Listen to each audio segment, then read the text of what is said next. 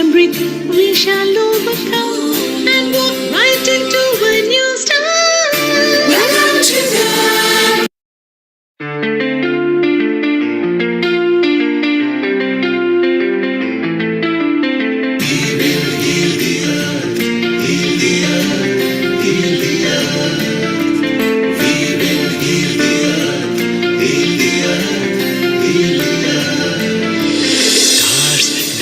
the stories which are brighter than yesterday. The streets have never been so quiet. The squirrels found a new hideaway. Tomorrow will never be the same. There is so much hope in our hearts. Breathe by breath, we shall overcome and walk right into a new start. Welcome to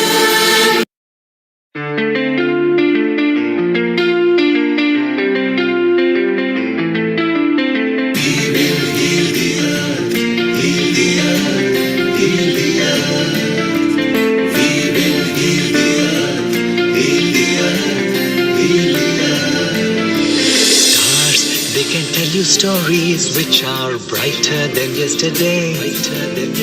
The streets have never been so quiet. The squirrels found a new hideaway. Tomorrow will never be the same. There is so much hope in our hearts. Breathe by breath, we shall overcome and walk right into a new start. Welcome to the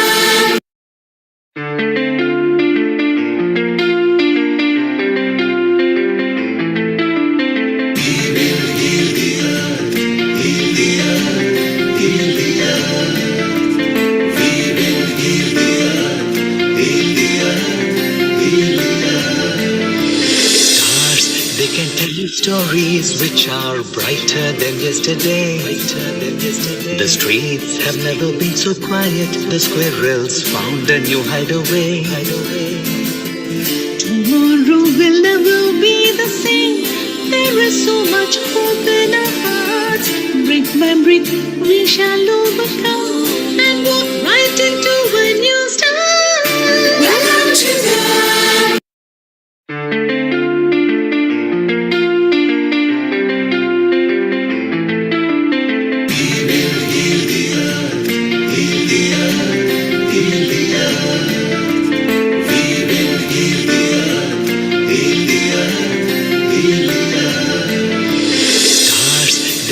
the stories which are brighter than yesterday. The streets have never been so quiet. The squirrels found a new hideaway. Tomorrow will never be the same. There is so much hope in our hearts. Breathe by breath, we shall overcome and walk right into a new start. Welcome to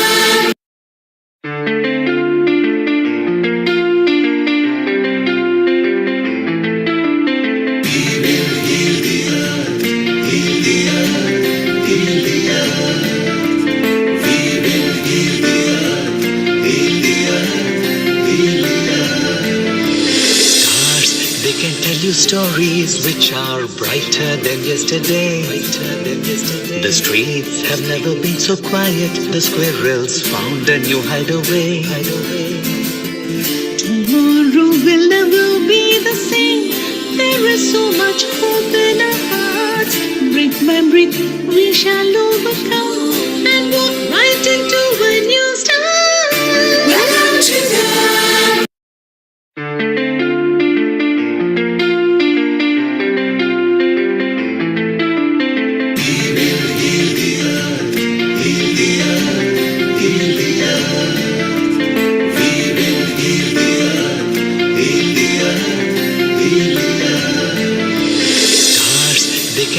stories which are brighter than yesterday. The streets have never been so quiet. The squirrels found a new hideaway. Tomorrow will never be the same. There is so much hope in our hearts. Brick by brick, we shall overcome and walk right into a new start. Welcome to the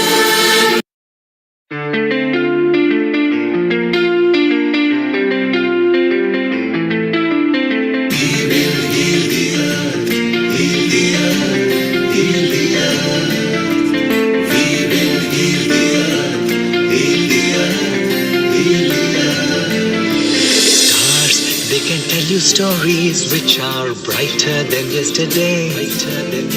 The streets have never been so quiet. The squirrels found a new hideaway. Tomorrow will never be the same. There is so much hope in our hearts. Brick by brick, we shall overcome and walk right into a new start. Welcome to the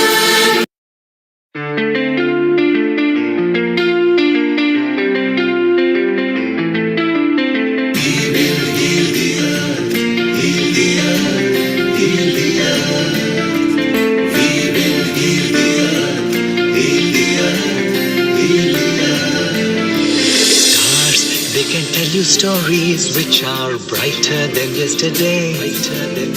The streets have never been so quiet. The squirrels found a new hideaway. tomorrow will never be the same. There is so much hope in our hearts. Brick by brick, we shall overcome and walk right into a new start. Welcome to the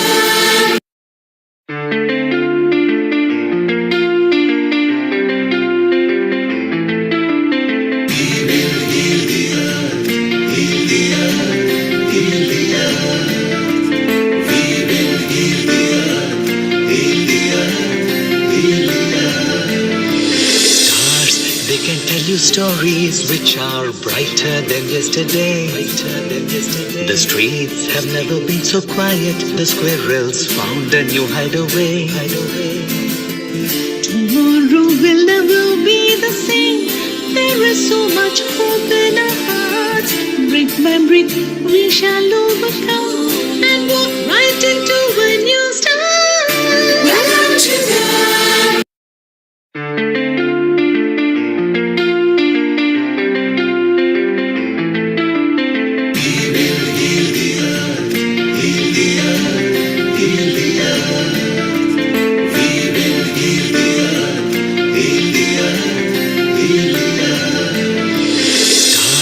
They can tell you stories which are brighter than yesterday. The streets have never been so quiet. The squirrels found a new hideaway. tomorrow will never be the same. There is so much hope in our hearts. Brick by brick, we shall overcome and walk right into a new start. Welcome to the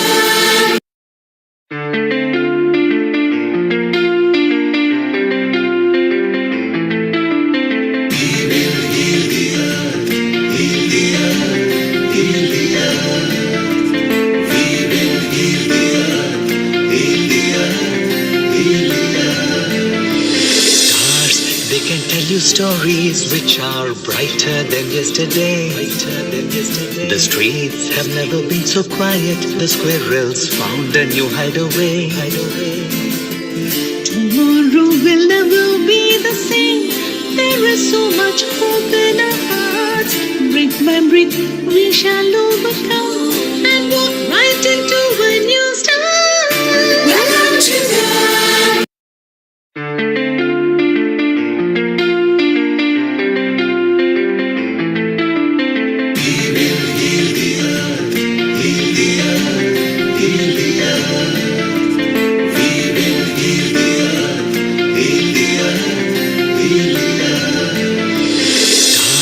They can tell you stories which are brighter than yesterday.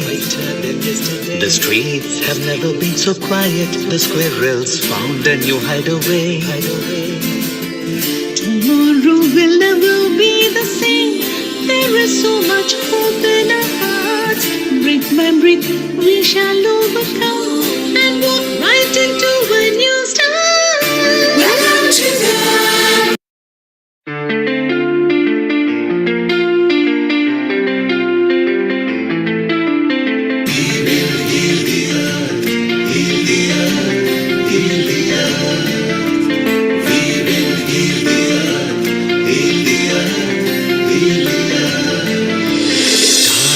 They can tell you stories which are brighter than yesterday. The streets have never been so quiet. The squirrels found a new hideaway. will never be the same. There is so much hope in our hearts. Brick by brick, we shall overcome and walk right into a new start. Welcome to the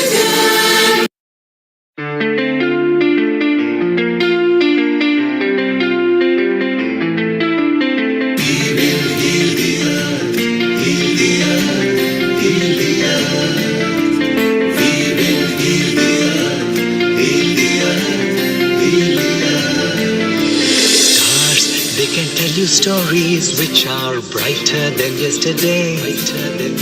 The streets have never been so quiet. The squirrels found a new hideaway. tomorrow will never be the same. There is so much hope in our hearts. Brick by brick, we shall overcome and walk right into a new start. Welcome to the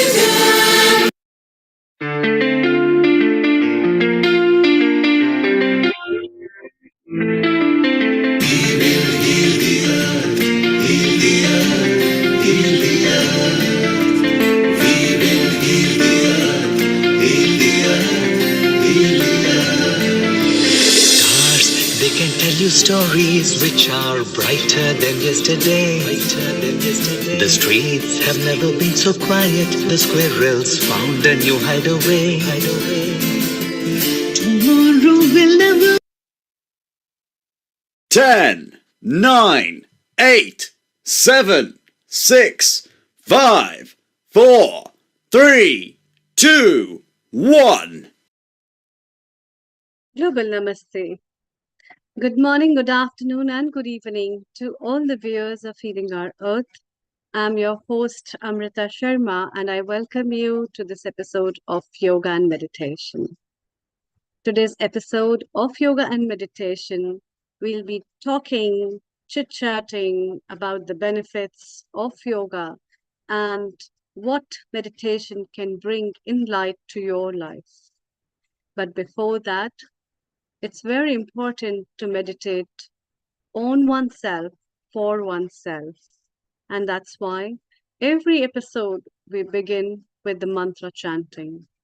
Before I I go down and I involve myself more into the intricacies of the usefulness and the benefits of what mantras are and how they work, let me give you an essence of this mantra, which is called as Gayatri Mantra, through chanting. Closing your eyes, taking a deep breath inside, joining the hands together as we remember our true selves to be the universal entity of being a pure soul. Let's chant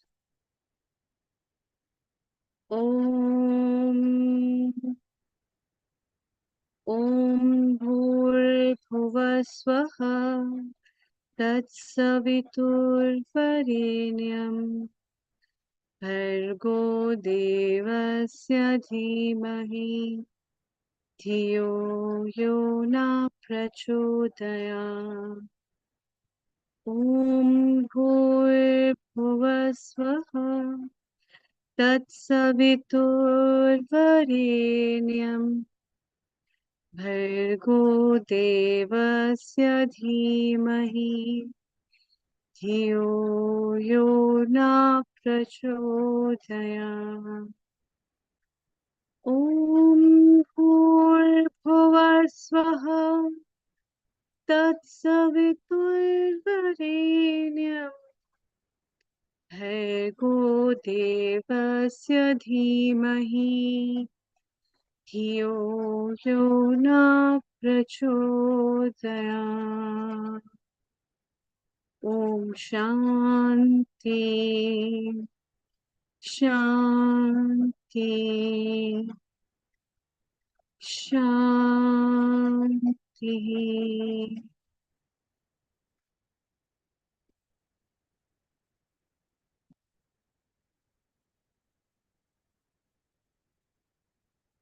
Welcome. Mantras, affirmations that hold a true gesture of understanding oneself and realizing the spiritual energy that lies within us, which has been brought forward in many traditions and many religions, where the words hold the power to give yourself the spiritual ignition and to help yourself to realize the wonderful soul we all are on this earth. Mantras is a Sanskrit word that is derived from two words, man and antra. Man means heart and antra means words. The words that touch the heart.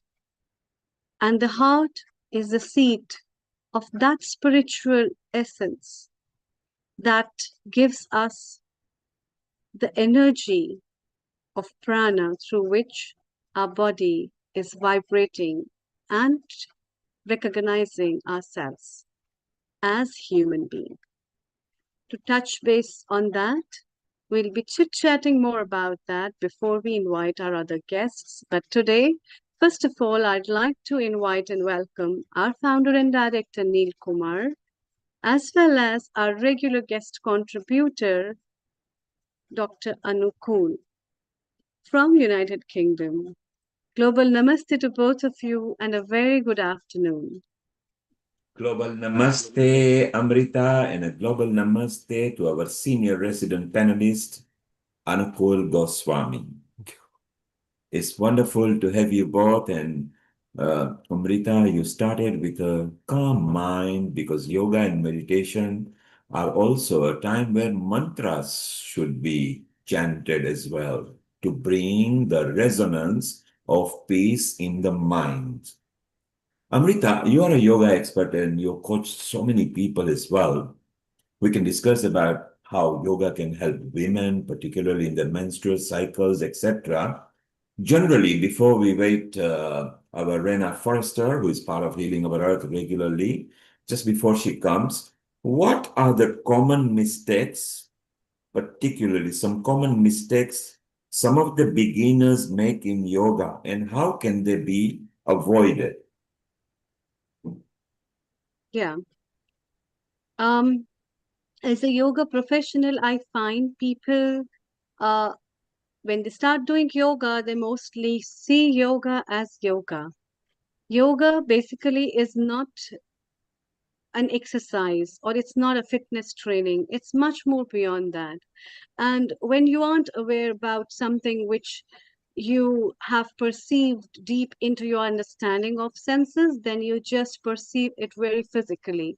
And when you perceive it very physically, for you, it is just an activity which your hands and feet or your torso is doing in a particular way.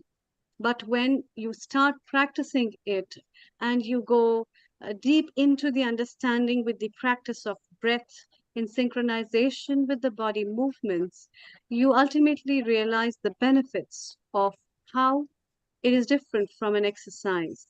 And therefore, a lot of people, as a beginner, make a mistake in understanding it as just an exercise, whereas it's a very different mode of physical activity that ingrains your physical, mental, emotional, and spiritual alignment with some couple of physical and mental activities that you do in a yoga posture. And the first important thing while practicing yoga is to align your body and to align your mind, which starts Amrita, from Tadasana. I love when you said when practicing yoga. And talking about yoga are actually going to embark on a retreat, which is with heart chakra and air element in a moment. So we will show the Yes. flyer in a moment. Before that, we take a comment from our senior resident panelist, who is also a general knowledge panelist. Anukul, Amrita very nicely and succinctly described probable errors that people make because yoga is not just physical. Do you agree that those are the common mistakes and how can they be avoided? Over to you, Anakul. Thank you. Absolutely true. I think uh, Amrita has very clearly spoken out the most salient part of the yoga. Many of my patients who come with chronic pain and various kind of issues, both at domestic level and at different levels, they all again consider yoga to be purely a physical thing. But more than 90% is actually intellectual and spiritual. And recognition of concept of consciousness and how you merge with it and how you merge with the body makes all the difference. And I've seen no more than about 10% of people who actually practice yoga are truly aligned with that particular thinking, what Dr. Amrita was just saying. And I think that's a major, major way of making a change in our thinking process. It's brilliant. So, Amrita, tell us about the heart chakra and the air element retreat, which is happening at the very appropriate Dharamshala in Himachal Pradesh. What better place to have heart chakra and air element than that place over there? I think it's tail end of October and maybe one of the first days of November. Is that right? Yeah, it is starting approximately on 27th of October to 1st of November. And this retreat, which is the heart chakra and air element retreat, is being hosted by me personally, along with one of our very experienced yoga professional from Africa. And we both are giving this retreat from 27th of October to 1st of November, which is 5 nights retreat, where we are giving you a unique experience of staying in a very beautiful place called as McLeodganj, which is the seat and place of government in exile of Tibet, where Dalai Lama resides. And apart from an experience where you have an experience of a Tibetan culture at one end and the mantras of Tibetan culture, we also have a dwell of Indian Himalayan culture, where people from Himalayan region who have their indigenous life as well as their language and traditions, you get a unique blend of both of that. And we will be offering this heart chakra, heart opening retreat through sound healing, through Ayurveda consultations, through Ayurveda classes, well-being exercises, open air meditations, and exploring in and out with the nature, as well as some knowledge, refreshment, and well-being. Wow, Amrita, I also quote at the beginning that you are going to be there. And what better person, because you are from Himachal Pradesh and Dharamsala is actually known to you personally as well. So for those people who are listening and connected to us, the applications are open now, so we can take as many people as you like. There is an early bird offer going on. You can contact our Amrita on this. She also mentioned Africa expert. So I gather, is that Shubha Nair you're talking about? Yes, Shubha Nair is from Africa. She has been practicing and she holds a great experience of more than 25 years of practicing yoga in various fields, from Iyengar yoga to multi-style yoga therapies, as well as meditation. And we both are offering this retreat that will become a good ground of understanding your own air element, as well as understanding about how our hearts are related so close to the nature, and how you can offer yourself a better ground to heal from the Himalayan air all alone. And just to let the viewers who are connected to us on the website, YouTube and Facebook, this will be posted on our Facebook from tomorrow onwards with the connecting contact number. Shubha actually also organizes retreat with the safari in Africa. So she is experienced, as is our very own Dr. Amrita Sharma. She guides lots of retreat people from different countries and leads them through the journey of the program for retreat depending from which country they are from Europe or Southeast Asia or America. So you will be at very good hand with our experts on here, promoted by yoga for body and mind, heart chakra and air element in the luscious panoramic background of Dharmshala, Himachal Pradesh. Thank you, Nishit, for sharing this as well. It's beautiful. Let's go back to you, Amrita. So maybe we start putting this in social media from tomorrow. So it'll be so beautiful. Yeah, thank Let's you. take a comment from Sam, who from Scotland loves Dharamsala as well. He goes to India quite often. Sam himself is a yoga expert and does retreat. Sam, a global namaste to you from England to Scotland. How are you? Good morning, everyone. Happy Nil Kumar. Namaste. I'm kind of, you put my name in front, I'm kind of better under stress. No panic, no panic, Sam. No. You are a cool dude. So, Sam, in Himachal Pradesh, in the background of that wonderful Himachal Pradesh, Chakra and Air Element retreat by our very own Dr. Amrita Sharma and Shubha Nair from East Africa. That sounds exciting, doesn't it? Very exciting, because that's when we talk more about nature. How important is connect with the nature to charge your battery. Then it's so beautiful. So, Sam, Amrita will be in touch with you, send you the flyer as well. If you No could put problem. it to our yoga group through yours, and maybe if there's a group coming, you can get involved in it as well. Keep in touch with Amrita. Yeah, Amrita, if you can do the due diligence, keep in touch with Sam and let's roll I it out, including Anakul. Let's roll it out and in Israel as well. Sam, Anakul, stay around. yeah, go. Whilst we're waiting for Rina, Heather is here. She's from Israel Yes. as well. Let's take Heather first and we take her Yes. comment as well. Heather, a retreat in India, in Himachal Pradesh, which is Dalai Lama's abode over there. Doesn't it sound exciting? Sign me up. Tanya, there you are, Please. sign you up.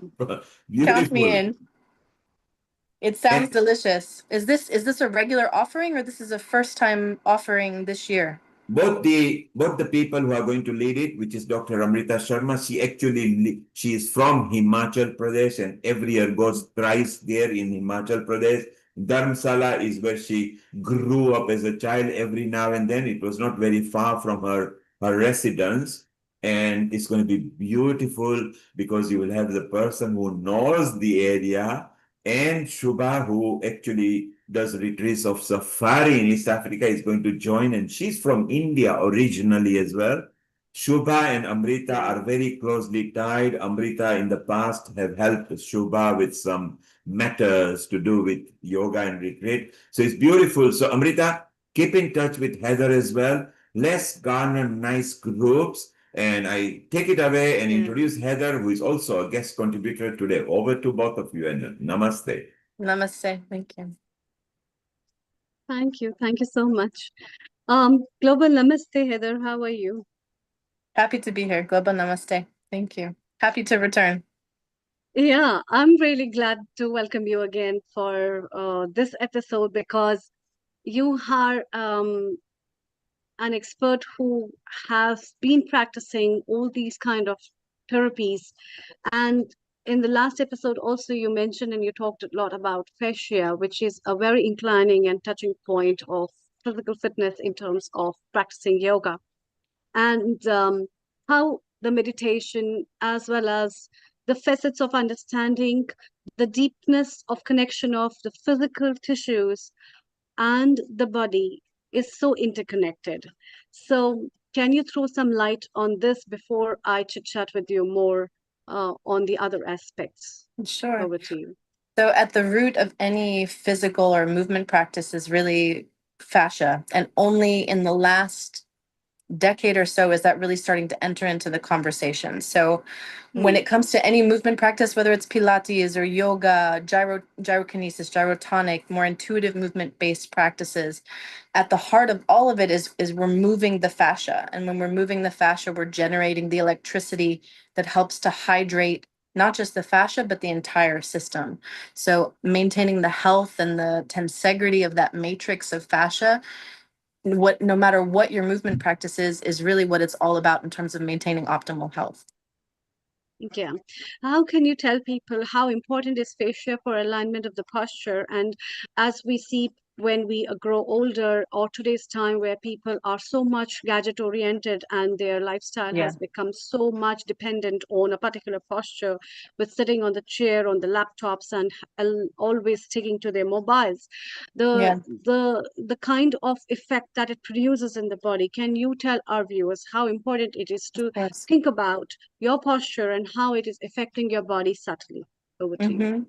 So the essence of fascia is that a healthy fascia has a somewhat kind of linear presentation of it, and it slides and it glides. And when you have compromised posture or a lifestyle that's more sedentary, that there isn't a particular amount of movement, then the fascia develops adhesions. It starts to densify in the areas that especially are more stagnant. So the stasis of the tissue is going to impede the movement possibility. So what happens with the fascia is it starts to crystallize. And as it starts to crystallize, it's continuing this process of dehydrating. And as it continues to dehydrate, the crystallization then turns into something that's very brittle.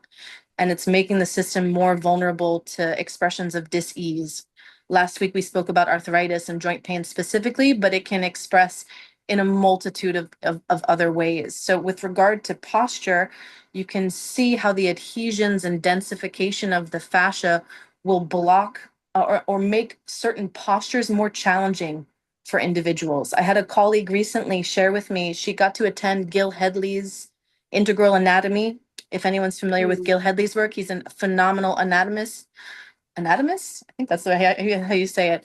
Yeah, you can And say, yeah. he addresses fascia. He's been addressing fascia for a long time. He's one of the pioneers of bringing it into the discussion. And in one of the cadavers that they had, I'm thinking of excavate, but what do you do when you're with a cadaver? When you're dissecting, there's the word I'm looking for. When you're Dissecting, dissecting a cadaver, this woman's body had a massive growth on her back, and they thought it was what is it called? Kyphosis, like an expression of scoliosis. But upon dissecting, what they realized is it was not any expression of scoliosis. It was fascia that had accumulated and densified and calcified layer upon layer upon layer. So it was presenting as a malformation in the spine, but it was Fine. fascia. It was fascia. It was the Yeah. growth of fascia and the heavy densification of fascia on her shoulders and into the rhomboids. And it was in that area. It wasn't the spine. So fascia is really important for understanding the importance of maintaining that slide and glide, hydrolyzed, hydrated movement. Yeah. So for all the viewers who are watching us and are not knowing what fascia is like a cobweb of the body. It intertwines every small connection of the body that is connected to your bones, to your tissues, that interconnects your muscles, nerves, blood vessels together. And this kind of a cobweb, the more it is moving, the better it will be. The less it is moving, the more rigid it becomes. The less nutrition and hydration it gets, the more crystallized it becomes, as Heather is sharing. And that is what is defining our postures. And when we are talking about sedentary lifestyle, it is all about overusing some muscles that I always used to, and not using some muscles that have never been used.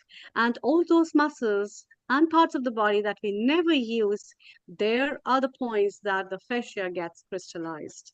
And this is what you have been talking about, Heather, and that's why it is very important for people to understand how the anatomy of the body in relation to the exercises, in relation to the yogic postures and the asana, as well as the way you sit, the way you stand, the way you hold your body, the way you walk, has a great emphasis on the musculoskeletal system that is interrelated with many diseases, as well as your emotions and your body. How is fascia related with the emotions? Can you throw some light on that? It's a very interesting topic and one of my Yeah. favorite subjects for people to talk about. Yes. Definitely. So great question. Thank you for the opportunity to dive down that rabbit hole. And everything connected to fascia is a rabbit hole. So for anyone who feels inspired and is feeling a resonance with fascia, just dive in. There are so many resources out there now, which is exciting. So the relationship between fascia and emotion, it's just as fascia is for anyone who was on the call last week, I spoke about how fascia is a water reservoir. It's the collecting site essentially for 75% of the structured water in our body. So just as it's a reservoir for water, it's a reservoir for emotion. So we have this connective web that is holding, harvesting, keeping safe the emotions that we aren't fully prepared to process, integrate, and metabolize. So that's another reason to hydrate and to maintain a movement practice, to continue to move the fascia. So it's inviting the fascia, and it doesn't have to be conscious, but we're inviting the fascia to mobilize and to move the emotions, because the more you're moving the fascia, the more of an opportunity you're giving your body and all systems within the body. We'll talk about kind of synchronizing the systems a little bit in my session if we have the opportunity. We're giving the fascia an opportunity to metabolize and integrate the emotions into the system so that the emotions aren't creating the adhesions. We can have physical, whether it's posture or surgeries or some level of trauma that manifests in adhesions and densifications of the fascia. But I would also argue that emotions that go unprocessed and unintegrated, unmetabolized, or partially metabolized, they're sitting in the fascia and they can create the densifications that can cause challenges. So emotion and fascia are interlinked. They are one and the same as I see it. So when we're moving fascia, we're moving the emotions through our body. That's wonderful, in fact. So let's have 10-15 minutes of your session and then we follow up with Rena. Okay. Wonderful. Dr. Amrita, thank you. And thank you for the warm welcome again to the community of Healing Our Earth Global Namaste. So for anyone who's not fully comfortable, hello, Rena, welcome. Welcome, honey. So for anyone who's not in a particularly comfortable position, I just invite you to take a moment to adjust your feet, find a comfortable position for your hands as well, and give a little shoulder shrug. Just draw the shoulders up, up, up, up, up, up, up to your ears as far as they can go. Make it yummy, make it delicious. Everything about fascia is savory. So invite a sense of play and curiosity in this really simple movement. And slowly with your breath, invite the shoulders to relax down and just sense the new space you created just from that simple, really, really simple movement. And let's come into the shoulders one more time, this time with an inhalation on the rise of the shoulders. Noticing if you can perhaps get a little bit more lift in the shoulders. Let them lift, imagining that you have a source of suspension pulling the shoulders up. So it's not coming from a place of effort. It's coming from a place of suspension, of feeling hung almost. And through the exhale, invite the shoulders to drop down. Beautiful, beautiful. And just come into the clavicles a little bit. And let's bring some movement into the clavicles. All of these movements and just the general practice that I'll be guiding you through today, everything I offer is just a series of invitations. And if there's an invitation that doesn't resonate, doesn't feel comfortable, I encourage you to honor that and really kind of tune into what your body most needs. And if that's stillness, that's also part of the practice as well. So as we're doing these circles in the shoulders, feel the relationship between the shoulder and the clavicle. I'm feeling a pop on the front space of my clavicle. So I know that I have tension here, which tells me as well that there's probably some sort of blockage or densification in the fascia. So just listen to what this simple movement of the circles in either direction, front or back, it doesn't matter.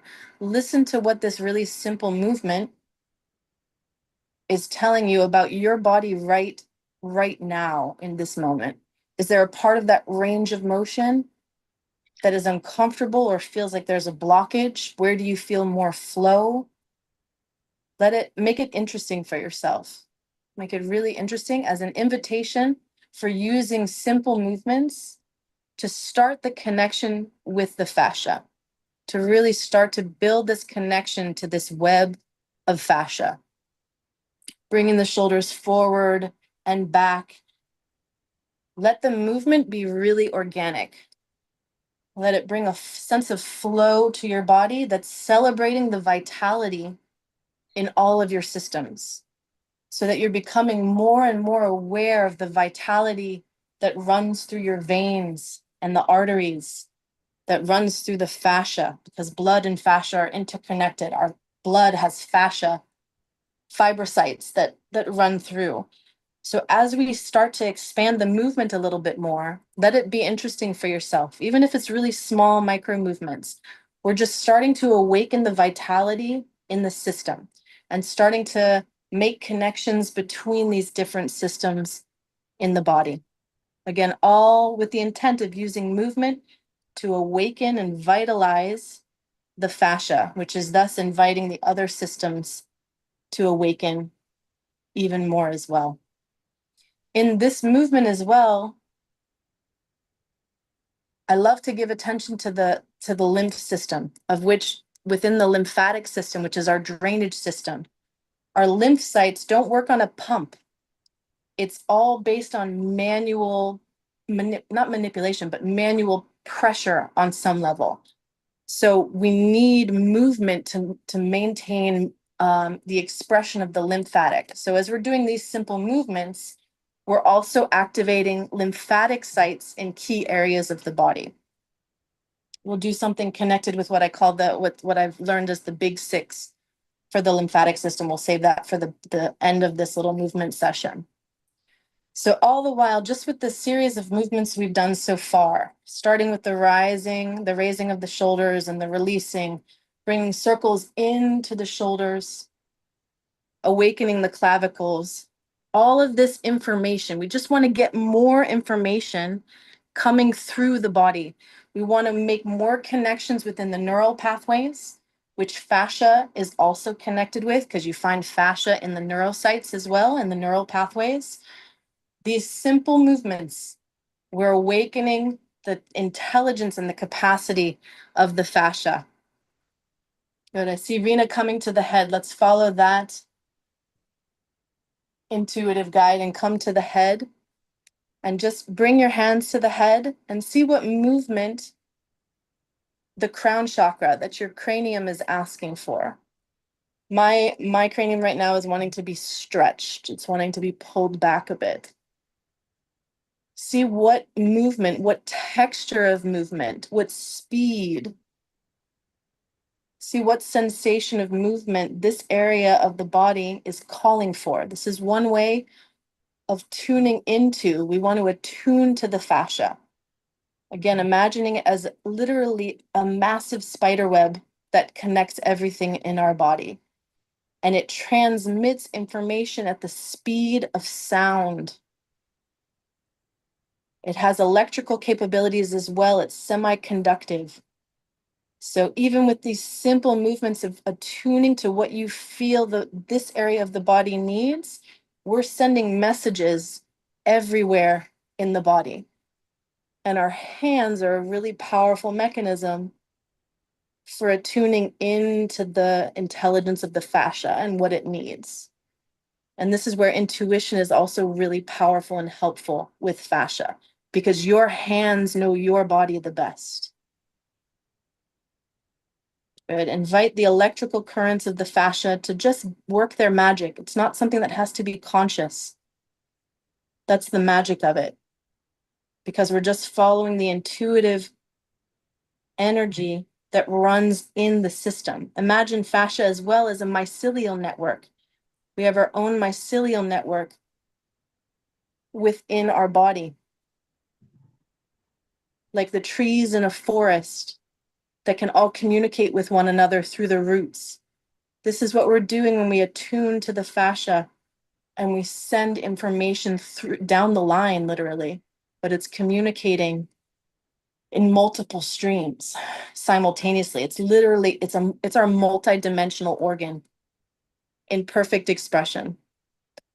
So we want to celebrate that power and just give it the information that it's hungry for and trust in its capacity to funnel that information to the channels that it needs. Follow the intuition of the hands. Mine want to come into the ears, also a really key lymphatic site. So as you're coming into the ears, and just give it love and attention. Imagine that everywhere you're touching on your body for the remainder of this session, for the remainder of today, if we can extend it beyond just this framework. Imagine that everywhere you touch, you bring a sense of cherishing, and there's a sense of tenderness that comes through the touch.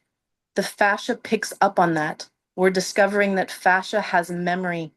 It has anticipatory memory. So we want to play into that intelligence. And if we always bring a sense of tenderness and cherishing to our touch and the touch of anyone that we interact with, our fascia begins to have a recall of that, and it begins to anticipate it for the future. Beautiful. And as we're each touching our heads, this is really, it's so beautiful to see all of you connecting with this sense of feeling cherished. I love to see this collective gathering of hands on the cheek, which is something, you know, notoriously parents and grandparents do with their children. But to do it to yourself is also equally powerful. So as we're connecting with this very nurturing position of our hands on our cheeks, I invite you to just take a moment and breathe into this. Sense the vitality in this connection between cheek and hands. Come into that space. And as we're doing that, again, we're connecting with the fascia, whether it's conscious or not. The fascia is picking up on it. And imagine that since we're all mirroring each other on some level, our mirror neurons, which are neurons that we have that reflect movement back to each other. So I can be doing a movement and you can be sitting still, but your mirror neurons are sensing the playback, sensing the replay of that movement in your body as if you've already done it. But in this case, many of us are mirroring the same movement. So we have a little celebration of mirror neurons here. Let the magic seep through. So using the mirror neurons, imagine that the fascia in our hands and in the collective systems that we each have, imagine that they're all connecting now to each other. How many do we have on the call right now? About 11 or so people. So just within the context of this call, all of our fascia is now connected to each other. We're creating a continuum of fascial coherence. So we're not alone in the movements we're doing, even though we're each in our respective places in the world. Just through this simple act, and for those who are listening to the replay after, we're creating this cohesive continuum of fascia. So just take a moment to breathe that in and understand that movement has that capacity, and touch in this case has that capacity to connect us all to each other and to tap into this broader mycelial network that we're all a part of, where all movement never ends. Movement is just a continuation. So we're stepping into the flow of the coherence of that fascial continuum and a much larger continuum. And from that space of having connected with the crown chakra, I just invite you to bring your hands to your chest, to your heart. We've spent some time connecting with the fascia, and I invite you to bring the same level of attunement to the bioelectric field of your heart.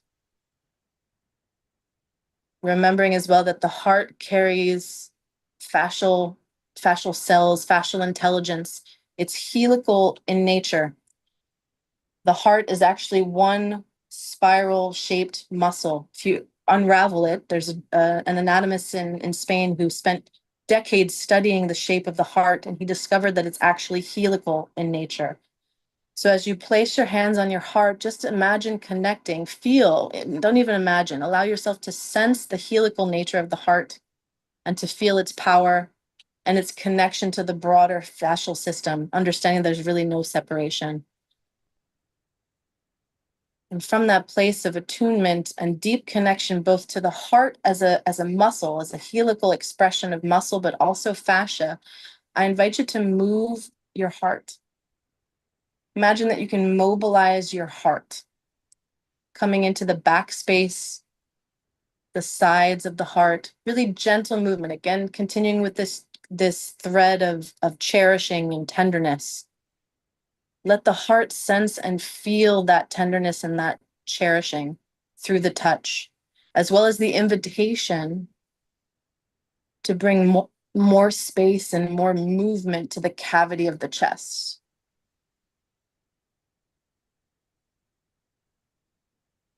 And in so doing, we bring the intelligence of the heart into the point of contact, into our hands, into our fingertips as well.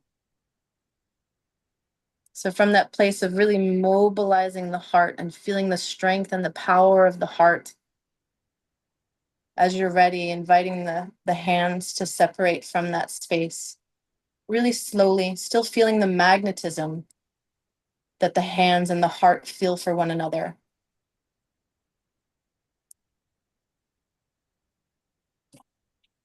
There may be a bit of resistance in not wanting to separate the two entities because of that magnetic force between them.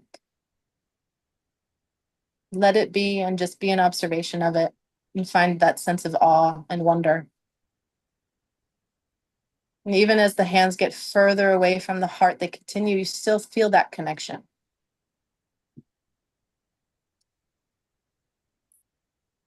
Continue to stay connected to that sense of magnetization and the connection we've just made between the fascia and the heart. And may you carry that connection, that coherence within your system and the coherence, the continuum we created in this little container. May you take that with you into the rest of the session and beyond. Namaste. Namaste. Amrita, isn't that amazing? And I was just Yeah. thinking, with what Heather did and what Rena is about to do and what Melissa will do, is perfect for next week's episode in the Glow Women Self-Care. We can't go Yes. wrong. So Heather, next Sunday, Rena, Melissa, let's bring, because we need to bring the women episode, the Glow Women entourage that we've got world over. Women's self-care will be an important subject. So Amrita, if you can roll that out and your comments for Heather, and let's bring in our resident yoga expert as well. Rena, a global namaste to you. Global Namaste, Neil Kumar, Dr. Amrita, Heather, Healing Our Earth family. It's been a while and it's so nice to be here. Heather, that was really the exact session I didn't know that I needed. Thank you. With pleasure. It's beautiful that Israel is sending energy world over. So Amrita, take it away as we say temporary goodbye to Heather. We bring in Rena and over to you. Thank you, Neil Kumar. Heather, it was a very wonderful episode. In fact, everybody I could see enjoyed, and you have given such a wonderful tips that people can always remind of while sitting on the chair. Moving your shoulders, moving your hands, putting a little bit of hand on the heart where the pranas come from. Isn't it, Sam? It's so wonderful to make you realize every time that, oh yeah, I'm existing because of something which is beating inside me, which falls in love often, which gets attached often, and that can sometimes give me pain, which can be very sweet as well, which is so nice. And that is the connection that I'm feeling with you all right now. It's really very nice. Beautiful. And so in the next episode, I really look forward to have you all as the women of the country and the nation to bring world women together for the self-care, for nurturing and nourishing themselves. So thank you so much. And let's welcome Rena. Global Namaste, Rena. Global Namaste again, Dr. Amrita. It's been a while and it's really a present, a warming welcome for me, because to have you again as as a guest and a yoga expert. You have been practicing yoga so much, and it's really a very good delight and a pride for Healing Our Earth that the country, amidst so much of war and tensions and things like that, so positive energies are coming from there. You all are keeping up your vibrations and mental health so good, which is so nice. So, what have you lined up for everybody, for all of us, for today's yoga episode? Over to you. Thank you. Thank you so much. Thank you, Dr. Amrita. Thank you for acknowledging that. And yeah, I really do feel blessed to be able to have myself in a space where I'm able to take care of myself and to be connected to Heather and also so many other really inspiring people that you could almost forget that there's a war going on behind the scenes. Because people really are, I don't know if it's because of that or what, but there are a lot of people that really are focusing on taking care of themselves and also sharing light with people here on this land and in other lands as well. So it's certainly inspiring. I have just about 6 more minutes and was planning to kind of just go with the flow. I will share a little bit, kind of going off of what Heather was just speaking about. And, my main topic today is postural alignment in yoga. And Heather had us really focusing on the heart chakra and then working up a little bit. The heart is very much connected to the throat chakra, and then we worked up into the crown. I also felt working on the heart chakra was impacting my solar plexus. I felt myself needing to twist a little bit. And so I'll just share that, like, from a yogic perspective, and Heather also spoke about how the fascia connects, it's a physical thing, but it also holds emotional tension. And I've just always understood very clearly how yoga is a scientific method that combines the emotional body, the physical body, the mental body, and the spiritual body. And that even though the Western world only recently has started using the term fascia, the ancient yogis knew about this. And I have chills. And so what Heather had us working on in the heart chakra, that's often what I'll work on, like that. Nowadays, I work kind of with two main groups of people. One are people who are carrying trauma in relation to the war, both Jewish Israelis and also Arabs and Muslims and Christians, and the intersection of them meeting. And there's a lot of trauma there cross-culturally, and also with high-performing professionals who are spending a lot of time working at their desks. And both groups of people have a lot of tension and trauma that's being held in the heart chakra area, whether it's focusing on kind of the more emotional, just kind of lacking compassion or having past interactions with different cultures that lacked compassion and continuing to carry that trauma. Or if it's people that are showing up at a desk and hunching over like this, and that's also impacting your heart chakra. So it's to me, it feels like a very relevant area of the body to be working on. And I'll often do exercises that are really similar to what Heather had us working on. And I guess what I'll share that connects Heather's and also to posture is that I'll always invite students first and foremost to, Heather kind of did this, but I'll do this a little bit more explicitly of like, let's first bring consciousness into how we're sitting, and doing that first and foremost. I don't have enough time to guide you all through it right now, but that is just take a moment to notice how your body is right now. Where's the position? What's the positioning of your feet, your knees, your spine, your shoulders, your head, your chin? What are you looking at? And then to bring more intention into that, and to actually sit with 2 feet on the floor, knees facing forwards, feet parallel, working up the body, feeling the weight distributing equally on the hips, feeling the spine straighten up, feeling, as Heather had us do, the shoulders lift up and then the shoulders drop back, and feeling the sense of broadness that come through the chest, but also being careful not to overarch like chickens. And then also to be aware of the neck and the chin. And this is something we could definitely do. I invite often my students to bring a hand to the back of the neck and feel that there's a natural curve there. But in yoga, we do manipulate that curve by tucking the chin back and down. And when we do that, it just helps the energy to flow up through the body. But it's not something we need to be holding all throughout the day. So it's something that we can just feel in our yoga practice. And then once we're in this, intentional and conscious posture, then I'll guide students into warming up really intentionally. Maybe it's starting with the shoulders, doing rotations forwards and back, and opening and closing the elbows, and doing some clenching and stretching with the fingers, going in up in all directions and forwards with down, rotations with the wrists. And with these rotations, it's also really important to, it's an opportunity to build concentration. And oftentimes, people are making circles like this, but if we actually focus on just moving the wrist, then we have that opportunity to build concentration, and it's actually much harder than it looks. Yeah, so I'm sorry that I can't go into like actually guiding you through a whole practice like that, but I think that I trust that it's still helpful just to even intellectually understand that.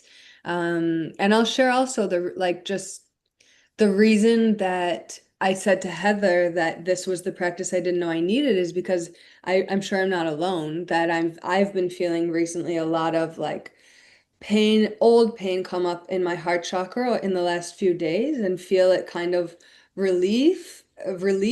And there is relief that's come, but it still feels like there's a friend of mine today. She said, "How's your heart?" I said, "It still feels vulnerable, but it feels more stable than it did, and it feels excited." And I just love this friend of mine who always asks, "How's your heart feeling?" And it really ties into what Heather had us doing of like providing some physical nourishment, but also knowing that that's having an emotional effect. And yeah, like I said, to tie it back to how I began, it's just always been really clear to me that yoga is based on that inherent connection of the physical body and the emotional body and all the other bodies that we have. So I'll leave it at that, but are there any other questions or final things that you'd like me to share? Yeah, that's really wonderful, Rena. And uh, it's the way basic understanding of knowing how the heart, the body is interconnected, and how the subtle movements that you mentioned, specifically when we are doing a lot of things in our life, we don't realize, but then when we know and do it purposely, it makes a very big difference. For example, moving your wrist specifically, where people just unknowingly start to move their elbows, they sometimes start moving their hands, they don't realize that, but then specifically realizing that how the wrists have to be moved, how do you feel with that, how openness it brings to the tissues around you. I think that is what is yoga. We also have our expert Sam. Sam, what are your comments on what Rena said, and what have you to add on to that before we move to our next guest? Over to you. Do agree. In my yoga class, first thing I do, body like a electric car. It needs a charge. That comes from prana.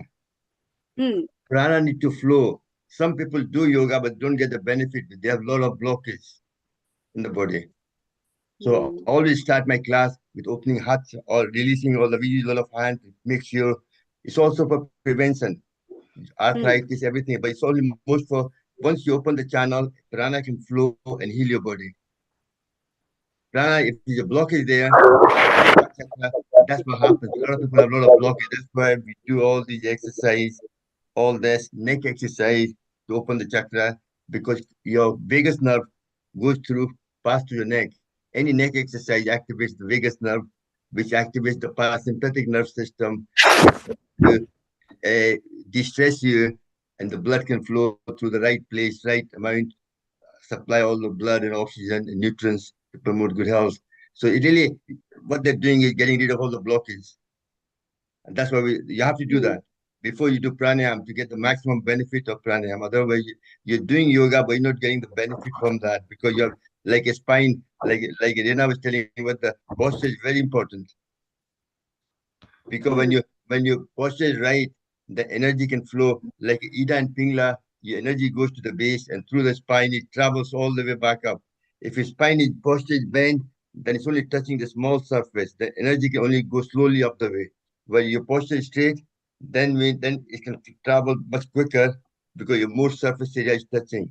That's why when I do the exercise, also I do this mudra all the way up into Kapalbhati for 40 times to stretch your spine. So spine becomes straight, then the prana can flow nice and easy, very at your own time, at your own space, all the way back up to your crown chakra, from Muladhara, Swadhisthana, solar plex, heart, throat, third eye, and the crown chakra to promote health. Lillian, I'll talk more, but I don't want to take too much time just now because a lot of people have to speak just now. But that was really excellent. And what they were doing exactly, I'm doing that automatically without knowing it. But they are more scientifically explaining to me. I'm doing it just kind of in a layman kind of word because No, but I think it's really wonderful, and it is very much connected with what we all are talking together about the same topic of the benefits of yoga. Thank you so much, Sam. Let's welcome, as we move from United Kingdom to France, I'm really glad to welcome Anisa. Global Namaste, Anisa. It's really Hi. very nice Nice to meet you. Nice to be here. nice meeting you. And Anisa, tell us more about yourself, what you have been practicing, and how the practice of yoga has helped yourself. And also, you're going to touch base about the wake up balances of life. And your Instagram page is about wake up balances and what it is talking about. Can you tell our viewers? And then we talk about the benefits of yoga and how we can lose weight and sustain health through that. Over Yeah, to you. Thank you. thank you too much. So my name is Anissa. I'm a health coach, holistic nutrition specialist, and also yoga teacher. I've been practicing yoga for quite a few years now. I started practicing Hatha yoga first and Vinyasa yoga, and then I moved on to a kind of hybrid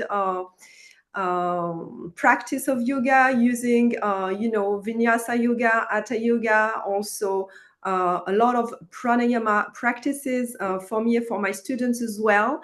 And because I had a serious disease when I was 19, I had pancreatic tumor. I decided to start a whole journey around holistic health and how to balance my body to find the way to understand first the root cause of any sickness, any disease, or any imbalance in the body. And I viewed yoga back then as a way, a therapeutic way to find a solution for this imbalance that I had in my body.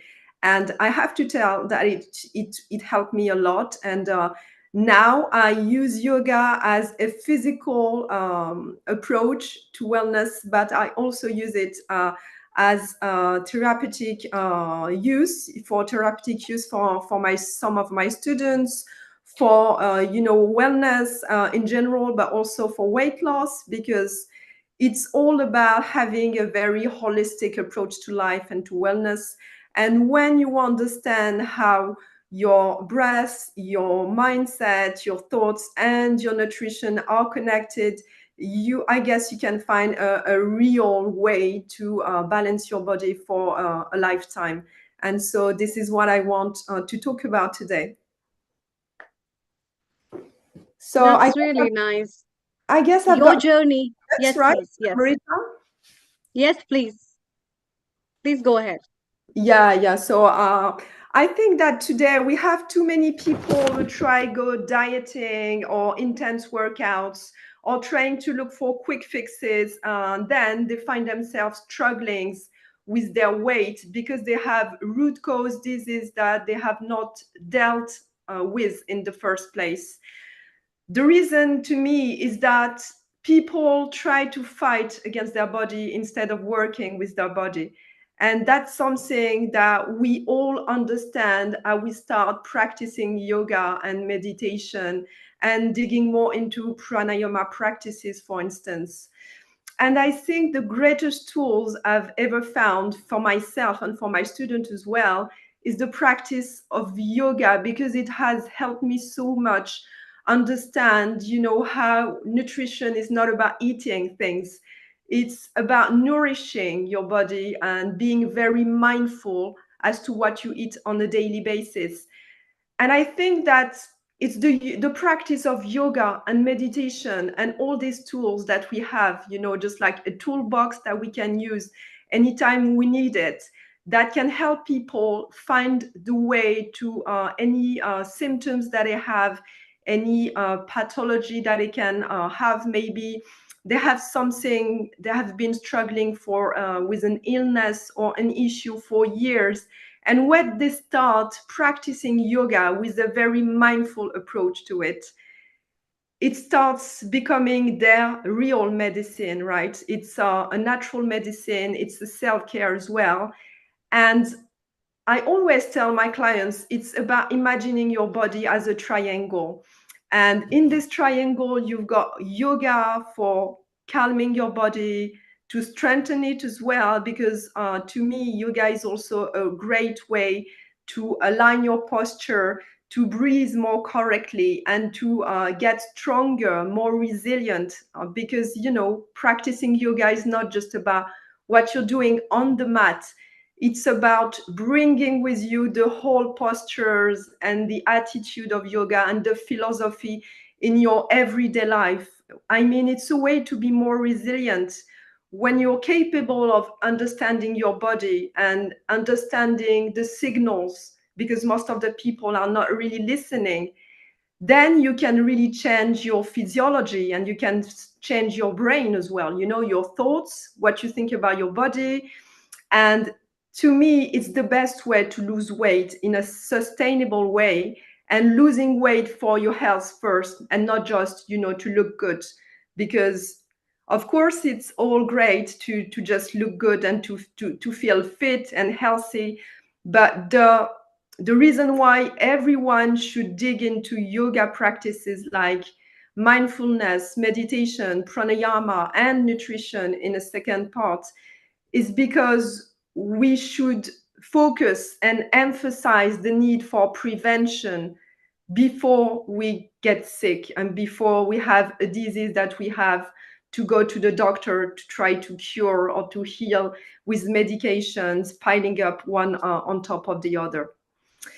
So yoga is one part of my triangle. The second part of the triangle is nutrition, for fuel, for energy, because of course, the nutrient that you can bring to your body on a daily basis is a good way as well to balance your body, to balance your physiology.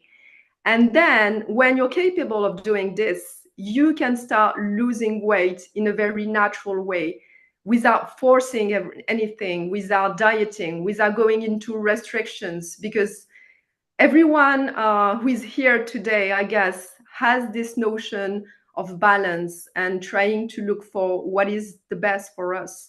And so if we want our body to go for longevity, for healthy aging, we need to have yoga, meditation, mindfulness on one side, and healthy eating on the other side. And healthy eating is never about restriction or dieting, right? So the path I explore with my clients is throughout this method of, mixing and bringing together the practice of yoga. I mean, the practice of postures on the mat, but also the practice of mindfulness, meditation, even if it's 5-10 minutes to start with. But it's something that everyone should try to go for, because life is so stressful, and everyone today can acknowledge that life is really busy, and it's also very some people are struggling with anxiety. And the best way to get out of this anxiety, one step at a time, is to start practices like meditation and pranayama, because it's really a way to bring the physiology, the body, and even, you know, the whole of soul into a state of calm and feeling good. So how to create a virtuous circle for me is to start with the practice of yoga and meditation to calm the brain and to influence your physiology in a very positive way. And some people believe that losing weight is just about restriction or trying to eat a healthier diet, you know, trying to go for more veggies on a daily basis, trying to just restrict some of the carbs or the fats from their diet. But actually, the real solution is all about understanding your body and trying to work with your body. And if we want to be able to do that, then we need to bring in some really important essential practices like pranayama and meditation. I've seen a lot of people losing weight with the way I coach them, because they have been shedding something more than pounds. They have been shedding anxiety and just understanding their body in a very different way from what they have tried to do earlier on. Not just, you know, dealing with the idea of nutrition in itself, but dealing with the body as a holistic system, you know, even the organs in the body, the liver and the stomach and, you know, the brain, everything is a system, it's systemic. So if we want to find a sustainable solution for our clients or for anyone who wants to just live a healthier and a better life, not just aging, but aging in a very healthy way, then it's all about looking at the body from a holistic approach. So it's about caring about your environment first, okay? So the toxic load, the toxin, the endocrine disruptors as well that can really impact the hormones, impact the thyroid as well. But it's also about fueling your body inside, you know, from the inside out with the nutrition in the plate and out of the plate with yoga, because yoga is also a great way to fuel your body and it helps cell regeneration. As I told you before, it's also a way to be more resilient in your everyday life, and a way to bring your body to a place that is really safe and ready to shed pounds, okay?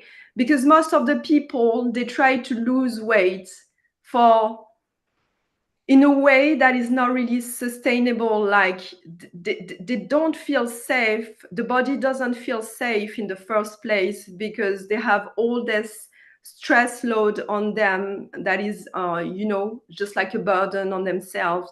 They have this nutrition that is not really supporting their health and supporting their needs in terms even of calories. And they are trying to do something that is completely the reverse of what the body needs. The body needs safety, needs protection. And so yoga to me is a good way to bring this into the environment and to bring this every day, you know, just like it can be 5 minutes meditation in the morning. It can be some breath work that you can do even for 2-3 minutes time just before lunch, so you can really absorb the nutrients from the food you're bringing and not just eating for the sake of it. What I see people doing in Europe especially, but also in the USA or the UK, is that people get so busy and they get so anxious and overly stressed on a daily basis that they are just eating without even having this notion of mindful eating. They don't know what they bring to their body, and they don't even think about the quality of food, okay? And it's not about bringing things that are really expensive or they are hard to find. It's about coming back to the basics with nutrient dense food, like veggies and good fats like olive oil or ghee, for example, that has been used in the Ayurvedic medicine for decades on. And it's about trying to go for food that is not refined and keeping away some of the fast food that seems to be part of everyone's life today. Because in the end, what brings your body to imbalance is that you're not taking care of your anxiety or your stress, plus you're overloading yourself with stress, trying to go for strength training or cardio training that is often too intense for you when you are already overly stressed and your body needs safety and you need relaxation, and you also need to be in a state of calm. Because when you achieve this inner calm and inner peace, what your body is doing is that it's capable of using, going into the parasympathetic system, the system in the body, which is the system of rest and digest. And when you can digest and absorb nutrients from your food, then you don't need to overload yourself with food. You don't need to have, eating like amount of food that are too huge for you. You can just be in the moment, be in the present, and have a small amount of food that is really nutrient dense, that is of good quality, that is going to nourish your body, that is going to nourish your cells, nourish your brain, so your body can function in a much more different way. I mean, in a good way for yourself. Yes. I don't know if I still have time. Yes, it seems. Bonsoir, bonsoir, Anissa, comment ça va? Good, Neil. Thank you and wonderful. You were very clear as to how and what people, the mindset is very important. Going back to basics, how wonderful. Because basics, just 200 years back, we didn't have processed food. We No, didn't yeah. have frozen foods. We didn't have many methods, and people were picking good products from their own farm. So it was organic. We didn't even have pesticides being discovered by that time. So going back to basic will always work for mind, matter, body, and soul. If you go back to basic, is good. While you are there, and predominantly you are in France, which Yeah. are your favorite safe fruits and vegetables that you eat daily? Sorry, I guess I didn't hear the beginning of your question. Sorry. I said, while you are there in France, Yeah. which are your favorite Oh. fruits and vegetables that you eat daily, which are good for body function and general weight maintenance? Oh, yeah, good. So I think the first thing to start with is leafy greens, because leafy greens are rich in chlorophyll and they are rich in every nutrient that the body needs to function correctly. Plus, it's low calories. So the first thing, if you want to go for a low calorie diet, is not about having shakers and bars and all that stuff that is completely BS and completely destroying your health and balance. It's just about trying to go for food that would be rich in fibers and rich in good fats. So you get this sensation of satiety quickly. So you can also go for nuts. I really enjoy every type of nuts, like almonds and cashew nuts and pecans. And all these nuts are really important for the right functioning of your brain and your cells, and it's going to bring you energy that is sustainable as well. What I enjoy eating as well is eggs, because Yes. eggs are they are high in cholesterol, but the cholesterol, people have been debating cholesterol for decades, but Yes. every decade we've got a new something that we want to accuse it for, Eggs, eggs, demonizing. We've eggs been are good. Eggs demonizing. are good because they are protein rich, which is Yeah. very simple. You mentioned leafy greens and greens. For those people listening to on a YouTube and a Facebook, any greens that you eat, even 1 kilogram is only 380 calories. on average, 1 whole kilogram. So you can eat them. Don't go crazy. Don't eat a kilogram. Maybe do a mixture. Do a rainbow, carrots and greens and red cabbage and avocado is high calorie but very good fats. And Anissa mentioned nuts. They are very good for the mood. On average, 100 gram is 600 calories. So be careful. Have it twice a day, 50 grams. So if you do it 25 times 2 grams, that's only 300 calories. They're good for us. Anissa, thank you very much. It My was pleasure. wonderful. My pleasure. Thank you, everyone. If you Stay have around here. to ask me, I would be glad to answer every questions. Stay Thank you. around here, and we are going to move to Kevin. And Kevin today is going to help us how to meditate. And in so doing, you build confidence. So Kevin is a confidence builder. If you lack confidence, then Kevin is the person to go to. And isn't that right, Amrita? Over to you and welcome, Kevin. Hello. Thank you, Neil Kumar. Hello. Global namaste. Namaste, Kevin. Thank you. Well, what can I say? Sunday afternoon, and here I am talking to you from around the globe about confidence. I think what really inspired me was when I was talking to a friend of mine that you know called Sarah Mills, and I've been working on it quite a bit with Sarah, and she sort of knows what I'm like, know how I help people, and how passionate I am about confidence. But I also talk about the fact that I got into meditation, hypnotherapy probably over 30 years ago. Yeah, I know I don't look that old, but I am. Lots of filters on today. That helps give you confidence. It's something else, another little tip for you. And one of the things I always find is I've sort of entitled today as a little bit of a how I see how meditation can help you with your confidence. And I've called this stillness to strength and how we can build confidence through the stillness and the understanding of our mind and having peace in our mind. So, just to put you in the picture, I've been a coach professionally for probably 10 years now. But prior to that, I worked for a large PLC and was a director of a large PLC. And I went through the burnout and I went through a process of starting off in the warehouse and growing from 17 to the time I was 30 to be a director, and then the time I was 40, a main board director of a large PLC.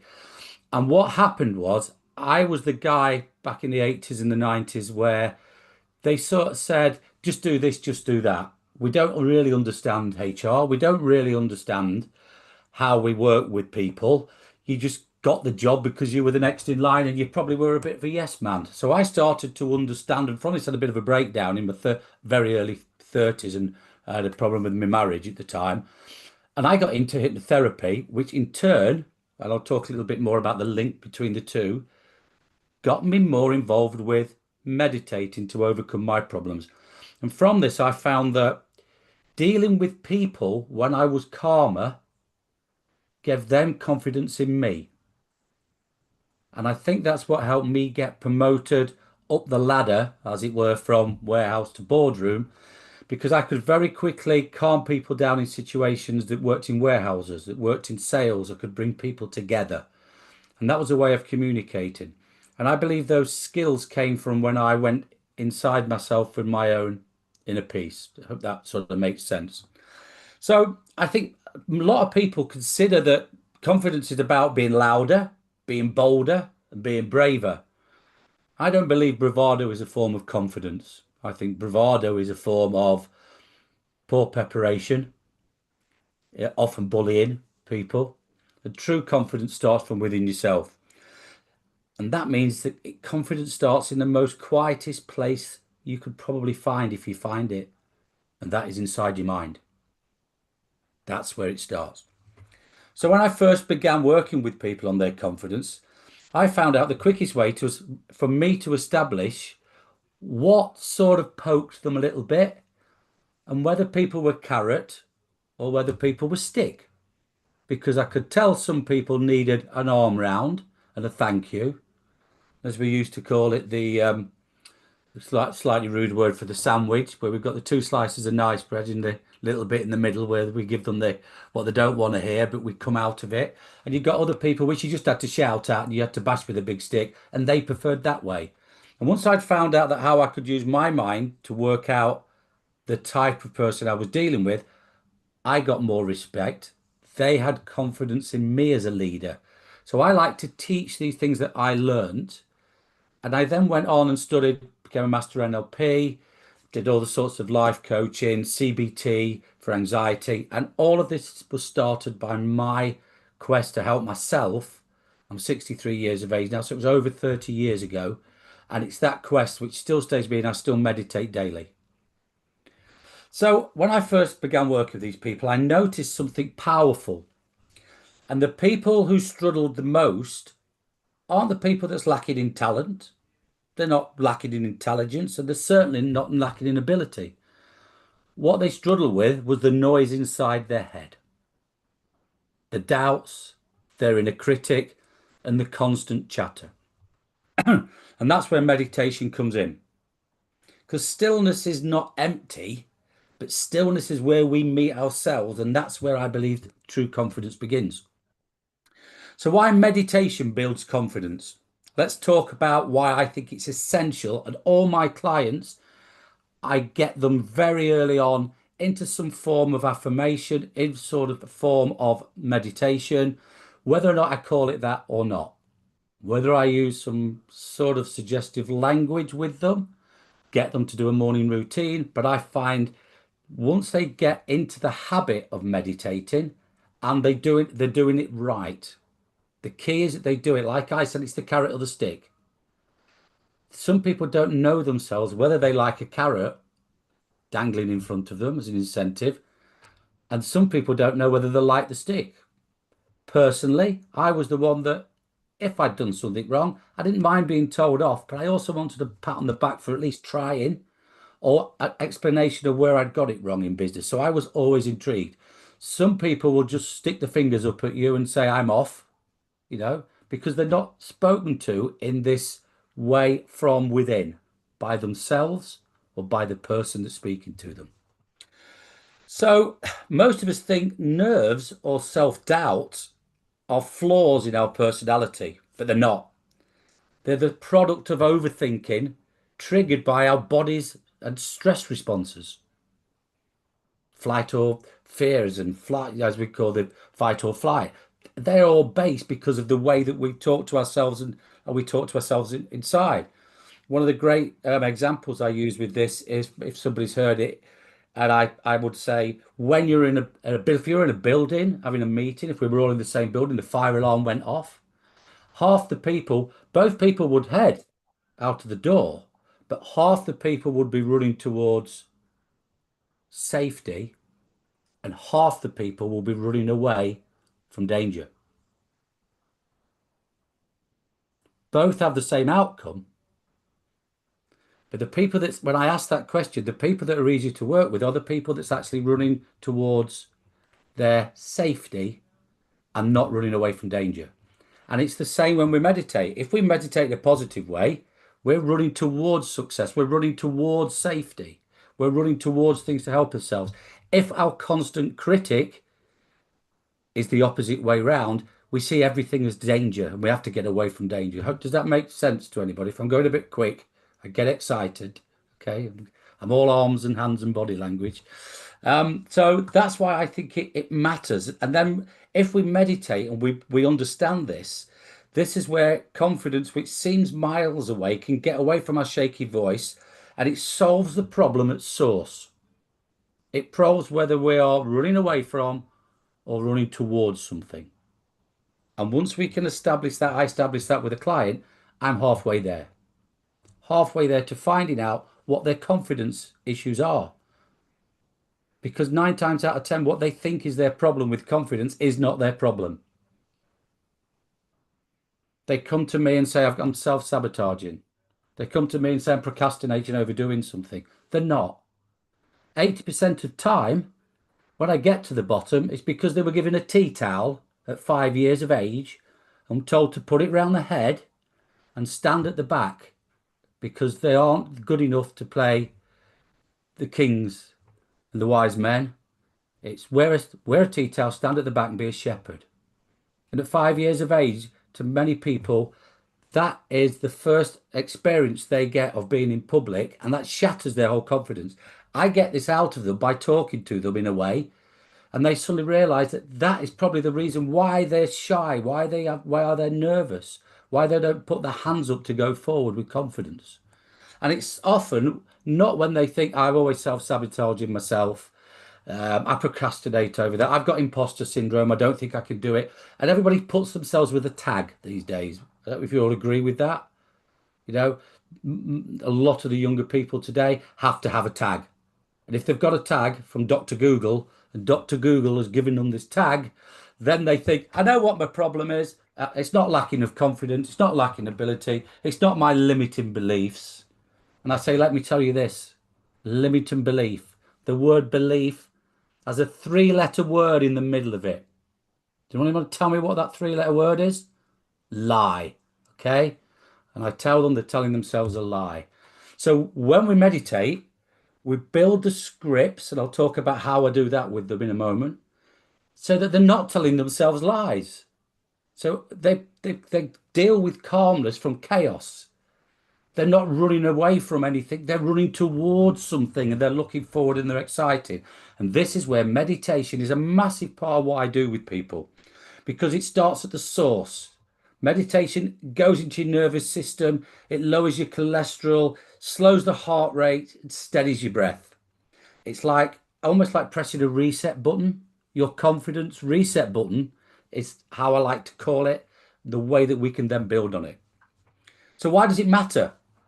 It matters because confidence is built in the moment that we're standing on a stage. Whether we're going for an interview, whether we're going on a date, all these things rely on how we feel before we get there because of the way we're going to react. 9 times out of 10, we've already talked ourselves into what's going to happen in a running away from and not in a running towards way. So when we meditate, we train yourself to have pressure, deal with the pressure, deal with calm, and turn the calm into confidence. And if you've got confidence, I believe you take that in anything you want in life and in your business. Does anybody here know what the word confidence, where it comes from, by the way? Okay. So does anybody here speak Latin?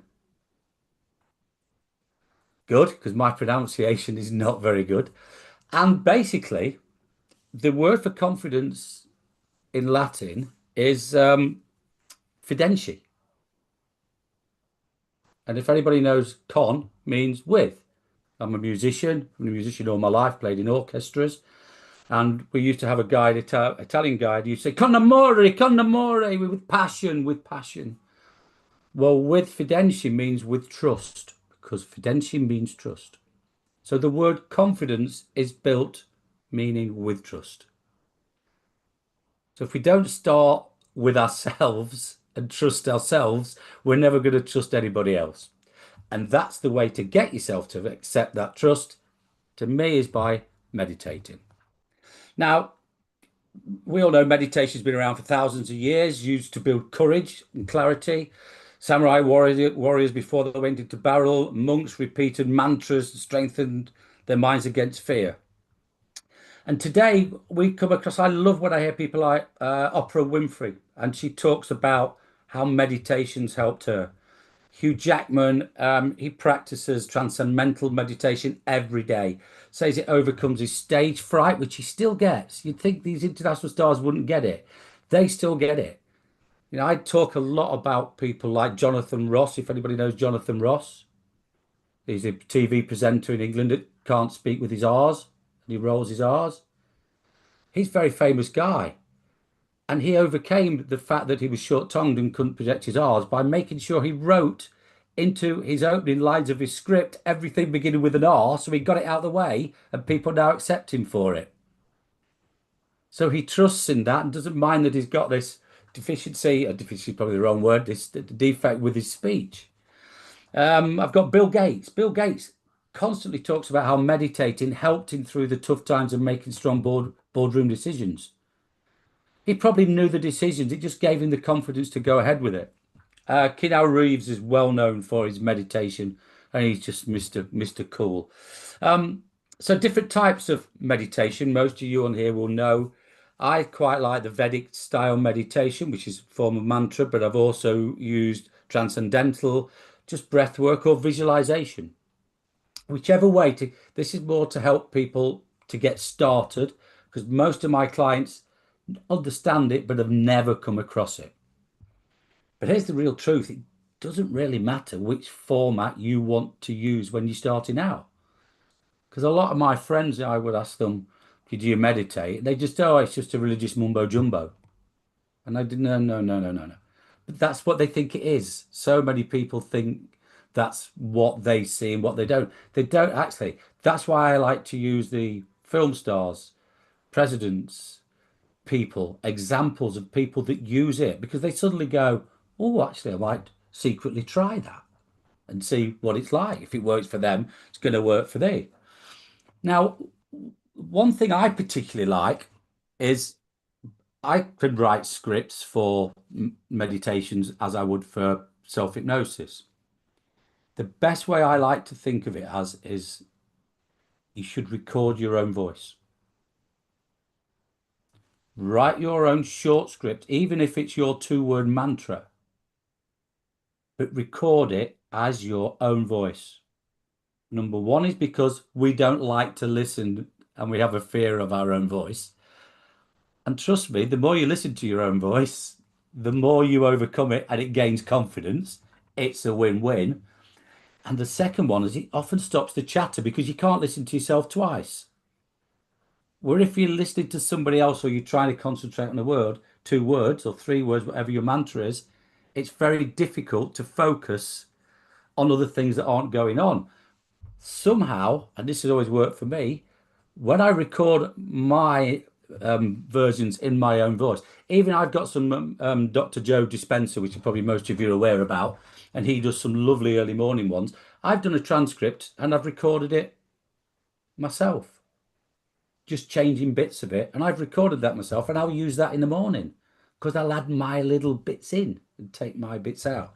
So I think that training yourself to get used to your own verse, your own voice, helps you with beliefs and gets rid of doubts. And that's ultimately what meditation to me is about. And Kevin, you have done very well. You've gained so much confidence and you have practiced it on yourself, which is so beautiful. Yeah. So we'll take a couple of questions here because we Okay. need to move on Oh, to right. Okay. Melissa. Do another 40 minutes on the inner voice if you want. I haven't even Yes, got. Kevin. I'm only Yeah. joking, but Yes. hopefully you've got something out of that. So if anybody's got any questions, Yes, yes, Kevin, we will have you in another session. okay. Own voice is very important. If you can resonate with your own voice, confidence comes. Never be scared generally because you need to start with positive note. So, Kevin, when you were suddenly thrown into this deep end from your company where there were no regulations, nothing to monitor, and you gained your confidence from there, from that moment to today, have you seen the growth in yourself? I've seen a massive growth in myself. It's due to quite a few things, whether it be some health issues or relationship problems I've had over the years.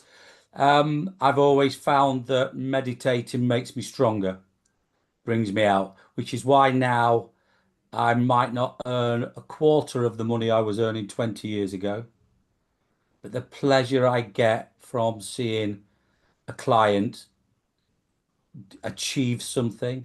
Very quick example, I've got an airline pilot that was, what do you call it, suspended. He was sort of put on, not a report, due to an illness. He was not allowed to fly for 8 months.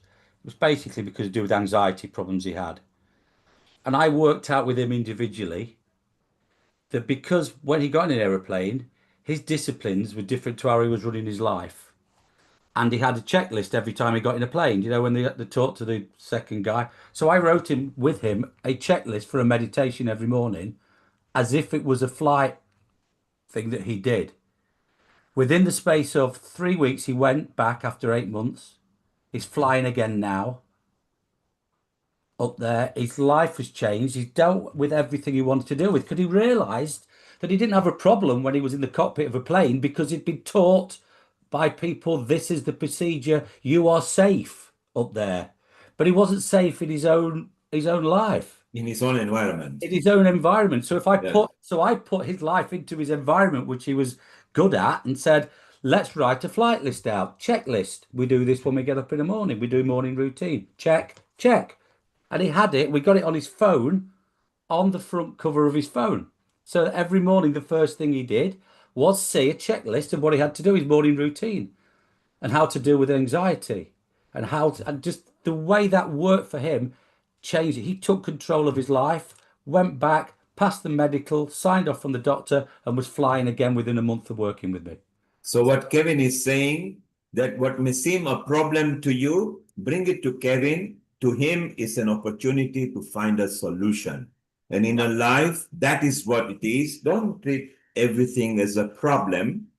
Be lucky that Almighty has given you an opportunity to find a solution. Kevin is his own proof. He went through a turbulent time in personal relationship, and time has healed him. And look at him now, glowing with the skin, and he is happy. So to gain confidence, remember, for every dark night, following morning, a day has to come to fruition. It may be cloudy, it may be dark, but there is always a light at the end of the tunnel. Anakul, your point on David, quick one. And before we go to Melissa, Melissa is enjoying herself, and Amrita as well. Let's bring in Melissa too. Anukul, your point? What a set of beautiful talks that we have received from everybody. It's amazing because I will be able to use it on my, to be able to communicate with my patients very well. And a question for Kevin, if I can ask, is how do you, many of the people over here, particularly younger generation people, often feel pride in giving themselves a diagnostic label related to some mental health issue. And I often wonder that is it kind of turning out to be a diseased society? They're all the time keen in trying to have a diagnostic label and finding out means of saying, I cannot do this because I'm XYZ. Yep. That's one. Yep. And number two is some of them just lock themselves up. I would say sometimes they're narcissistic, very opinionated, that government is not doing this, government is not doing that. At the same time, they will not take any initiative to take any action. They'll stay themselves inside and not communicate to anybody. And they'll say, nobody talks to me, so I stay at self and all alone by myself. And they go through that internal talk. How do you manage these people, and how do you think my ideas are reasonable in my thoughts? I first of all couldn't agree with you more about the labels. I actually turn the labels around and say when they say that they're self-sabotaging or their imposter syndrome, I put it back to basics. If somebody says, "Oh, I procrastinate," I says, "You don't procrastinate, you're lazy." And they look at me and say, "You can't say that." I said, "I am. You're lazy. What we need to do is stop you being lazy and you won't procrastinate." I said, "I'm not going to go at you. It's fact, isn't it? You won't call yourself lazy, but you'll call yourself procrastinating." So I need to change. I need to flip it, basically. I need to put the negative to positive. And the one thing with the inner critic, I have a saying, which I think is an old Buddhist word, which I changed, made it a bit my own. And when I get the chatter in the morning, when I wake up and I try and I meditate, and I have my same bit that I start with, nobody needs anything, nobody wants anything, there's no rules, there's no regulations. I go through all that, being the present in my head before I start going through my mantras. If the inner critic creeps in, I immediately say to myself, what's my next positive thought?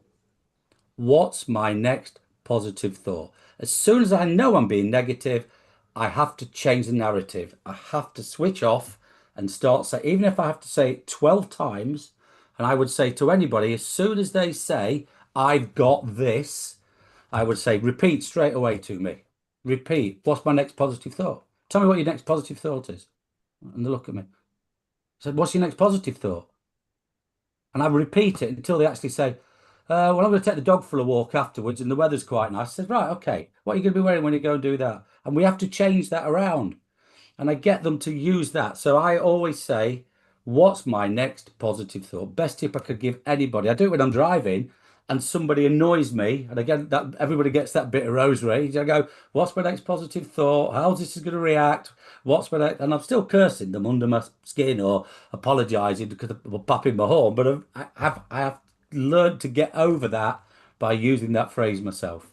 So there you go. There's my free little tip for you all. What's your next positive thought? Thank you, Amrita. Let's bring in Melissa. Kevin, well done. Keep Thank on you all. gaining your confidence, and you have shown to the earth there is a light at the end of the tunnel if you are patient and ready to look for it. Thank you. Yeah, head towards it, not away from it. Thank you. Absolutely. It is knowing which direction to bolt to. And remember, choosing a direction can bring fruition to your life. Thank you, Kevin. Thank Amrita, you, over to Kevin. Thank you you. so much. Thank you, Let's Neil bring Kumar. in. Kevin, it's been a very fantastic talk. In fact, Anisa, Kevin, and I look forward to Melissa as well with Heather and Rena. All have put up so brilliant feathers to the perspective of today's topic of yoga and meditation. And I very well align with the thoughts of Dr. Anukul when patients come to me. And I was thinking the same thing, that yes, a negative statement and a tagline to yourself, I am like this. And then Kevin has given a very good answer to that, which I also follow in so many ways. But before we discuss further, and we'll be taking up panel discussions very soon, it's time to move from the meditation to an unconditional love. And I'm really fondly welcoming Melissa. I think, Melissa, you have been enjoying the sessions from the very beginning, and I'm yes, absolutely. watching And you. global namaste. Global namaste, and a very Love warm it. welcome to you, Melissa. And I was just thinking about, my God, like the way your perspective to align things and to know about things and to see the things, and the topic of today is so beautiful in line with all the talks that we have been doing for past one hour or more. And in that, knowing about your six senses, meditating and thinking about unconditional love. And there's so much of talk about unconditional love. But before I ask you to share all that, can you please tell our viewers about you yourself, what you have been doing, what has your journey been personally, and how you ended up into this field? And more important after that, what is love and how we can develop that love? Over to you. Thank you so much. Oh, well, what is love? That's the thing, isn't it? Because everybody's been singing about it or writing about it. And it's love is just something that you feel. It's Yeah. unconditional. It has no limitations. You just put it Mm. out there all of the time. But the thing is, we don't absorb it. We forget that we're entitled to have that as well. For me, I am a psychic medium and a Reiki master, and I've used this as tools to help people understand the traumas that they've been through, why these things have happened, and then they can use them as a tool to help other people avoid all of this, to be aware of their surroundings, of people around them, of their own feelings. So, um, I went out earlier on and I got a pine cone. And I noticed that on one side it was very bubbly, really high, and then the other side was quite smooth. And I'm thinking, this is the way we are. We can be prickly, but then we can be so loving. And it's finding that inner balance between the two. So I wanted to connect everybody with themselves, with the universe, and with everybody else. And it's like being in this pine cone. In the middle of it, there's a stalk there. It was a seed and it's grown into something beautiful. And then now all of a sudden, everything is opened up. And I feel that from the time of COVID, even though everything came in, it was the point of being that seed where everybody reconnected through Zoom all over the world. And then all of a sudden, when we were allowed to play back out again, feeling quite safe, that we became overwhelmed by all of this stuff that we get to see. And the world is at war with itself, with each other. And it's because we're becoming more aware. But what I want to do with this meditation is help people not be overwhelmed by it and actually allow themselves to see that what is happening for a greater good. And even though it's tragic, something beautiful is going to come out of it at the end of it. So I'm going to do a meditation for you guys. And I've called this the Mountain of Gaia. And it's all about reconnecting with the universe, with the animal kingdom, the plant kingdom, with yourself, with everybody. So I would just like you to, rather than sit in that straight position, I just want you to sit back and relax. You know, just let your body sag. Be part of the settee, be part of the chair, be part of everything around you. I'd just like you to close your eyes as well and just take in a nice deep breath in. And then slowly breathe out. I want you to allow your body to soften. And with each breath, feel yourself arriving more fully in the here and now. So before you stands a majestic grassy mountain, green and inviting. And at your feet lies a large Hessian sack. Pick it up. Feel the fabric beneath your fingers, the crisscross texture, the weight of it in your hands. Does it feel light and smooth or heavy and coarse? Whichever, this sack is here for you. It will hold all of your burdens, the worries and the memories that no longer serve you. So begin now to place them inside the sack. One by one, let them go. Fill the sack until it's brimming to the top.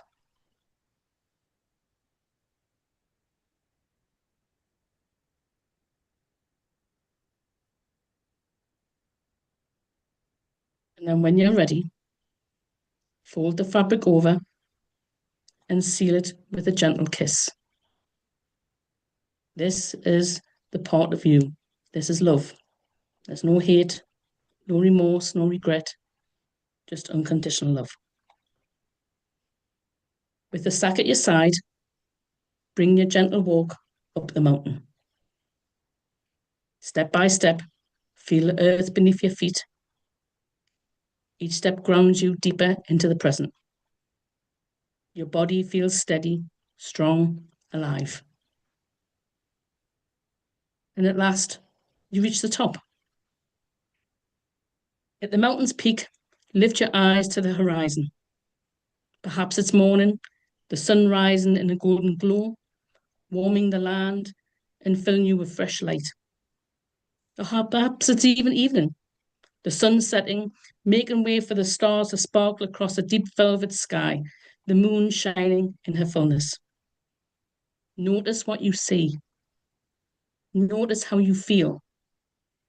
Are you inspired and bright? Or calm, open, and connected to mystery?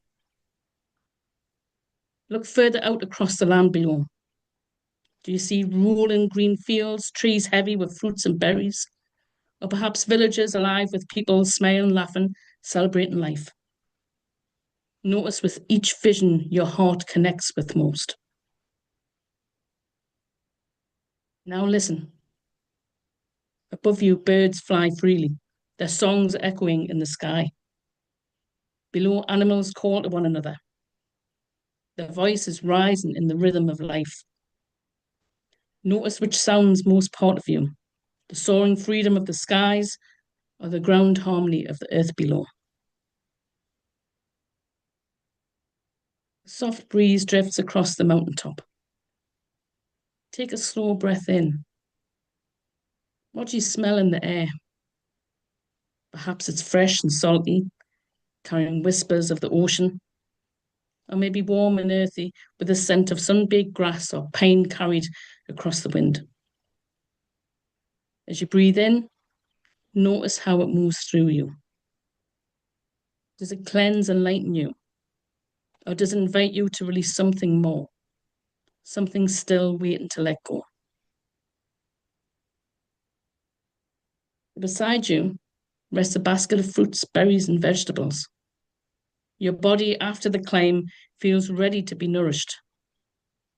Pick what calls to you. Perhaps the vegetables, full of the goodness of the soil, grounding you in the energy of the earth. And perhaps the fruits and berries, sweet, vibrant, their seeds carrying the promise of new beginnings. Taste slowly. Let the nourishment fill your body, bringing energy, strength, and renewal. And now, one more sense awakens. Your connection to love itself. You notice someone sitting beside you, someone that you love dearly, a soul that has passed on, yet who continues to watch over you with deep fondness and unconditional love. Allow yourself to sit with them. Feel their presence, their warmth, their care surrounding you. Perhaps they have a message for you. Let their words, spoken or unspoken, take root in your heart. And when you are ready, breathe deeply and feel their arms wrap around you in a loving embrace. This is not goodbye, only another hello. But now it's time to return. You may choose to walk slowly down the hill, each step filled with gratitude and connection, or you may wish to run with the wind, free, unburdened, and alive. Whichever way you return yourself once again at the base of the mountain. Take a final deep breath in and slowly exhale. Stretch your arms and legs, tap your fingers and toes.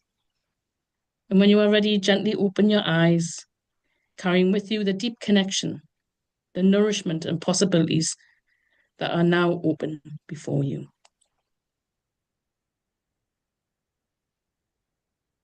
Good, I hope you feel okay. Sometimes I just feel that we forget to just stop in that moment and take awareness of a pine cone, take awareness of what things smell like, how things feel, even if it's our clothes. We forget to reconnect, that everything within us is connected to each other. It's like when you're thinking about somebody, then all of a sudden they'll ring you. And that's the connection that you have with them. We forget that we have this telekinesis with somebody. It's a natural part of who we are. It's our sixth sense. But this sixth sense can connect us and make amazing things happen in the world, as long as we stay in that positive mindset. And like Kevin said before, you flip that conversation over, that negativity to positivity.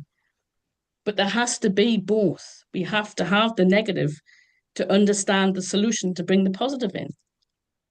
And when we have that connection with ourselves, when we learn to trust in our heart, in our feelings, then we can make amazing things happen. I want you to think today from this meditation, whatever that person had said to you, what can you do that's positive to make them feel proud and you to feel that within your heart as well? Because at the end of the day, love will always be here. Yes, our loved ones pass on, our pets, they pass on as well. We will eventually pass on, but we're still all connected. This is just a physical form of each passing moment. Whatever we've done in the past has gone. There's no regrets. There's only opportunities to keep doing positive things in my life. The future hasn't happened yet. It's a vision of what we want to achieve in life. But if we stay present, that is the gift of love, because we can make anything happen as long as we trust in us, as long as we trust in love and trust in the feelings that we get. So next time when you walk in a room and you don't feel good about being in that room, trust those feelings. That is love telling you that you should not be in that room. Yeah, you need to be somewhere else. You don't want to live in regret where it says, I wish I'd never done that now. I wish I trust myself. But if you go in a room where you just feel absolutely amazing, and all these people come up to you saying, I can't wait to see, I've been waiting for you. But then you say, actually, I've been waiting to see you. because you're not putting yourself first, you're putting yourself with somebody together. We're allowing ourselves to be connected, allow ourselves to trust and love. So there you go. Sending you guys so much love.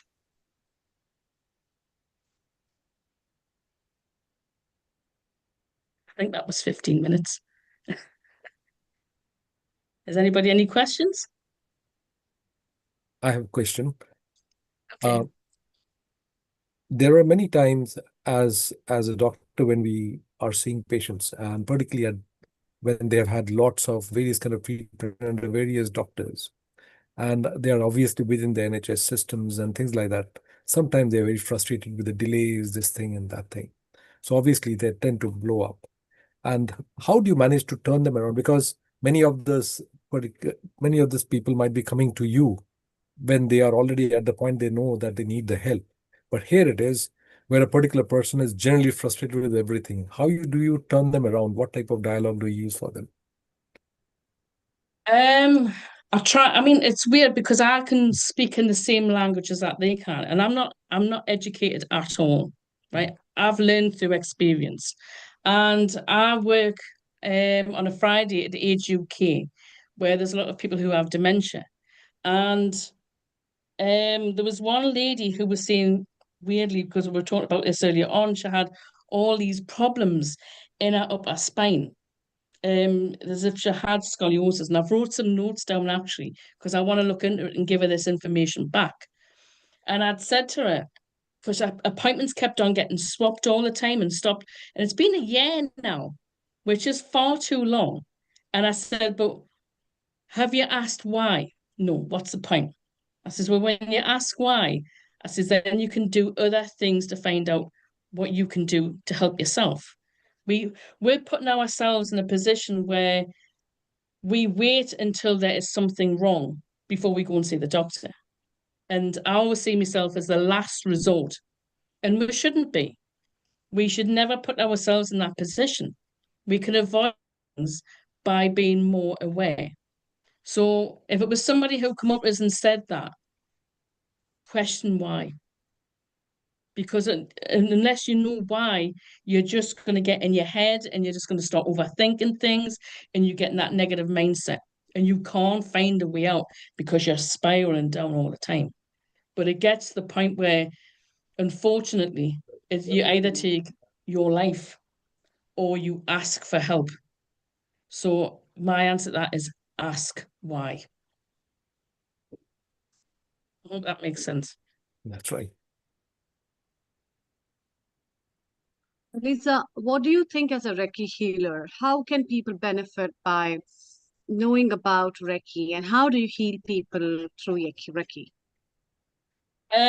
Well, I refuse to be part of the Reiki Federation.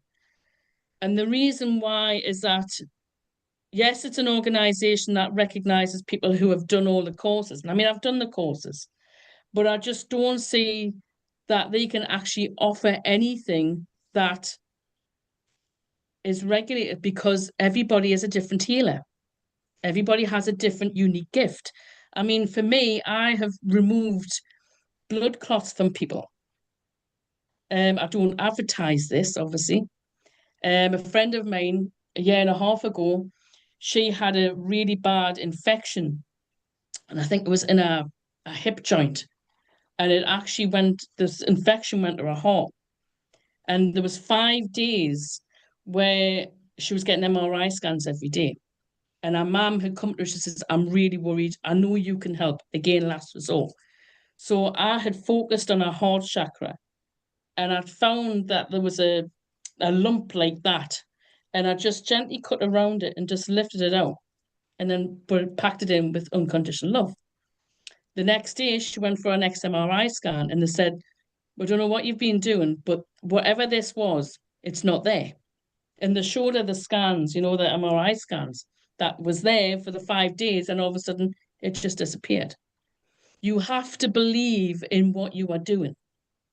If you don't believe it like 100%, then it's not going to work. You're just packing it up, and then you're not allowing them to trust in what you've done. You have to educate them afterwards as well. with this same person with a bones in a hip joint. They said that they would have to, I think it was like sealing them some way they were going to seal them because the bone was just crumbling away. And I remember, I think it's like the Chinese and the Japanese with the cup and the gold.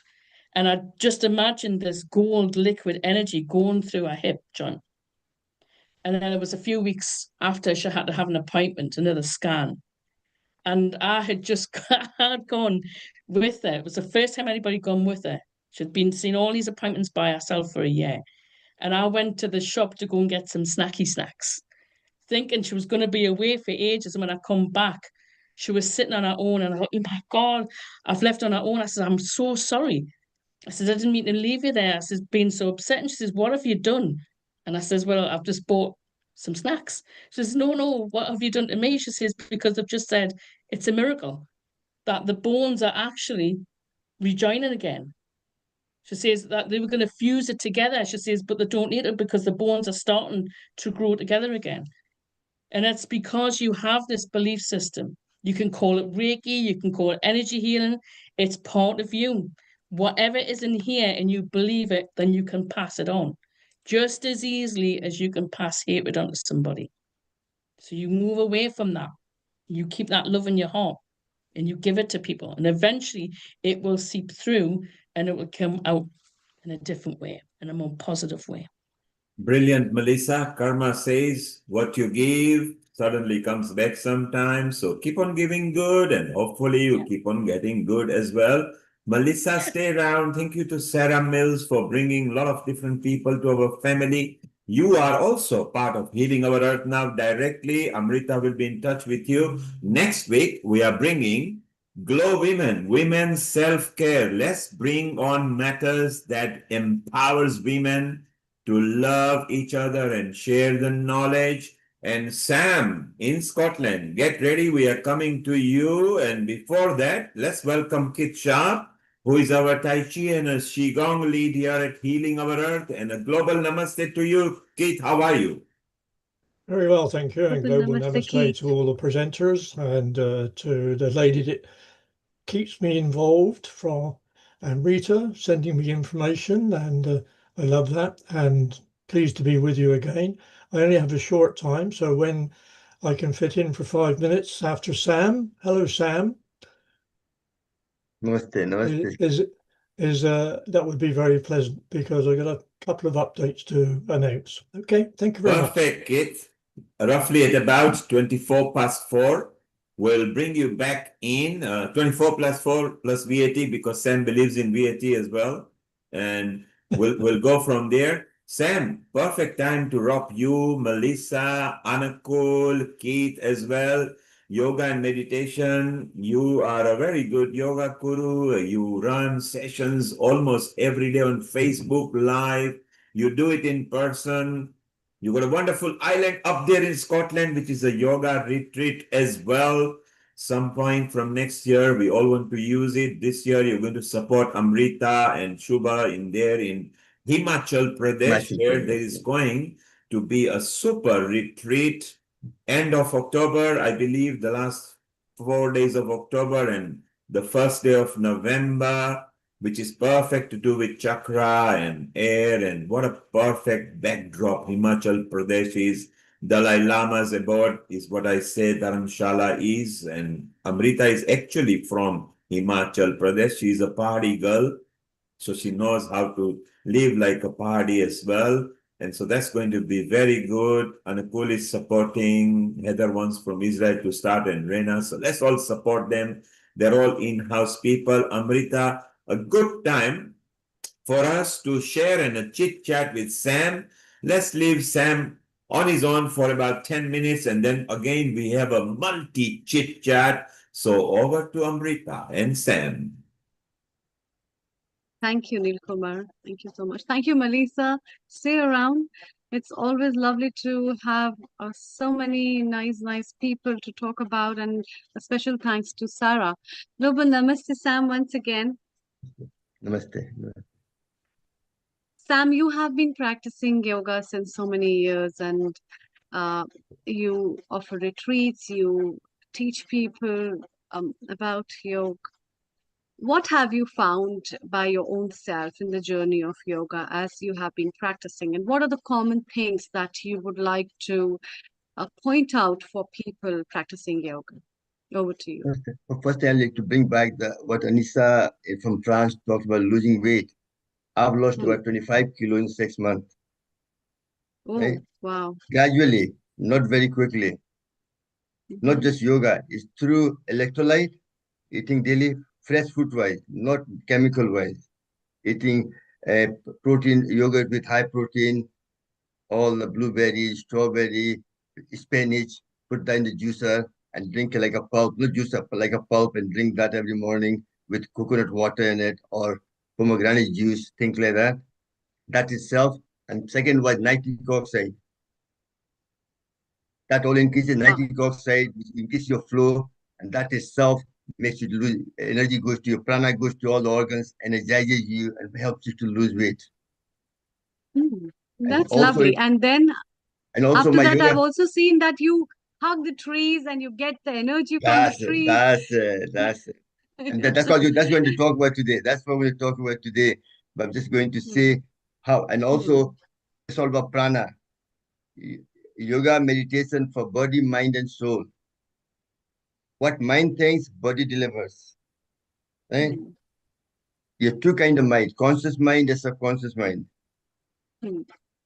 Once you connect with once you learn to control your mind through breath, breath is the bridge between your body and mind. Then you learn to connect with your soul. Once you connect with your soul, you find the God within you. Body tries to heal itself. Body knows how to heal itself. You don't need Reiki, you don't need anything else. You can heal yourself as you let the body heal itself naturally. As long as you create the right condition, right environment, right amount of all the nutrients and oxygen, everything body needs to heal itself. But the prana need to flow freely throughout the body. If the blockage, it doesn't work. That's why all my yoga classes, I try to open up to the hand, neck exercise, leg exercise, to open all the chakras, all the Muladhara, Swadhisthana, solar plexus, the prana can flow freely. That's what I found helped me to do all those things properly. But one thing I found recently now is, I've been working on nature. Your body is like an electric car. It's got battery, but battery has no charges now, so car can't go. So you have to plug in somewhere. So where do you plug in? Where do you plug in the body to get charged? You need prana. Prana comes from three sources: food and water, we all do all the time, breath, and the nature. Today I'm talking more about nature, but food and water, you get less than quarter prana. More than 50% comes from breath. When you breathe in, universal energy, prana enters your body and energizes you and promotes good health. The rest comes from nature. The prana need to flow freely for you to promote health. That makes sense? That's how body heals itself. Otherwise, it can't heal. That's why we say, I'm taking the whole world in my shoulder. That's why you have frozen, your blockage in the shoulder. That's why you have frozen shoulder, things like that. So you're trying to open up all the energy channels. It's very important to clear the things. So Lily, today I'm going to talk about the connecting with nature. So really what I found when I lost weight also, one of the main things was you have to earth yourself. How do I charge my body? I plug into a massive earth, which is a big electron. Isn't it? That charges my body through walking bare feet, walk on the beach, close to ideally in the water, or on the grass, especially covered with dew, or hug a tree. When you hug a tree, earth is rooted. So through the earth, other is like a mother earth, we call it. Like mother kam kya hai? Like I can tell you, if a mother son has some problem, if somebody's going to hit him, or you're going to have an accident, mother can feel it. That's what the connections are. That's what Melissa was talking about before a few minutes ago. There's a connection between the soul. Mother can always, that's why Mother Earth is there to heal you. So once you connect with Earth, it's healing you, energizing you, taking your emotions away, negative, and gives you all the positive. Grounding and earthing allows the Earth negative electron to migrate into your body, which in turn neutralizes free radicals created by injury or chronic inflammation and help you to improve circulation, good sleep, reduce stress, and any pain in the body, even arthritis, anything at all. And you decrease the amount of adrenal gland, which prepares you for fight and flight response to stress or danger, as well as scores of depression, fatigue, anxiety, confusion, they all reduces. People about their connection to the outdoor feel happier, feel healthier, more productive when they are in nature. To really think of taking not all the vitamin, think of taking vitamin G. Vitamin G, G for God. What was that? That's the connecting with ground. That's vitamin. Once you take that, once you know how to connect with your grounding, automatically your body starts becoming healthier. Mother Earth is there to heal you. And what happens is nature recharges your emotion, physical, and spiritual, and charge your battery. Then body can, the body dies once you charge the battery by getting prana, body comes alive. When baby is born, it borns in mother womb with the soul, but it charges with mother's battery. Mother's prana keeps the baby alive in the stomach. Agreed? When it comes out, when you cut the cord, what baby does? First makes a fist, that's Adi Mudra. That opens up the airways and upper part of the lung, and baby goes, as he breathes in, the prana enters the body, and baby starts crying. That's what keeps the body alive. Connect body and soul together like super glue. If prana goes, soul goes, Ram Nam Satya hai, my body dies. Does that make sense? So that's why prana plays a very, that's why I find that helped me. Yoga, if you can do yoga, do everything. But if you have a blockage, if you have a, if you have, don't have a prana, then you won't come alive. You need prana for everything. Chi, energy. China call it chi. In world they call it universal energy. You can call it what you like. They all play, but it's really charging your battery is very important. If you be just like a toy without the battery is no good. If you give to your son, your grandson, I give my grandson a toy, no battery, he'll say, oh, it's not working. How does it work? So I need to put the battery to give him a charge. And that's why the body is like that. Body needs a charge to energize and promote good health. Even if you eat all the nutrients, but if I don't have a prana, it doesn't flow properly, then it won't heal itself. Prana is designed to heal your body, but it's got to flow. That's why we activate the parasympathetic nervous system and all those things we talked about. Everything will work what we're talking about. But first you have to have the flow and no blockage in the body. And that's why I'm 70 plus. So obviously we have a lot of blockages. So that's why we have to do all the exercise for hands and feet, all those things we do, neck exercise to make sure all the blockages is clear. Then you do the pranayam, then you get the maximum benefit of pranayam and promote good health. I can talk away, and I said electrolyte is very important. One of the main important things for losing weight is drinking water. I drink 1 liter at least of water with lemon into every nighttime as well. Body doesn't have any water reservoir. 90% of blood is made up of water. Most people die in nighttime with a stroke, heart attack, and so on. But they don't drink. Old people don't drink enough water because they have to go to pee every night, every so often. So the blood becomes thicker, and that's why they have a stroke, a heart attack at nighttime. So really, and so, but it's no point in drinking water. You have to have electrolyte to go into the cell. Water needs to go in your cell. Even the muscle contracts and contracts. You need potassium, you need magnesium, you need different minerals to make this happen. People talk about not eating enough salt. But when you have a health problem, when you go in an ambulance, what they do? they put the slime water in the body. And you need the salt for kidney to function properly. So it's really, sometimes people talk about cholesterol.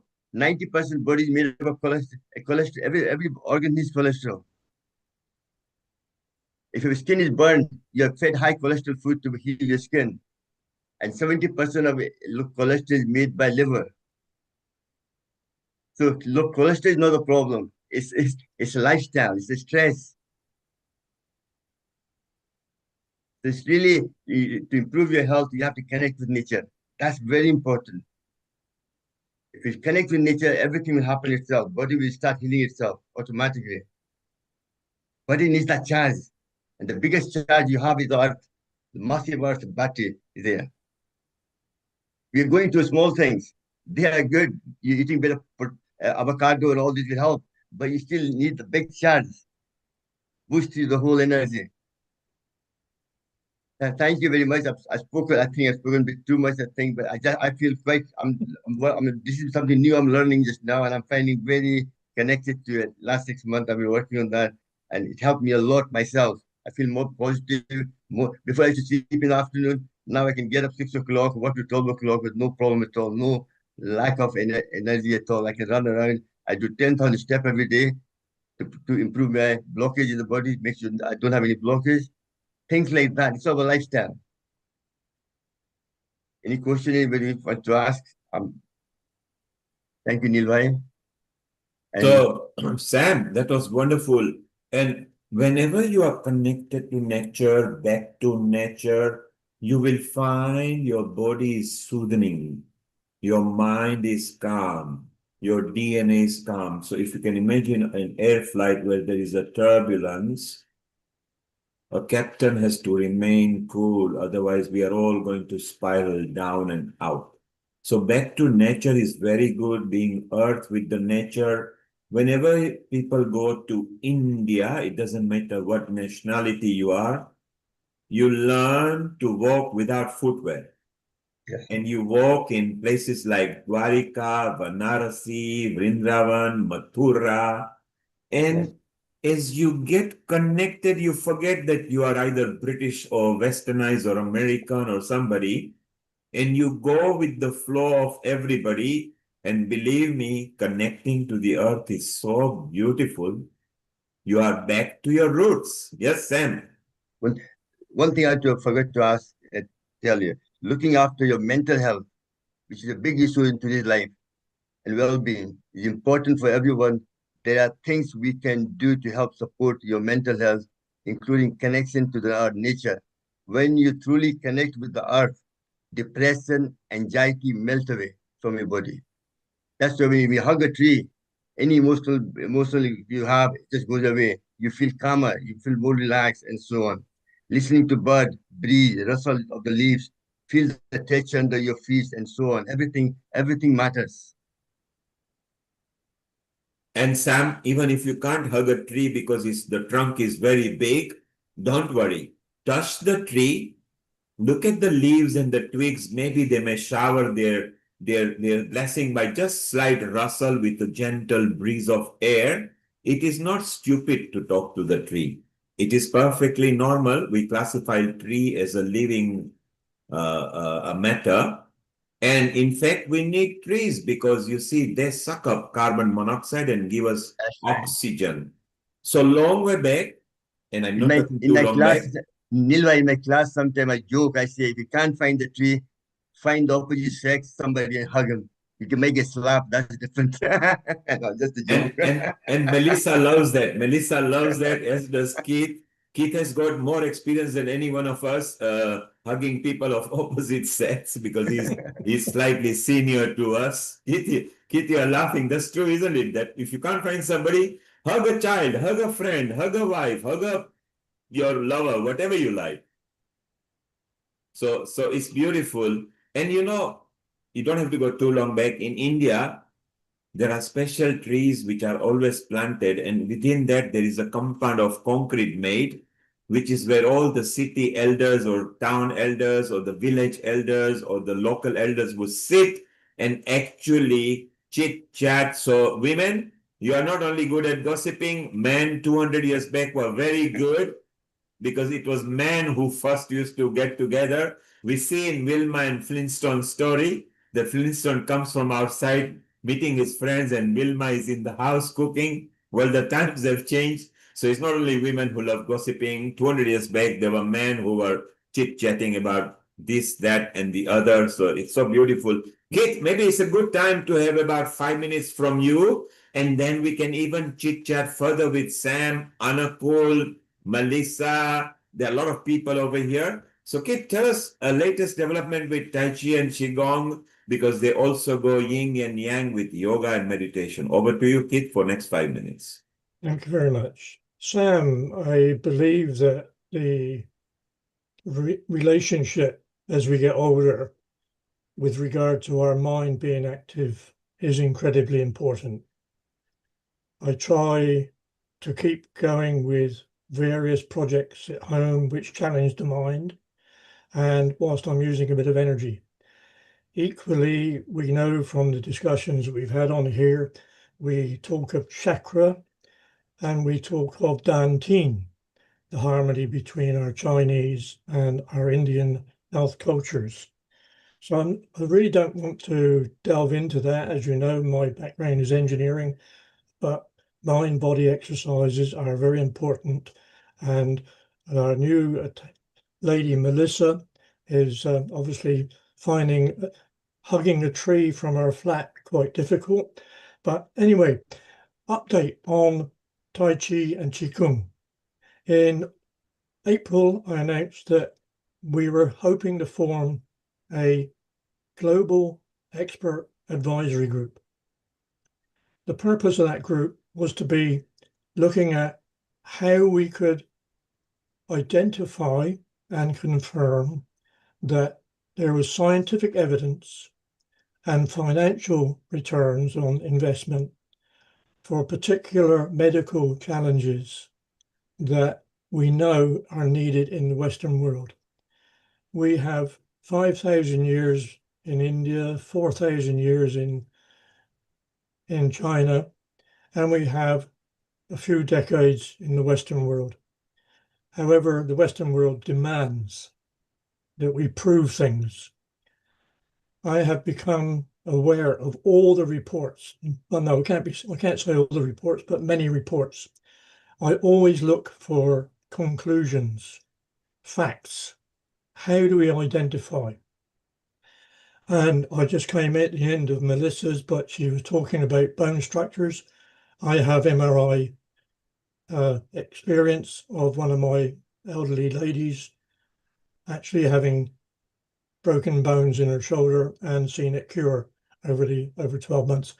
But the current status with the Global Expert Advisory Group, which includes Vietnam, Singapore, Great Britain, Pennsylvania, and California, experts are there not to do the research, but they're there to advise on how the research is carried out.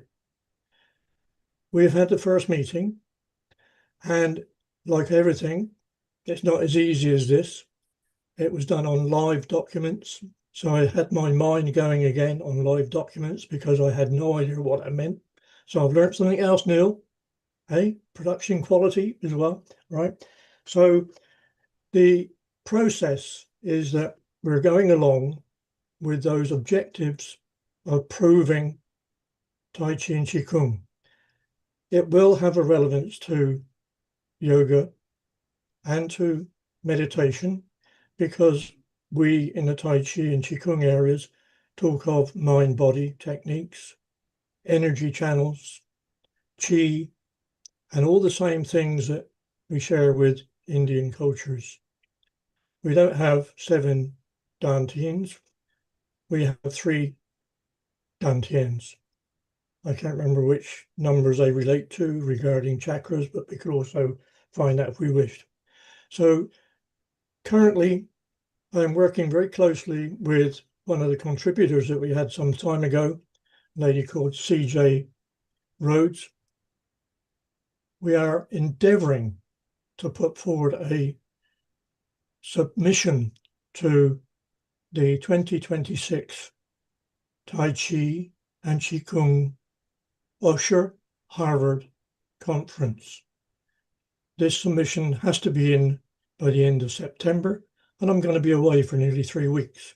So I don't have a great deal of time. That's why I'm shortening this today. We have a very good contact in Usher, which is Peter Wayne, Dr. Peter Wayne. And so we're working at a level which I think can make a major difference. So working alongside Sam, Melissa, lovely to see our South Island Pacific lady Lata here with the waves behind her again. So it's fantastic, but we will have hills to climb. We will have threats made, but I'm hoping that in the next couple of months we will perform the second meeting.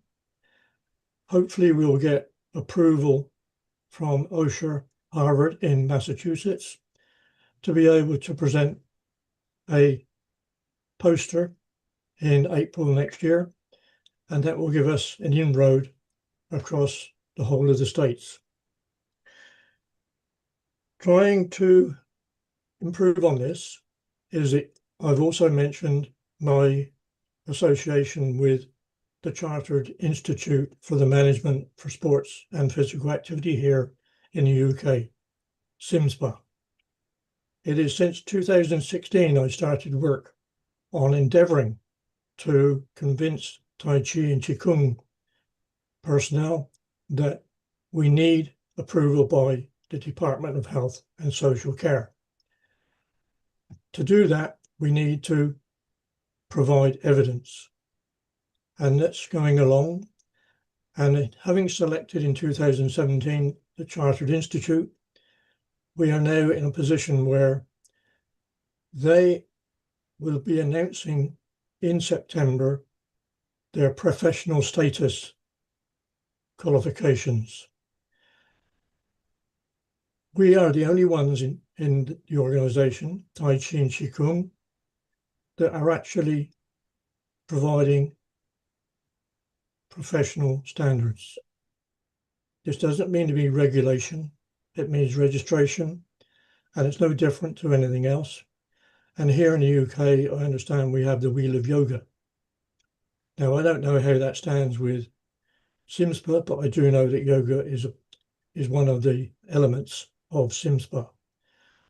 Whatever it is, as my humble opinion, is that not only Tai Chi, mind works, breath works, mindfulness, yoga, Ayurveda, and all these other energy entities will require links with the Chartered Institute.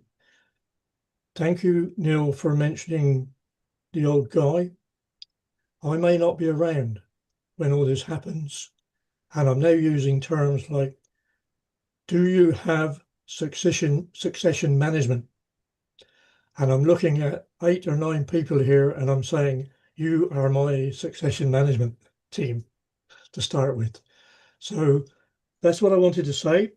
And I think going back to Sam, lovely, thank you, Sam. I didn't see it, I didn't realize it was you because you're so slim that you look as though you're on a bookshelf. Right. So anyway, thank you for a few minutes. God bless you all and see you again when I can. Okay. Thank you, I'm Keith. away now for a few weeks, so it'll be love and best wishes from Portugal. Bye-bye. Thank you, Keith. And that was an update from Keith. He is very persuasive with our Tai Chi and Qigong gang. He has nurtured them into a group, global group, and he's part of Healing Our Earth. And on the Healing Our Earth itself, we decided to launch something that is more credible, that can actually bring to fruition rather than being just another organization that is planning. This one is focused so we can come to some fruition so that other organization can use the mechanism to leverage their organization. Keith, we wish you all the best. We are all behind you, Anukul, Sam, and all the Healing Our Earth, wherever they are in the globe. They are all right behind you. May Earth bless you forever. Thank you very much. God bless you all. Bye. So as ever, our smiling Keith, who is full of energy, I'm not going to reveal his age, but he's 60 plus VAT plus normal tax plus bit of national insurance and everything. And he still has that full energy. Whenever we feel like we chat and we plan things, and Keith is always up and go. He deserves a good break for a while, because when he comes, he's going to put some system into, because he's from systems, he's from engineering background. During the time when we didn't have computers, he used to gather people in person, and he's also good at computers now. So it is going to be very useful at some point. Maybe Scotland is not very far from England. We should meet up. We got our Dr. Ulrich here as well, who is also part of Healing Our Earth, and Ulrich is actually organized Agni Hotra event at Healing Our Earth very soon. Guten Abend, Ulrich. Wie geht es dir? Guten Abend. Danke, Neil. Mir geht es gut. And very good, always, as all the time as you are as well. So it's beautiful, Ulrich. Amrita will be here shortly in a while. We are all excited. Your document of the presenters has already been received. It's going to be very exciting. Let's tell people, when are we going to carry out the Agnihotra episode? That will be next week and next Sunday. Isn't it Sunday after? No, 7th of September. Oh, okay. We just announced the women one. We will change it. We can change the flyers and bring that back again on 7th September. So next week, look, Ulrich is keeping me in touch what's happening at Healing Our Earth. Next week is Agnihotra episode. It's all to do with something that Ulrich has been practicing, and also actually was there at the same time as Anukul was in IIT Mandi, same place over there very recently. So we stand corrected. Ulrich says that next Sunday is Agnihotra episode, which is so beautiful. So the women will have to shift you the following Sunday. Amrita was here, and maybe even she didn't realize that. So Ulrich, what's going to happen in Agnihotra episode? Tell us. You mean during that episode? Yes. We have speakers from all over the world. Of course, we all perform Agnihotra, that pyramid fire at sunrise, sunset. And so it is, one thing is the basics, how to perform Agnihotra exactly, what is needed, what are the materials, what are you burning, and what is the timing. So that is the beginning. Then we also will have some music of people mantra related to Agnihotra. And then about the effects, the effect of Agnihotra on the environment, water, soil, atmosphere, on health, on plants, and then also showing how Agnihotra is performed in different places, on all the different continents. So that will lead us through the whole session.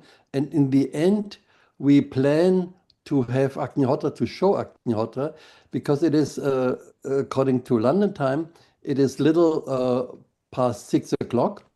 And we want to show Agnihotra, several people performing Agnihotra here outside on the veranda of our center, so that everybody can get a better impression of how does it look like, to have this Agnihotra. By the way, there was a discussion. What's the time now in London? It should be 4:30, correct? Correct, and you are 1 hour ahead of us. It is 1 hour, yeah, because some people said, okay, it's 2 hours, but no, it's 1 hour. So then we are fine. It will become 2 hours end of the month, where we change to British. British summertime goes to Greenwich Mean Time, so the time will change then. Presently, you are 1 hour ahead, and Very good, Urlich. We look forward to the Agnihotra episode coming Sunday. Stay around. We'll chat with you. We are now visiting to India, where our senior host is waiting for us, and he is none other than Rotarian Lal Gohel. He's a senior host here at Healing Our Earth, and every episode, at least 1 to 1.5 hours, is produced by him, bringing different experts from different part of the world. And a global namaste, Rotarian Lal Gohel, who is a world ambassador from a Rotary for organ donation. But that's not all. He is an expert in almost every other subject. Isn't that right, Amrita? Who is another expert at Healing Our Earth and a chief admin at Healing Our Earth.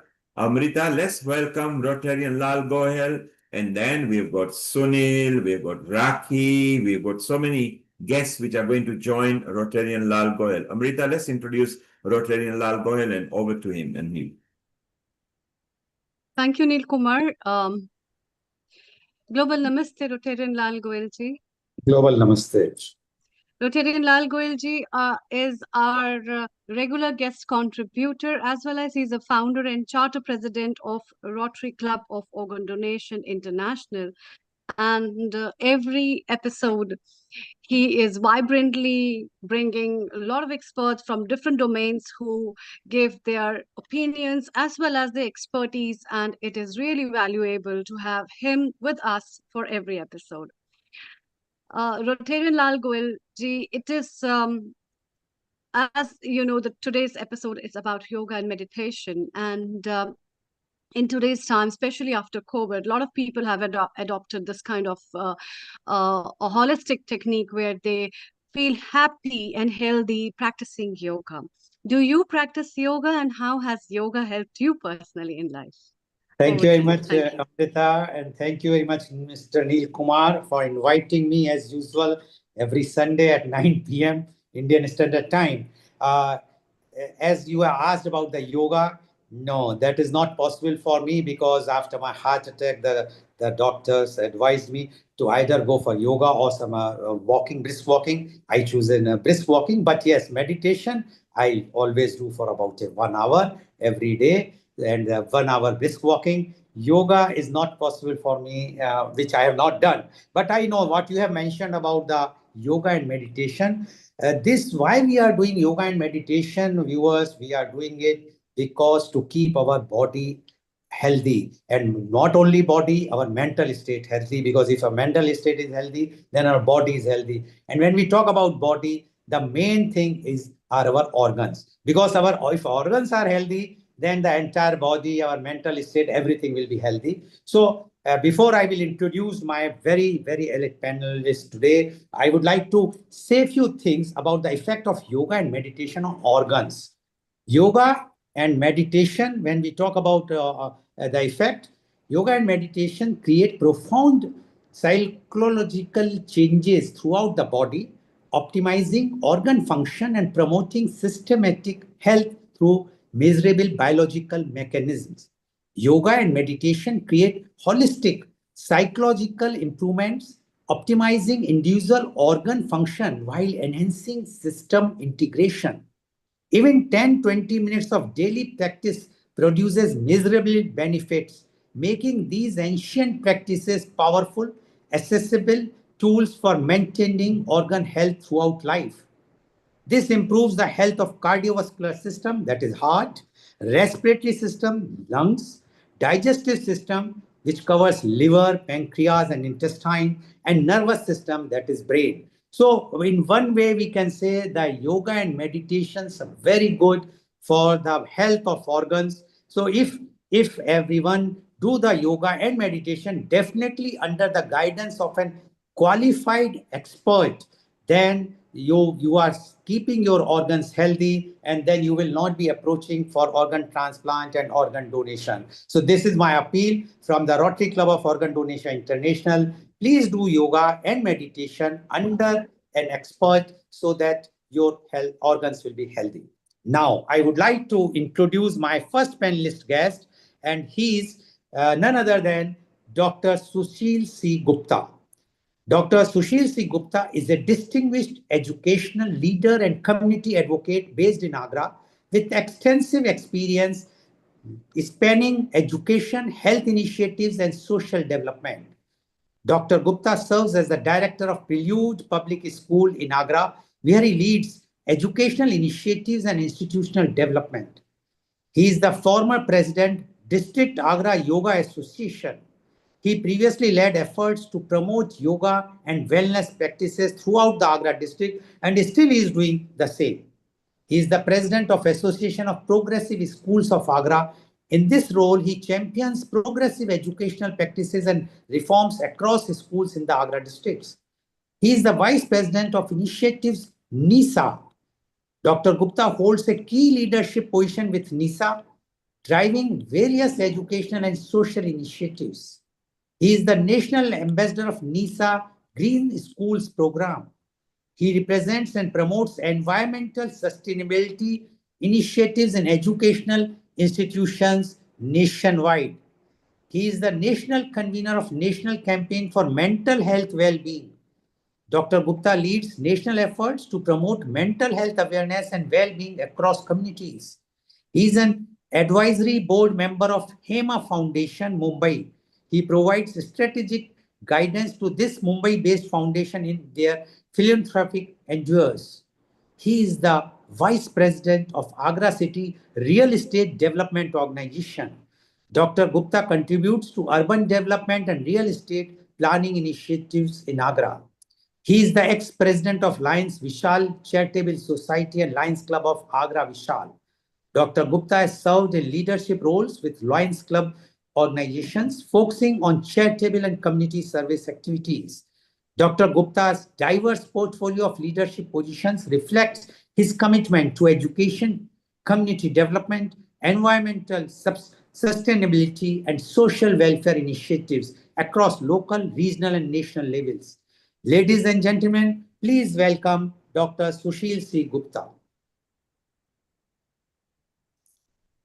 A very good evening to all panelists, all the members who are in the joining this yoga session. And really, Mr. Lal, I appreciate you the way you are taking the Zoom sessions every Sunday and all that. So thank you very much. And I think we will be discussing more about yoga and all that. And I would prefer if you give the chance to ladies first, because in India we always say that we should give the chance to ladies first. And we have got very two beautiful ladies on the panel. So I would request let them come first and then we'll discuss in detail.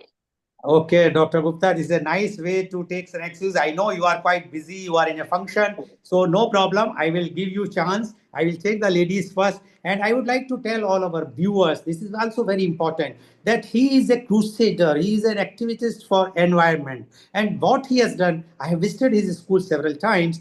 His school is a model for the environment. One can very well see the construction is in a very small place. The area is huge. So he has not constructed, he has not covered the entire college space, but he has left everything for the environment. And every day morning, he sends a green morning. This is his the way to express so that people should know what is the importance of about the environment. So thank you very much, Dr. Gupta. Please, whenever I will be taking the two ladies first, and then definitely, and I will take you back. So now I would like to invite my second panelist, although now she has become the first panelist. Ladies and gentlemen, I present Miss Rakhi Agrawal. Miss Rakhi Agrawal is a law of attraction coach, Shiva method practitioner, and spiritual guide. I stand corrected. Silva method practitioner and spiritual guide who empowers individuals to manifest their dreams, lives through mindset, mastery, and soulful practices. She is also an intuitive tarot card reader and passionate book mentor. Through her platform, Meraki Thought, Rakhi curates powerful book reading sessions, transformative courses, and guided meditations rooted in the law of attraction, emotional healing, and energy alignment. Her approach blends ancient wisdom and modern techniques, helping people release limiting beliefs, connect with their higher selves, and reprogram their inner world to create lasting outer change. She simplifies deep spiritual concepts through engaging sessions, making them accessible to anyone on a self growth journey. With a strong foundation in holistic practice like yoga therapy, Ms. Rakhi integrates body mind awareness to support total well being, but her primary focus remains on thought transformation, inner dialogue, and manifestation. Ms. Rakhi Agrawal continues to inspire thousands through her free sessions, courses, and the Meraki Thoughts YouTube channel, creating a safe space where learning, healing, and magic unfold. Please welcome Ms. Rakhi Agrawal. Thank you. Thank you so much. I would like to extend my heartfelt gratitude to Rotarian Lal Goyalji for inviting me on this prestigious platform of healing our earth. My sincere thanks also to all the members and fellow speakers. It is a privilege for me to speak on the subject of meditation, a practice so close to my heart. I deeply appreciate the opportunity to connect, share, and learn together. Thank you once again for making me a part of this wonderful platform. Let me share my slides. So let us begin with a question. Have you ever tried to sit silently for even a minute with no phone, no music, no conversation, just you and your mind? If you have, you'll know it's not so easy. The moment we close our eyes, a flood of thoughts come rushing in. Like, for example, what I have eaten today. Why did this person say this to me? Did I reply to that message? It feels like that the mind never stops. The ancient yogi used to call this the monkey mind, always jumping from one branch to another, restless, chattering, uncontrollable. Now, there is a question. What if we could calm this monkey? What if instead of fighting with our monkey mind, we could befriend it? This is the essence of meditation. Now, the slide here. Thank you. So, what is meditation? Meditation is the simplest form, is the practice of training the mind. It's not about stopping thoughts because thought will always come. It's about learning how to observe them without getting caught in them. In Sanskrit, the word dhyan, and in Patanjali Yoga Sutra, meditation is defined as Yoga Chitta Vritti Nirodha. Yoga is stilling of the fluctuation of the mind.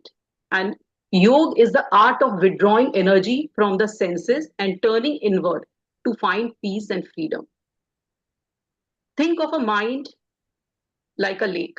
Every thought, every worry, every plan is like a stone thrown in the water, creating ripples. Meditation is the process of letting those ripples settle so that the water becomes still and we can see to the bottom very clearly. So meditation is like this. Here's slide 2, slide 3.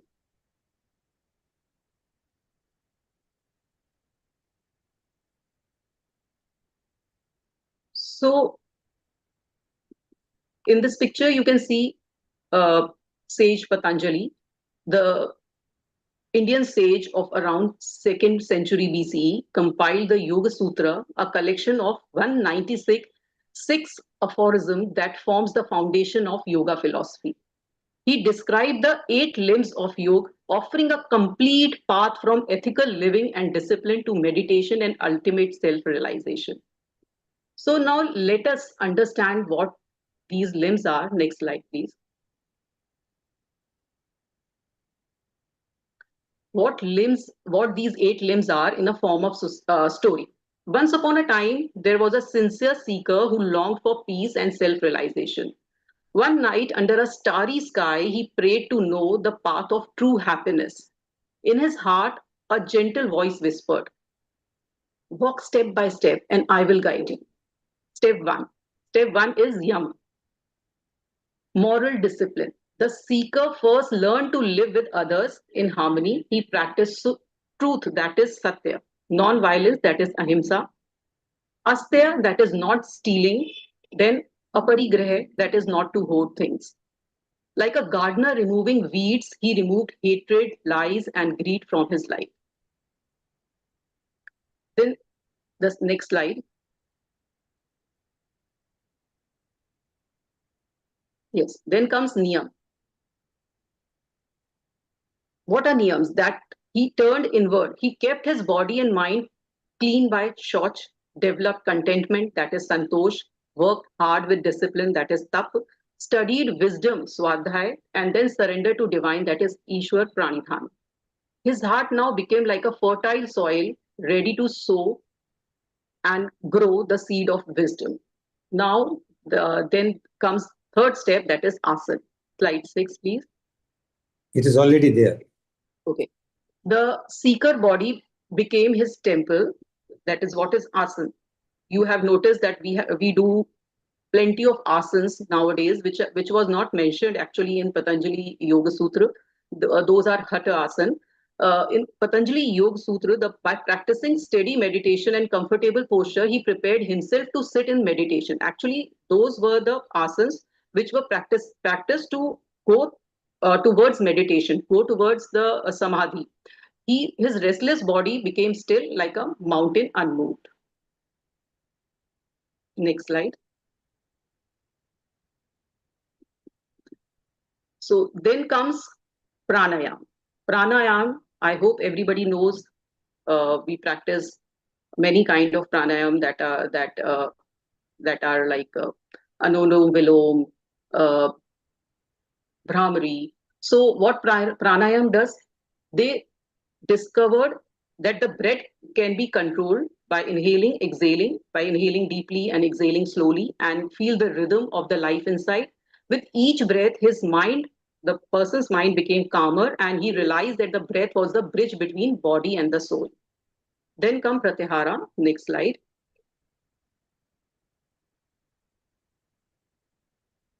Pratyahara is withdrawal of senses. One evening he sat quietly. He heard the sound of birds, many sound which were disturbing him, like the sound of wind, people. But instead of being distracted, he withdrew his sense inside, like a tortoise pulling him, like the sound of wind, people. But instead of being distracted, he withdrew his sense inside, like a tortoise pulling his limbs inside. He no longer chased the outer world. Next slide. Horses now focus like a beam of light. He discovered that the concentration is the doorstep to meditation. Now comes dhyana. Sorry, the last one was dharana. Now comes dhyana. Slide 8. His Yeah. his concentration deepened. He entered meditation. Time dissolved.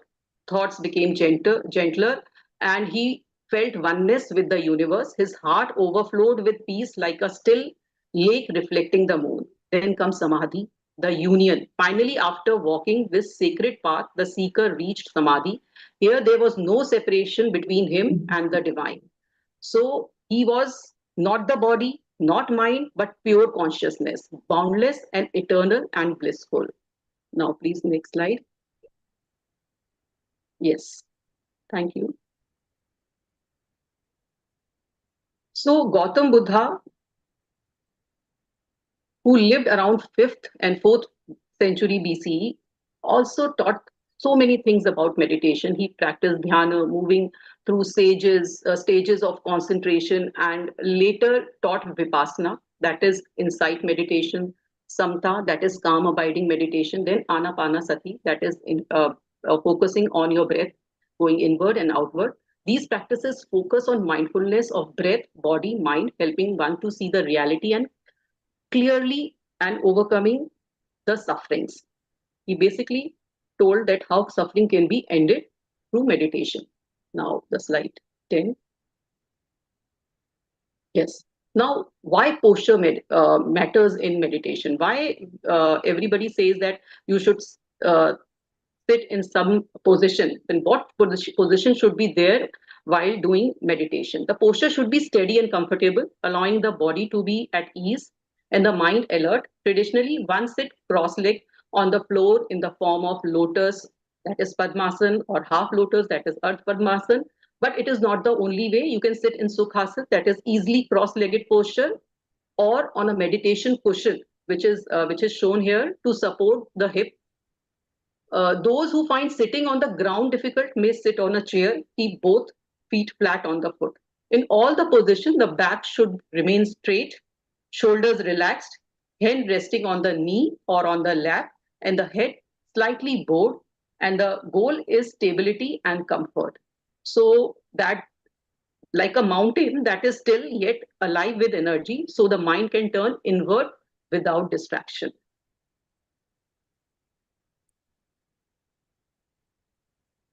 Slide 11. Now, breathing.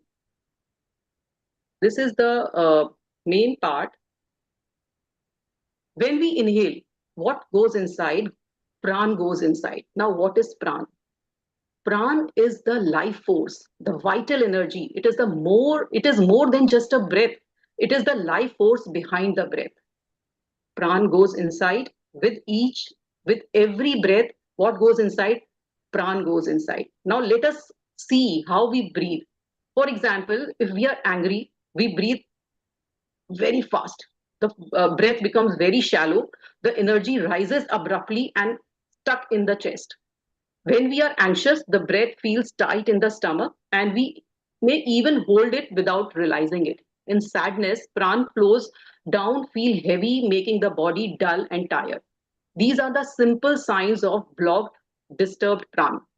Through meditation and pranayam, we learn to release these blocks. Deep rhythmic breathing act like a gentle stream that clears away the blocks. When pran begins to move smoothly again, our breath feels natural, the mind calms, and we return to the state of balance, clarity, and inner peace. Our chakra gets balances, and many benefits are there when the pran flows easily. Next slide. Now comes what happens during meditation. Our brain is always active, and this activity creates brain waves. These are tiny electrical patterns that changes with our state of mind. First is beta state, that we are listening, we are saying, whatever we are doing, problem solving, worrying, anxious, busy, restless state of mind, that is beta state. Then comes when we begin to relax, when we close our eyes or meditate lightly, then comes the alpha state. The brain shift to alpha. Here the mind becomes calm, creative, and peaceful. It feels like that the quiet moment just before sleep and just after the sleep, what we call in Hindi, unidi sthiti. Then comes the theta waves. Theta is the period when the meditation deepens, the brain moves into theta state, that state when you are dreaming. While sleep, when you are dreaming, you are in theta state. When you are waking and dreaming, where intuition, inner healing, and deep insight arises, many spiritual experiences happen here. Then comes delta wave, when you are in deep sleep, exactly in deep sleep. But during meditation, also you can reach towards delta waves. It is the deepest meditation or deep sleep. The brain reaches delta. This is the state of complete rest and renewal, where the mind is silent and the body heals. So when we meditate, we are literally changing the brain's rhythm from restless beta to peaceful alpha, and sometimes even to theta and delta. That is why meditation brings such clarity, balance, and the sense of inner peace. Next slide. Slide 13 is there. Yeah. So there are different kind of meditation. So many available on YouTube, different music apps. And different gurus teaches different kind of meditation. Some of them I have mentioned over here. That is mindful meditation, transcendental meditation, loving kindness meditation, vipassana, Zen meditation, chakra, mantra, yoga nidra, Kundalani meditation, walking meditation, Nada, that is sound meditation, breath awareness, visualization, body scan, Tratak, that is candle gazing meditation. So there are so many kind of meditation you must have gone through, or you must have noticed, you must have learned. So there's 100 kind of meditation present in over here. So next slide, please.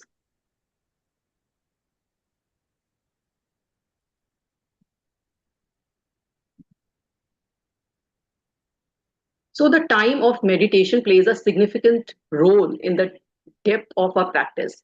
Now, some people ask that what time should we practice meditation? Should we do it in the morning? Should we do it at night? Meditation is traditionally the early morning hours called Brahma Muhurat around 4 a.m. to 6 a.m. That is considered most auspicious as the atmosphere is pure, the mind is naturally calm, and the energy of nature supports stillness. However, it is a myth that meditation can only be done in the morning. Many people promotes that meditation should be done in Brahma Muhurat, but while morning meditation brings clarity and freshness, but evening meditation helps to release stress of the day. Afternoon practice improves focus, and the night meditation before sleep calms the nervous system for deeper rest. The truth is, any time is good time if you are consistent. What matter most is regular practice, not the clock. So the time we can do at any time whenever we are relaxed, when we have no work to do, when we are in a calmer state, then you can do meditation at that time when there is nobody for you to disturb on any subject. So do meditation at any time. Next slide. Yeah, it's Yes. already there. So researchers shows that meditation calms the stress center of the brain, strengthens focus and emotional balance, and increases gray matter linked to memory and compassion. It brings harmony between the left brain and the right brain. Usually we are like in today's world, we are more of using left brain. We are more logical than creative. So meditation helps in bringing the balance between left brain and the right brain, leading to clarity, peace and balance. So there's a brain scan over here, which is telling that, which is depicting that MRI scan of a long-term meditator shows remarkable changes in the brain. Regular meditation increases the gray matter in the region linked to memory, focus, and emotion balance while reducing activity in the amygdala. That is the center of stress and fear. Amygdala shrinks while we meditate. It also strengthens connection between different brains network, especially the default mode network, helping to reduce mind wandering and improve present moment awareness. These findings prove that meditation is not just a spiritual practice, but also a powerful tool to rewire our brain. So meditation rewire our brain. It promotes neuroplasticity. So please next slide. Yes. So how to practice meditation? So let us understand this also, that how should we be mindful. Apart from being meditator, you can be mindful in at any time. In a busy lives, we just rush. We are always doing multitasking.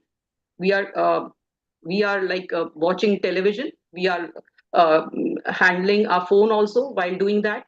When we are eating, we are watching TV. We are opening our, like we are seeing our constantly on mobile also at the time of eating. So what we can do, we can be mindful. Mindful practice bring full awareness to the present moment, noticing what is happening in the present moment. We practice in simple ways, like while eating, you can enjoy the taste, texture, and the aroma of each bite. While walking, you can feel the breath, the ground beneath, and you can feel the rhythm of the foot. And you can, while breathing, you can feel that that the flow of air is going inside, and what kind of air is going inside. It is cold or it is hot.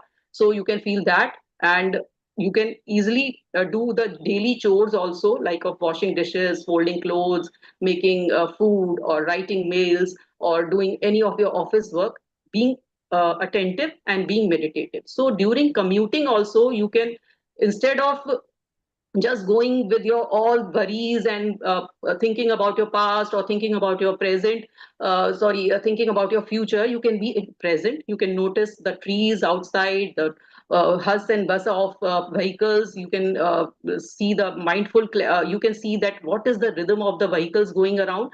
You can follow, you can see which music is going around in your car. We even don't notice that what is going around in our world. Just we are in our thoughts constantly, which are chattering. So we have to be mindful what is going in our life at present moment. That is also a kind of meditation. We can simply be indulging, we can simply indulge in some kind of music, some kind of dance, some kind of creative activity to be mindful. So that is also a kind of meditation. Now, there are so many hundreds of benefits of meditation. Next slide, please. There are so many hundreds of benefits, so which I have mentioned. I will take it very swiftly. Like there is clarity in decision, patience. It increases patience, increases creativity. Our sleep gets deeper. Next slide. In our body, our breath slows, our heart rate slows, our blood pressure drops, muscle relax, digestion improves, immunity strengthens, pain's perception decreases because the brain processes pain differently in meditation. Next slide.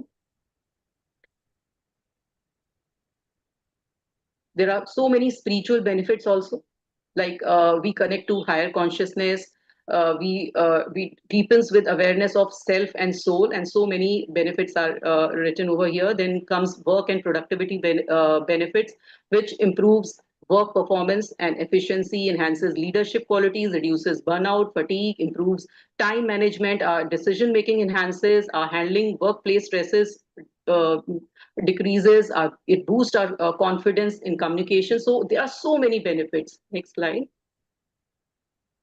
And there are so many energetic benefits. Then there are rare and unusual benefits, like it can reduce addictive behaviors and craving. It helps in weight management. It encourages intuitive eating and better habits. It helps to release stored cellular trauma also. The ancestral trauma can also be reduced by continuous meditation. Next slide, please. Yes. Ms. Raki, please be quick. Yeah. So then comes the brain and nervous system, which I have already told. There are so many hundreds of benefits. Next slide. So the meditation is a therapy. It regulates healing, regulation of the optimal functions of internal organs. All the internal organs also benefit while we meditate. Next slide. So there's a plan, 40 days plan for beginners that we can follow for how to meditate. Like daily, we can meditate for just for 2 minutes daily for 1 to 5 days. Then 6 to 10 days, we can increase to 3 minutes. Then to 11 to 15, we can increase to 4 minutes. Then 16 to 20, 5 minutes, 21 to 25 days, 6 minutes, then 26 to 30, 7 to 8 minutes, then 31 to 35 to 9 minutes, 36 to 40, 10 minutes, and 40. After 40 days, meditation will become our natural habit. We have to inculcate a habit of meditation, and by following from 2 minutes to 10 minutes, going to 10 minutes, you can make it as an habit. Because if you are missing for a day, if you are busy for a day, just meditate for 1 minute so that your mind understand that I have to do the meditation daily. So this way you can inculcate the habit of meditation. Next slide. Now the conclusion. Meditation is not escaping the world. It is returning to the center. It is a journey within. Thank you so much. I have taken so much of your time. Thank you. Thank you very much, Ms. Raki Agrawal, for giving your very enlightening presentation. Yes, we have a time constraint, but I'm sure the viewers watching across the world on different social media platforms will be definitely benefited. And if they have any queries, definitely they would like to be in touch with you. But please stay there. I would like to now go to my next panelist guest, and she is Miss Pallavi Kashyap. Ms. Pallavi Kashyap's professional journey began with a strong foundation in technology. Born in Bihar and raised in Patna, she earned her bachelor's degree in engineering IT from Pune University and spent nearly 7 years building expertise in the corporate world. In 2014, she made a pivotal transition from corporate life to follow her calling in holistic healing and personal development. This shift marked the beginning of her dedicated service in transformational work. Ms. Pallavi Kashyap brings a comprehensive skill set backed by the multiple global certifications. She is a certified pranic healer, energy healing and chakra balancing, ICF certified mindset coach, international coaching standards, master NLP mental health therapist, certified therapeutic dance movement practitioner, NABET certified trainer. Her methodology distinctively integrates science and spirituality, focusing on releasing emotional blocks and trauma, reprogramming limiting beliefs, activating and balancing the energy body, aligning clients with their highest potential. In 2024, Ms. Pallavi extended her practice internationally, conducting healing and coaching sessions in Singapore, demonstrating the global applicability of her work. Through her Instagram platform @coach_Pallavi, she has cultivated a vibrant community of 14,000 plus followers, sharing practical healing practices, mindset transformation techniques, and spiritual guidance. Ms. Pallavi clients consistently describe their experience as healing, awakening, and life-changing. Her content and sessions have empowered thousands of individuals to heal their energy patterns, manifest abundance, and achieve greater peace and clarity. Her core philosophy centers on the belief that true wellness transcends merely overcoming challenges. It involves activating inner power, elevating energy vibration, and consciously creating a life characterized by freedom, joy, and abundance. Her area of specializations are pranic healing and energy work, mindset coaching and belief transformation, mental health therapy and emotional healing, movement therapy and somatic practice, training, and professional development. This comprehensive approach positions Ms. Pallavi as a bridge between traditional healing modalities and modern therapeutic practices, serving clients who seek both practical results and spiritual growth. Please welcome Ms. Pallavi Kashyap. Atma Namaste, and thank you and very grateful for this opportunity, Lalsa, and thank you and grateful to all of you who are here. And definitely, right now I will request not to put up the slides because I would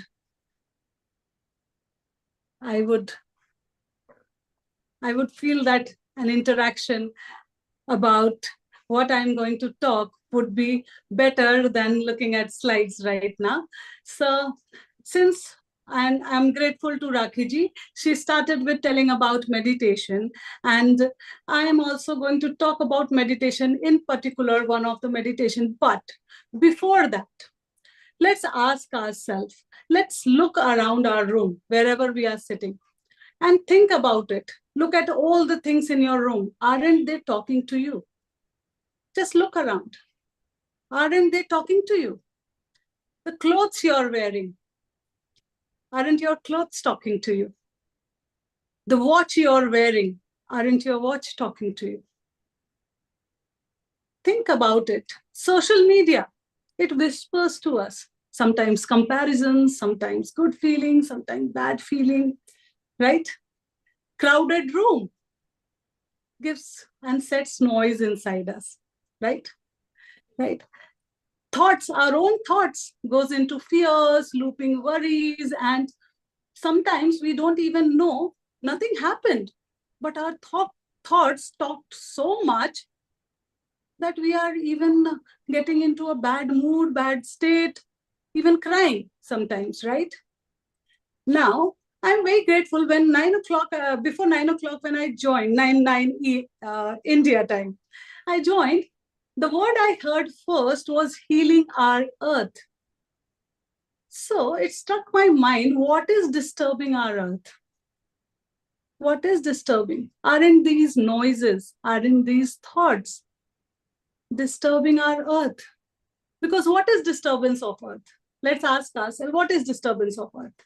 Disturbance of earth is when we don't feel good about either ourselves or good about people around us or good about our environment, right? That is disturbing, isn't it? Right? That is disturbing for us. When everything around us is talking, how can we heal ourselves? And when we can't heal ourselves, how can we heal Earth? There's a very good saying, charity begins from home, right? Healing begins from self. We can't heal anybody if we are not healed.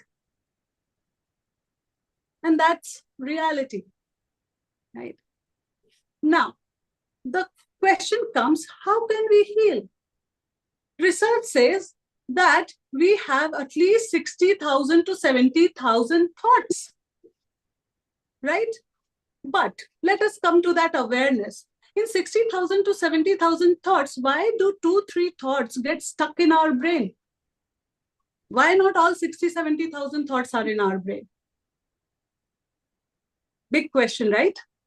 Because somewhere our energy, our mental energy, our physical energy, or our emotional energy, everything is somewhere stuck, somewhere, and those thoughts get stuck and those thoughts start affecting us. Now, the question is, what can heal? There's n number of methods which can heal. But since this platform, we are talking about meditation, I will like to talk about meditation, and in particularly one meditation which my guru, Master Chokok Sui, I'm a pranic healer, and my guru in my guru's realm, we are taught that is called twin heart meditation.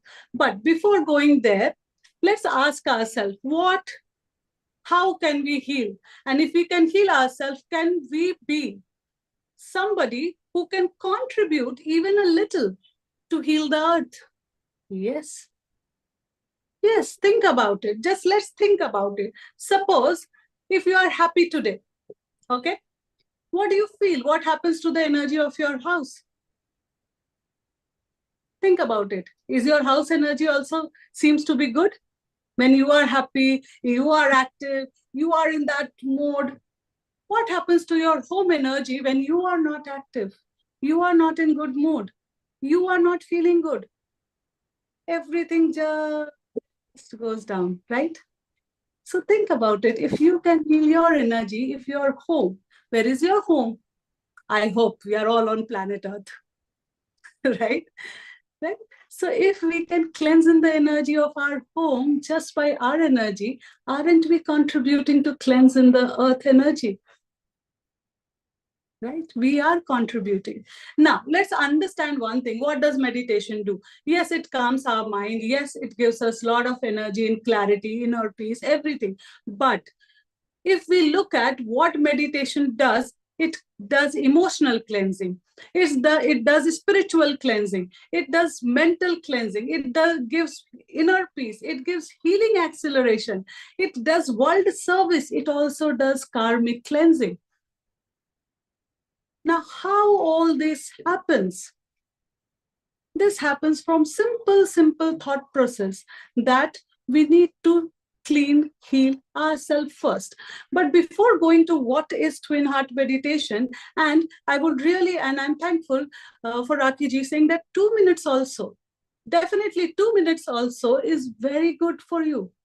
Even if you spend 2 minutes, and we'll try that 2 minutes, we do a simple meditation and just check ourselves what has happened to us, right? But before that, let's clear certain myths about meditation. One myth, meditation is stopping all your thoughts. 60, 70,000 thoughts. If I stop, oh my God, I am equivalent to Supreme Being. No questions asked, right? No, it's about observing your thoughts. If you can observe your thoughts and if you can go in depth, you will know where you are blocked. You will know what you need to clear, what you need to cleanse in. Second myth, every day when you meditate, you have to meditate for hours. No, 2 minutes to 15, 20 minutes is very good enough. It's about intention. If you would have heard anybody, all of us, if we are working, Think about it. Some days when we are working, a simple presentation, if we have to create a simple presentation, it might take days and hours. And it's like, oh my God, or tomorrow I have to present. So today, anyhow, I have to complete that presentation. Someday when we are in that energy, 15 minutes, 20 minutes, and the presentation is ready. So it's not about time. It's about intention, right? The more you give that intention, the more you are healing yourself, more you are contributing to healing Earth. Only spiritual or religious people do meditation. Here, I would just like to contribute by saying one line. Spirituality does not mean that you are morning, evening praying to God. Spirituality means that whatever work you are doing, if you are doing with clear intention, with pure intention of not harming or not doing anything bad to anybody, you are doing spiritual work. Simple. If you are a business person, you are doing spiritual work. If you are not doing anything bad for anybody and you are working clearly with clear and pure intention, that is also spirituality. So meditation, for anything you do, you are moving yourself to spiritual. That means your character building, your values, your intention, your energy is increasing. You would all agree that you would have felt good by meeting some people. Even when you are meeting for the first time, you start feeling, oh my God, I felt so good meeting this person, right? And some people, if you know them also, and if they call you that we are coming to your house, you are like, oh my God, what kind of excuse can I make? I can't have coffee today with this person. Please, God save me, right? What has changed? Both are humans. What changed? Their energy, their intention, knowingly, unknowingly, right? So these are myths. Then there is one more myth that if my mind wanders, I am a bad meditator. Please, it's not about good meditation, bad meditation. Look at yourself. How many days, how many years did you take? Go and ask your parents to just write one A. How many days, how many years did you take to just stand on your feet and take one step? Right? So if your mind wanders, it is not about bad meditation, right? It's all good. Now I would want to come to twin heart meditation because I know the time is limited. In pranic healing, Master Chokuk Sui, we got to learn twin heart meditation. Now, why twin heart? There are many meditation, and thank you to Rakhi that she mentioned so many meditation. There's a meditation on loving kindness, and twin heart meditation comes under loving kindness. Because if you study anywhere, love is one energy which nurtures everything. So under loving kindness, twin heart is one meditation. Now, you all should ask me, twin heart, who has got two hearts? Right? We all have two hearts. One heart is our physical heart, right? And the second heart, which is this portion is called divine heart.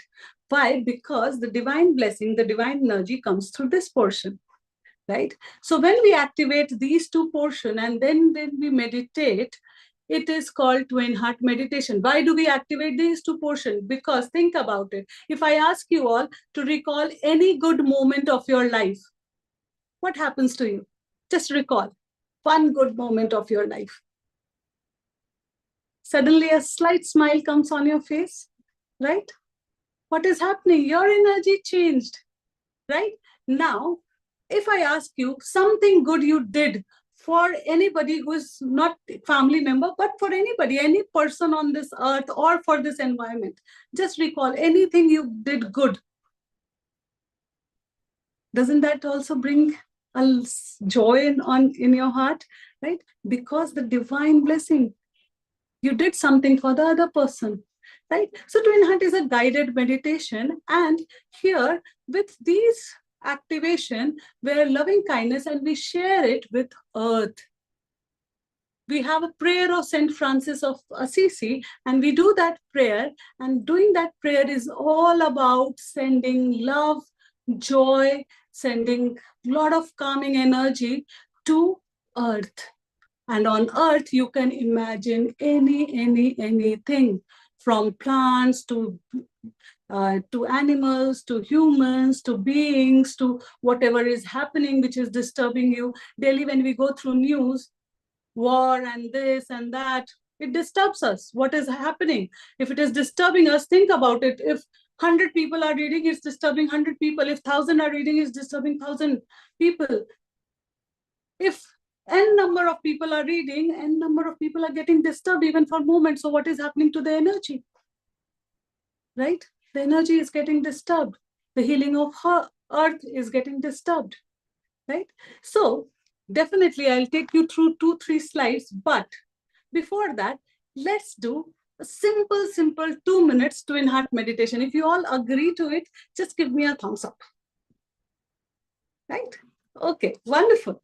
So what we are going to do, I'll guide you vocally, and we'll just have 3, in middle, we will have 3 Om sound, right? That I will only do it, but why Om sound, I would like to explain. Om or it is chanted as Om or Hum. It is the sound in every part of earth. That sound is just an energy which can actually bring lots and lots of healing and lots of channelizing of your own energy, right?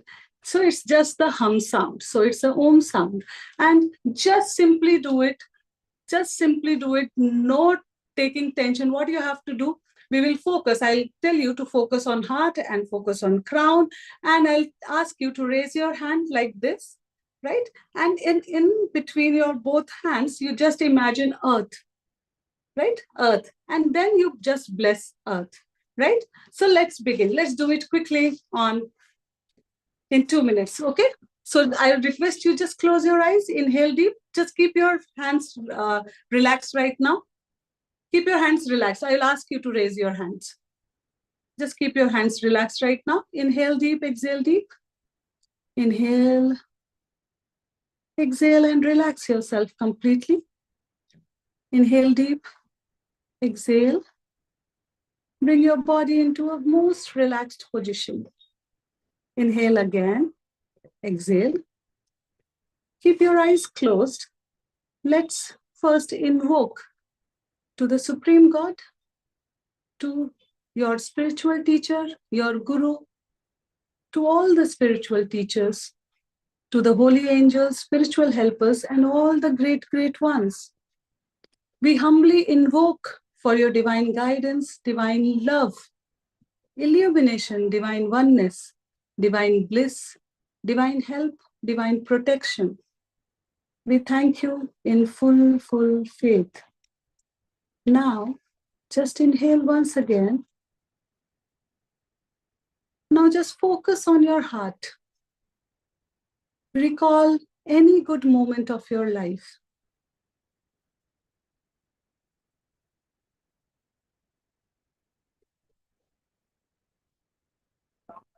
Now raise your hand in the blessing position and imagine earth in between your palms. Now let's use the prayer of Saint Francis of Assisi. Let's say to the Supreme God, make me an instrument of your peace. Where there is hatred, let me sow love. Just sow love wherever you feel there's any hatred. Where there is injury, pardon.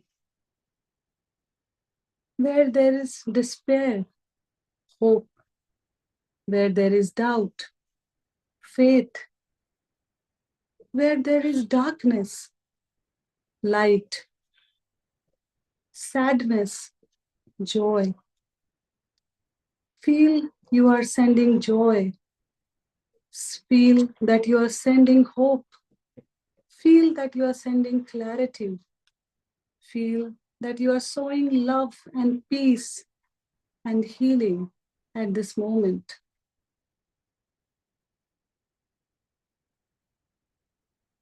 Keeping your eyes closed, inhale and exhale.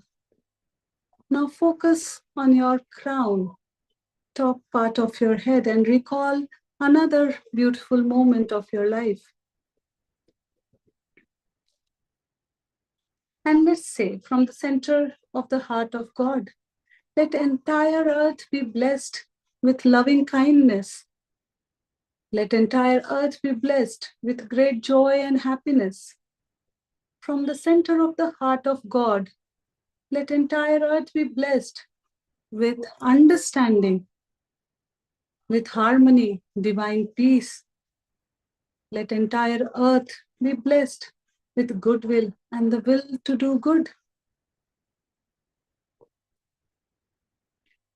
Now simultaneously focus on both heart and crown.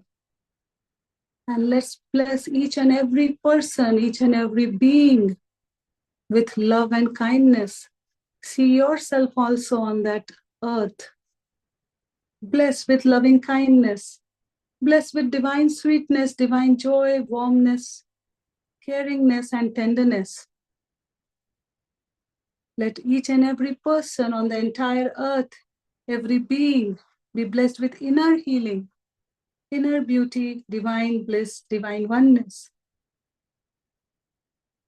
Let each and every being be healed. And with this healing, we are sending energy of Om. Om.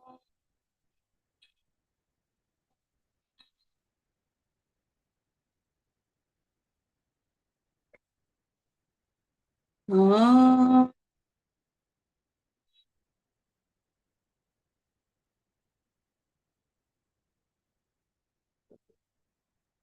Om.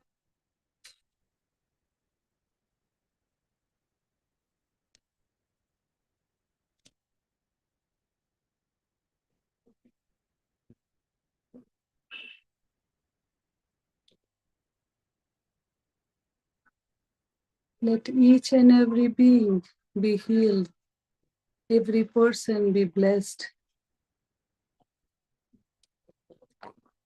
To the Supreme Being, thank you for giving me healing. Thank you for healing Mother Earth. We thank you with full faith. May the earth be healed. May every being be nurtured and healed. So be it, so be it, so be it. To the Supreme God, we thank you for your divine blessing. To all the spiritual teachers, all my holy masters, all the saints, holy angels, spiritual helpers, and all the great ones, we thank you all with great blessings. Thank you. Just inhale deep, exhale deep, and you can open your eyes with a big smile.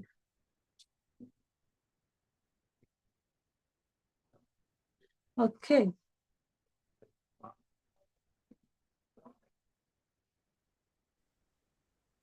Yes, Dr. Lakshmi.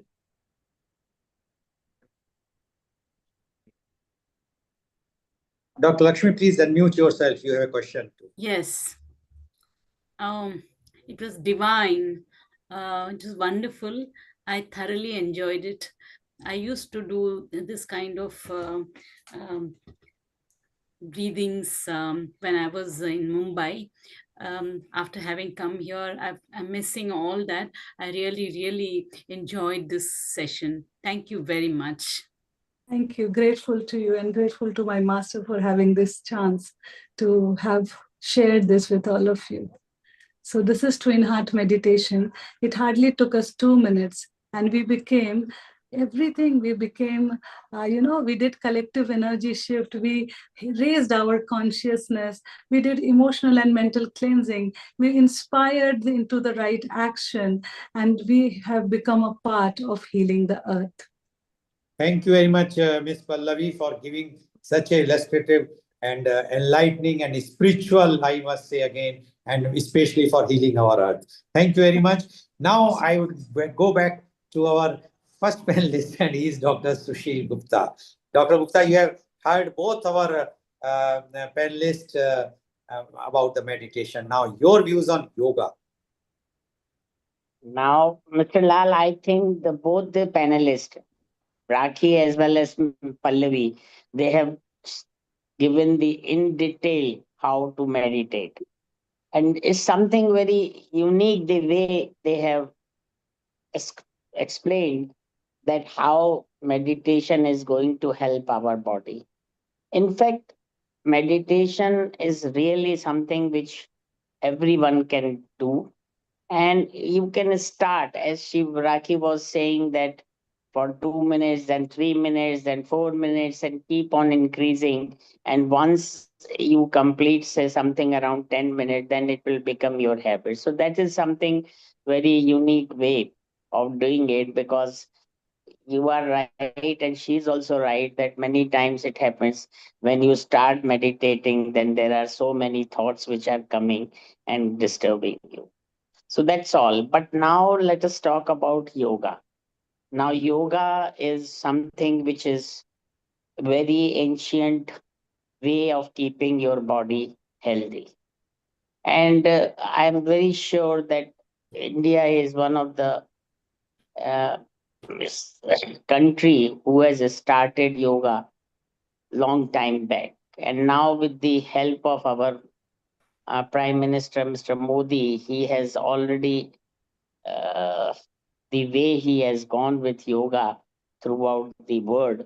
Now everybody has started thinking of, yes, yoga is must and we should do it. And yoga is, to be very frank, Mr. Lal, it is for every right from, even if you say 20 years onwards, you can go for yoga, and there are so many pranayams, so many exercises which comes under the yoga. And as you said personally that after the heart attack, uh, yoga you can skip, and you have decided to go for brisk walking. But still, I would say that after, even if you have any sort of a disease or any sort of a health issues, but there in yoga there are so many exercises, so many ways by which you can think of that what sort of yogas you should do. And in fact, I think both the later speakers have totally uh, told us that how to meditate, how to go for yoga and all that. And I don't think anything they have left. But still, if somebody wants to have some question or something like that, because it is already more than an hour we have. So I think if you let's go for the open session where Rakhi, Pallavi, myself, and you can answer if there is any questions. So that's all. But still, I would say that we should think of yoga right from the beginning as soon as we can, the way we can. And there are so many experts in yoga, and especially in India.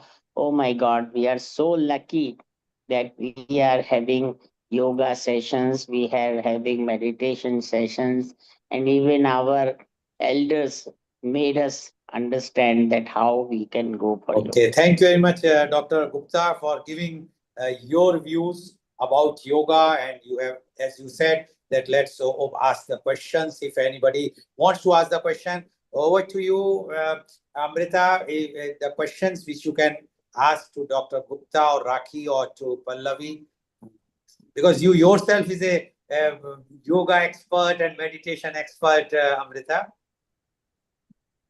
Thank you, Lal Goelji. This is a wonderful place where everyone interconnects with different ideas, different views on the same topic, and they have expertise in different ways, and that's what is very ingrained. In fact, very beautifully explained, Pallavi ji and Rakhi ji, your uh, way of working, of understanding. It's really very nice. And I just wanted to have certain tips from you before we move further. What is your general advice? My question is to each one of you, and I would like you all to answer one by one. Maybe I start with Dr. Sushilji.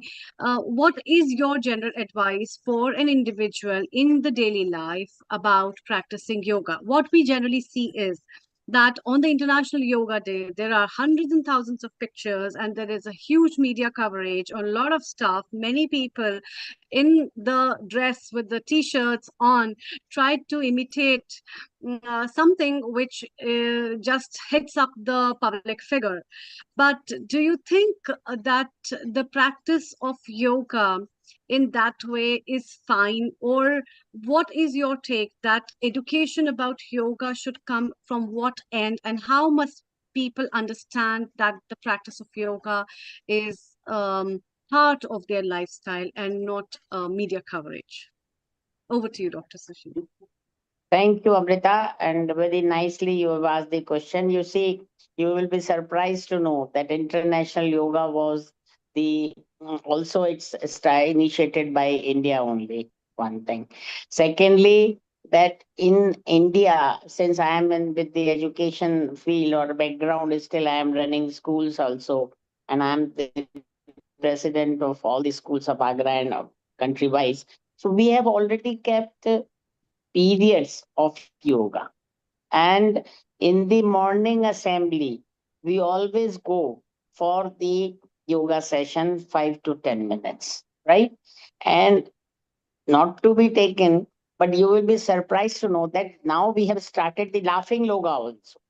So where the every house, because in India every school has got 4 or 5 houses, so every house is supposed to take care 1 week assembly, and there the childrens come and do for laughing yoga, laughing exercise, and the yoga exercise. So this is how we want to inculcate right from the beginning that each student should go for yoga, and no doubt about it, once yoga session is there, they all enjoy, they all understand that what is the meaning of yoga, and we make them understand by the special coaches and things like that.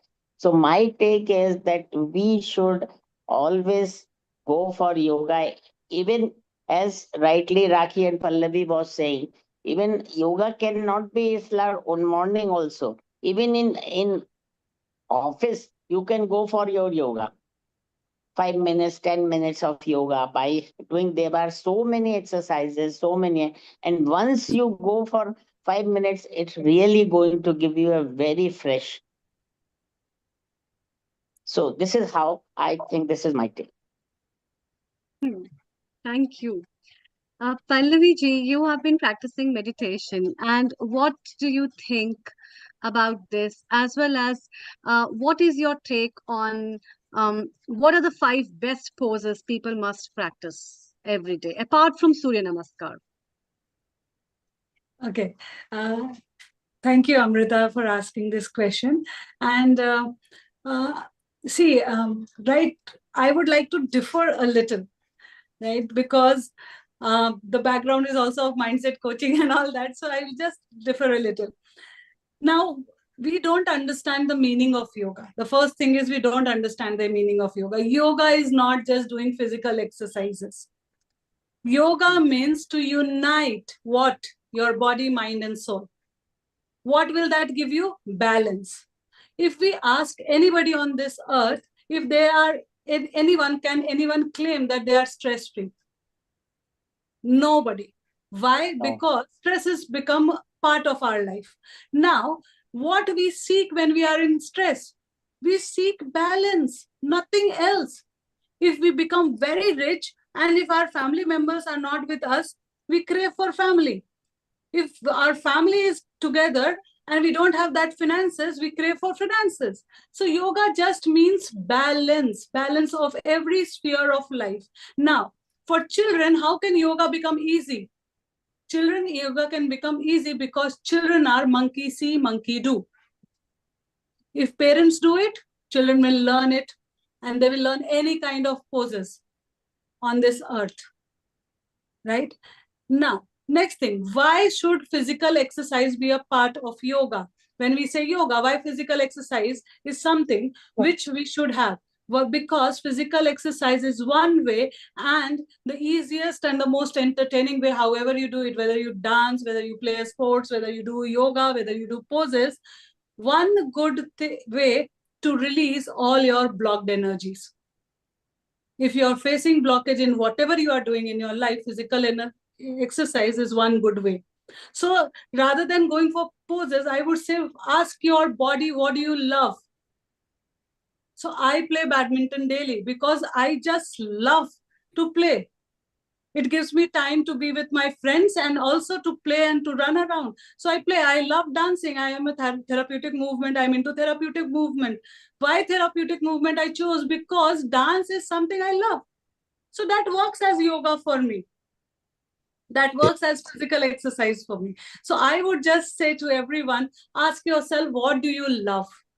Whatever you love, that will work as releasing that blocked energy for you, and you will come to a balanced state. So Lovely. That's nice. Love yourself and love what you do, and that is what is the message from Pallavi ji.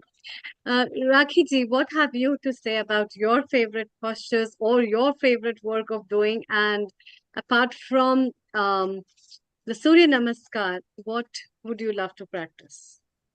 Yeah, thank you so much. As from me, yoga, as Pallavi said, it is union of body, mind, and soul.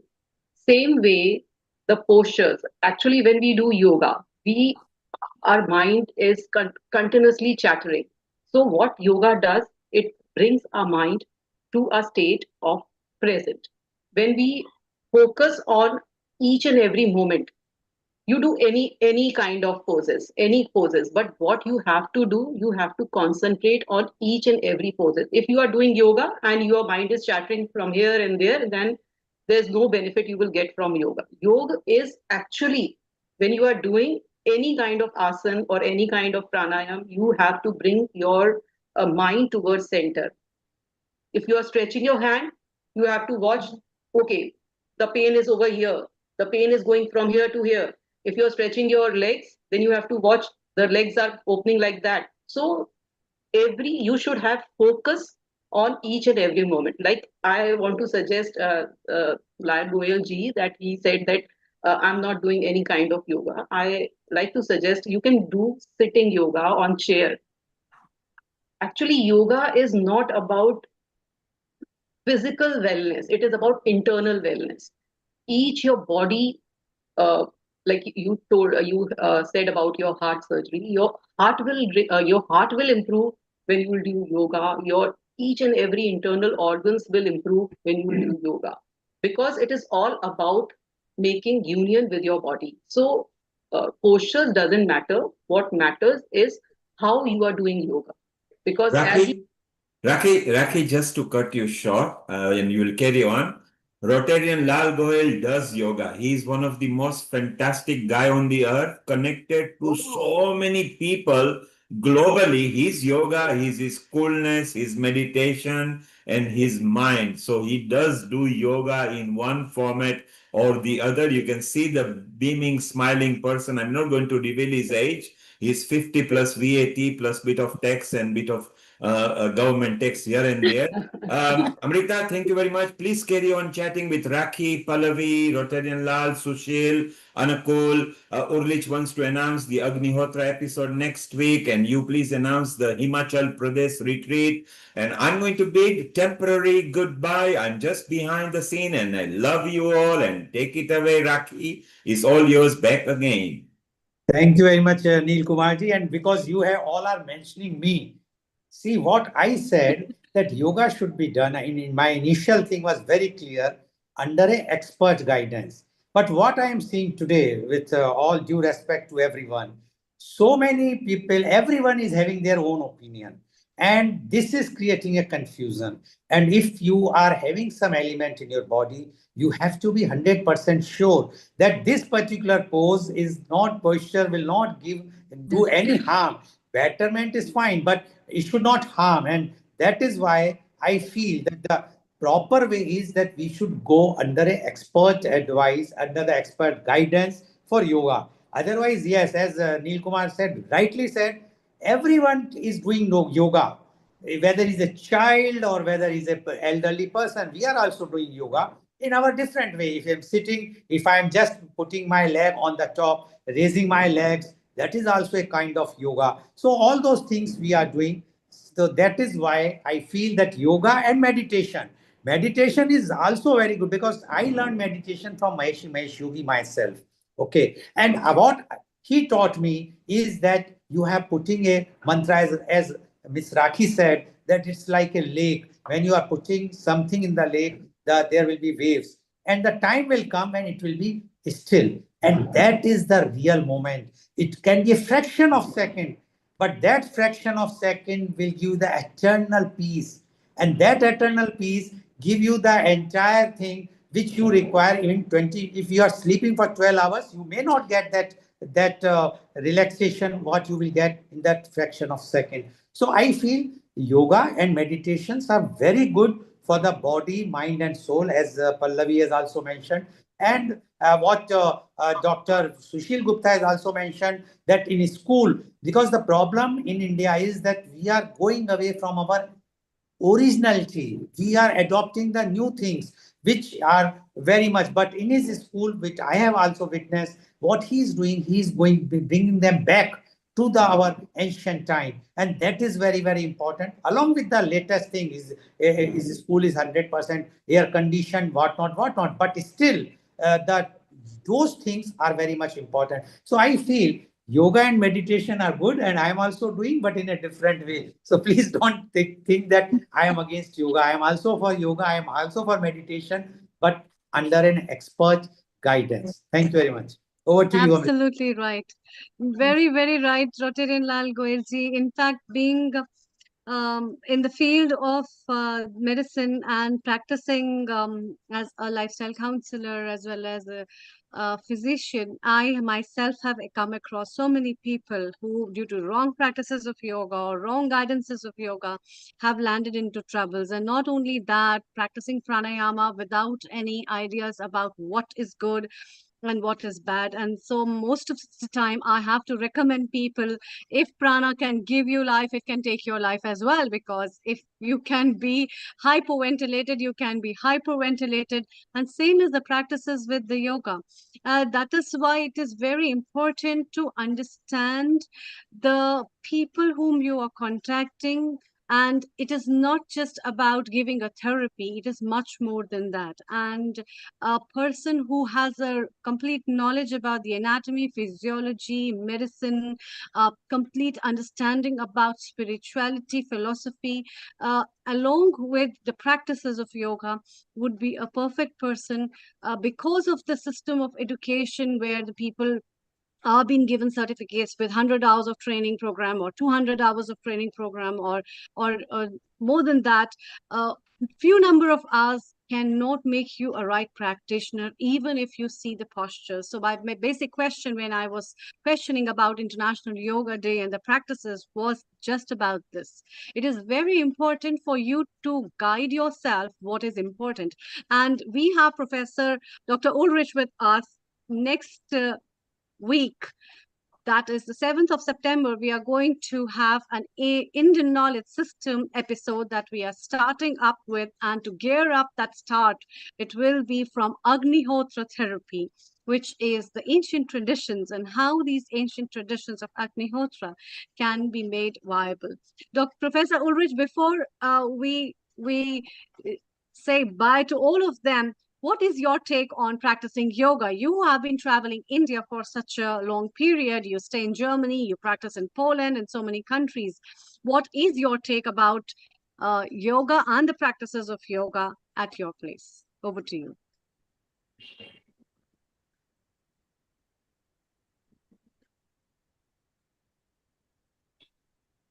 Okay, I was muted. Thank you, Amrita.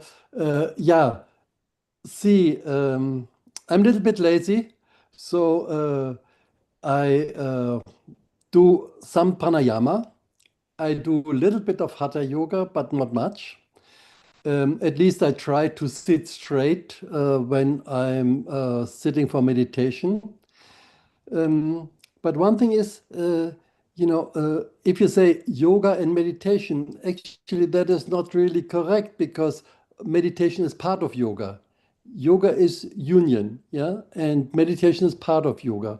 And so in this case, I'm doing yoga.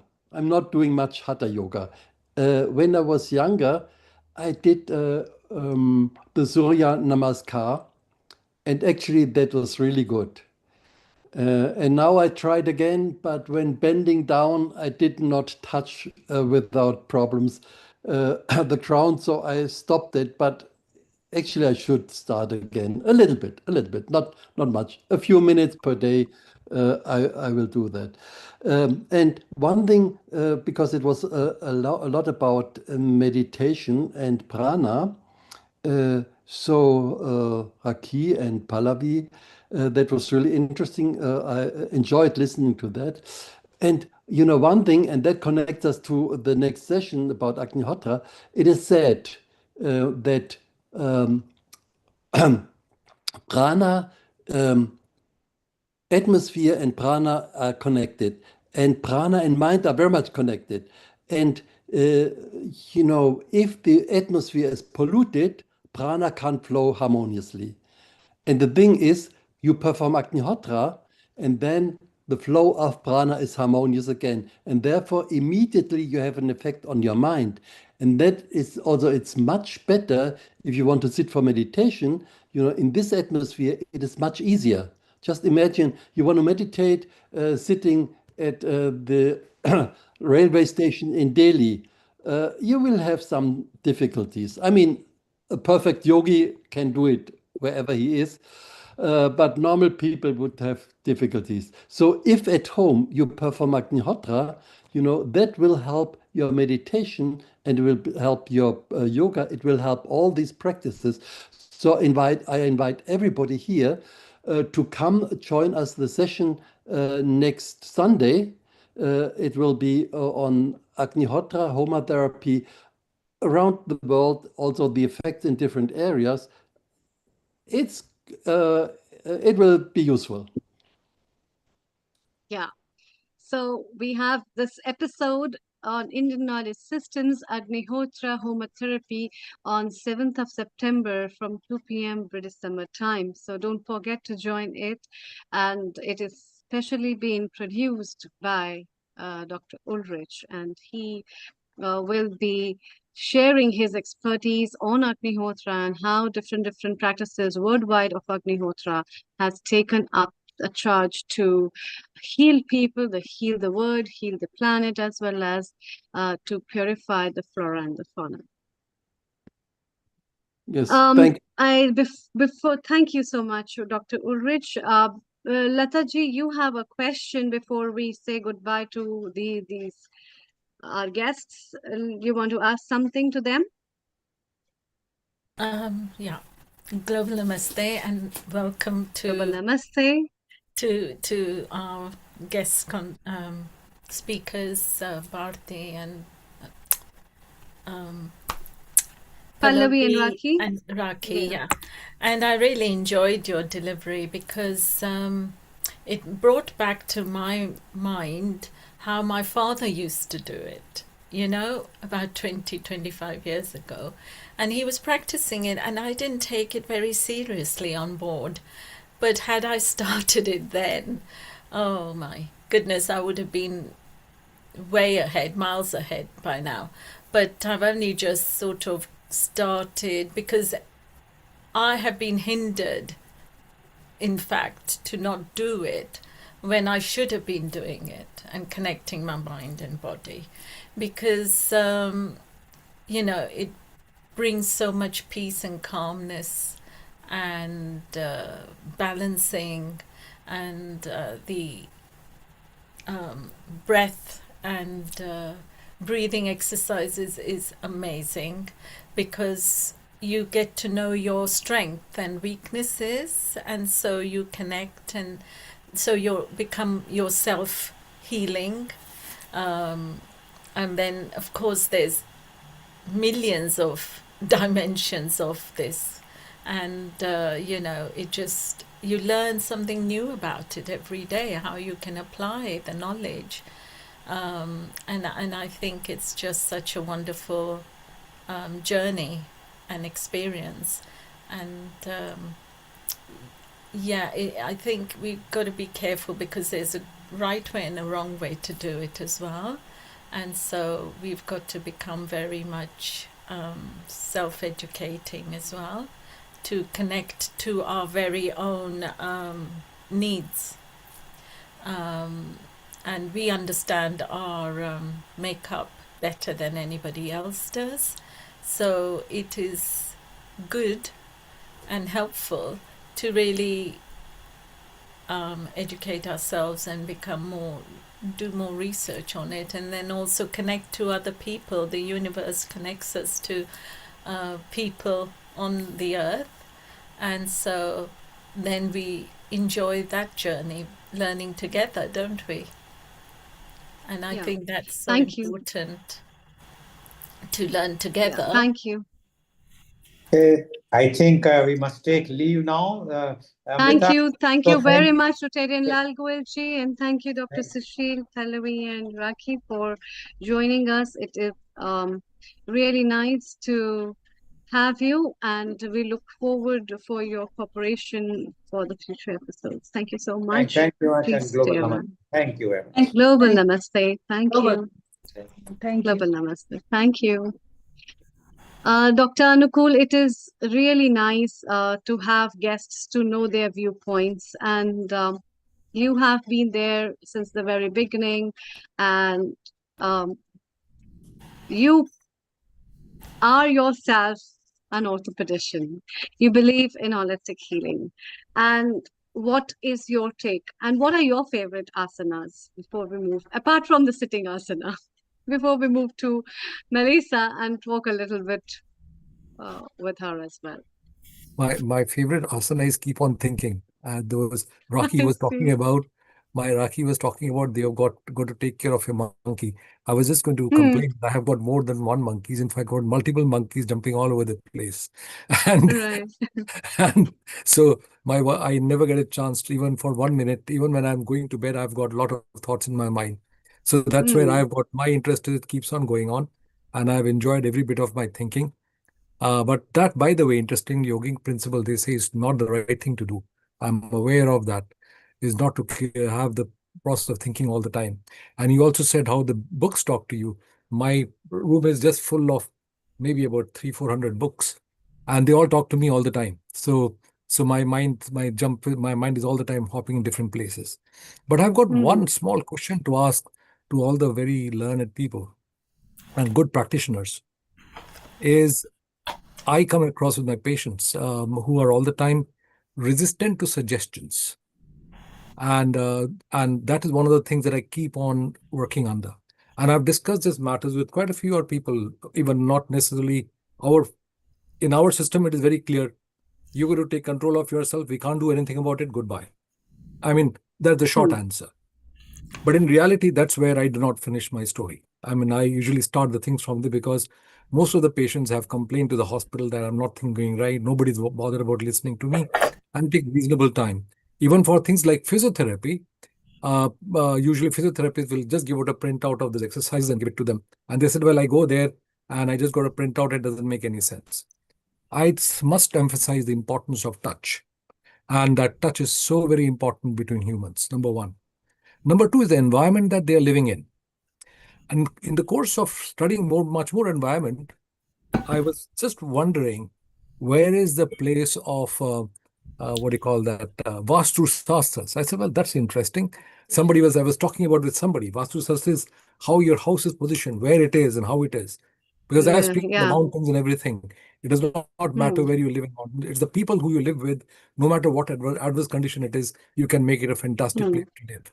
And they also talked about how to cleanse your mind before you do your yoga or your dhyan. And interestingly, cleaning your mind, they said, well, that's interesting because when I was talking to some other people in other places, they said, no, it also depends upon your karmic activities, what you have been involved in a karma. And in that karma, then comes the next aspect, is Jyotisha. So you're coming to very, very complex stories. So I'm not going to walk into that place. It's a very complex area, I understand. So I will not talk about it. But in reality, the resistance comes. That's why I've asked some people, why is this person being so resistant? And the person will say, he will not listen to you because this is not his right time. It's amazing answers. But I don't know where we take that and how we take that into converting people into coming into meditation or whatever it is, those cycles. But once the people realize, they might be able to come to it. I don't know. The answer is we don't know. Yeah, in fact, it will be very interesting, Dr. Anukul, to discuss about time and the time domains and the healing therapies related with time, because many traditional systems have talked a lot about the importance of time and time domains in terms of karma, in terms of the healers, holistic healing, and the time. So I think that will be a very interesting thing to take on. We will work on this because this triggers up time not only in terms of just a time as a source of series of events, but in the terms of your health, in terms of your well-being, and that is what it is. Melissa, have you come across something like this ever in? Yes. And how All of the time. all of the time. All right. All of the time. So because yeah, in spirituality, I try to take the woo-woo out of it. Because you've got spiritual organizations that want to bring religion in or different belief systems. And to me, it doesn't matter what you believe in, as long as you use it for your greater good. And a lot of the time, it's fear. People are so scared of leaving the comfortable place of being in pain because it's all they know, to go into somewhere where it is peace and calm, because they're terrified that it's going to be taken away from them.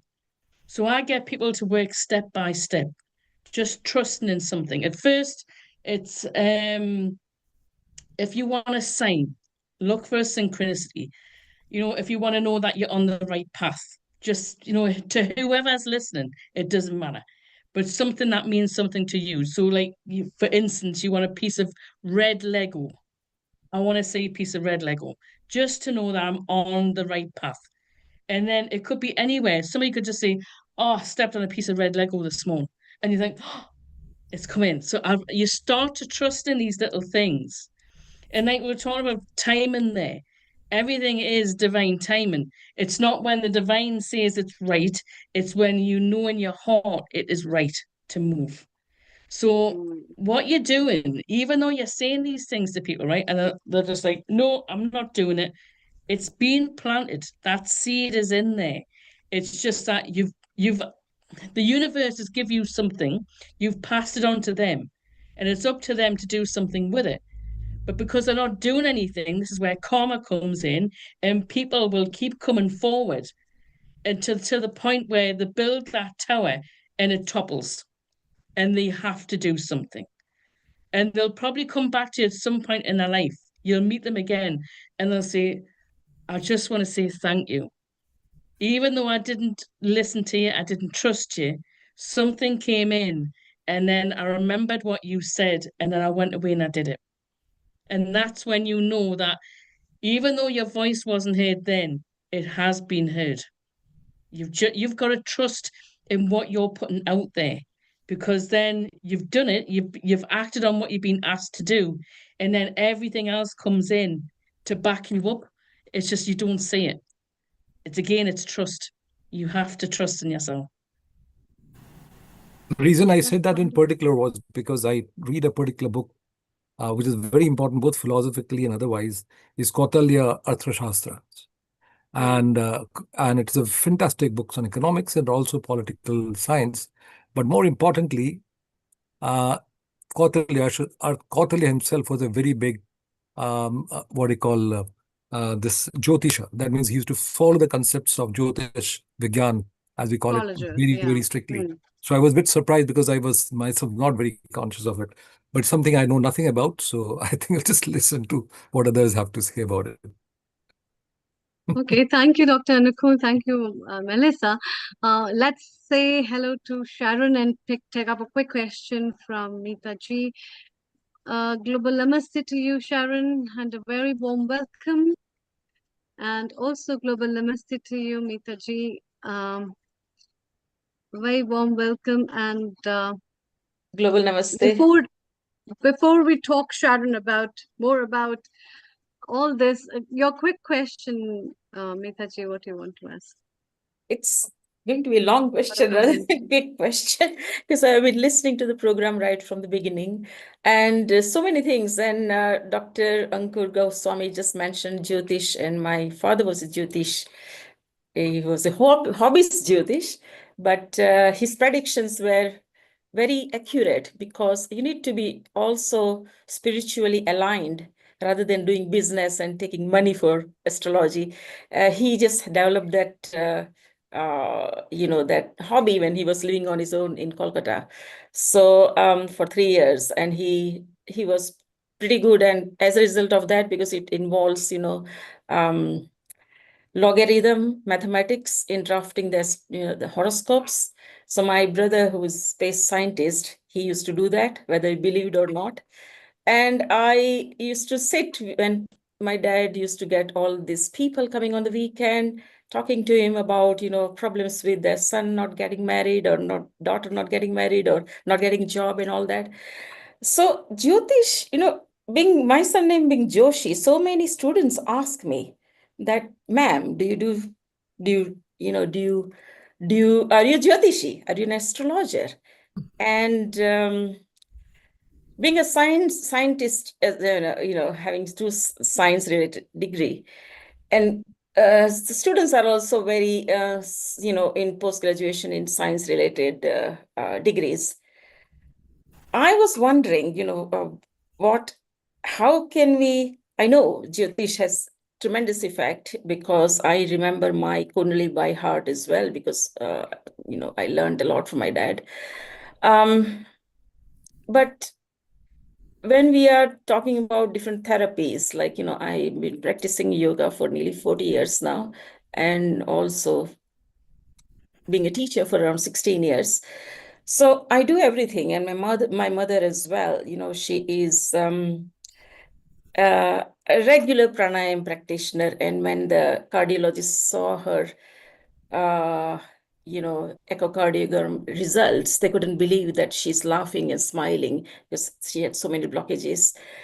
And I think because of the pranayam, so all these things consolidating together, Jyotish, pranayam, it has impact individually, but all this bringing together Reiki, I'm also a Reiki master and Reiki teacher both.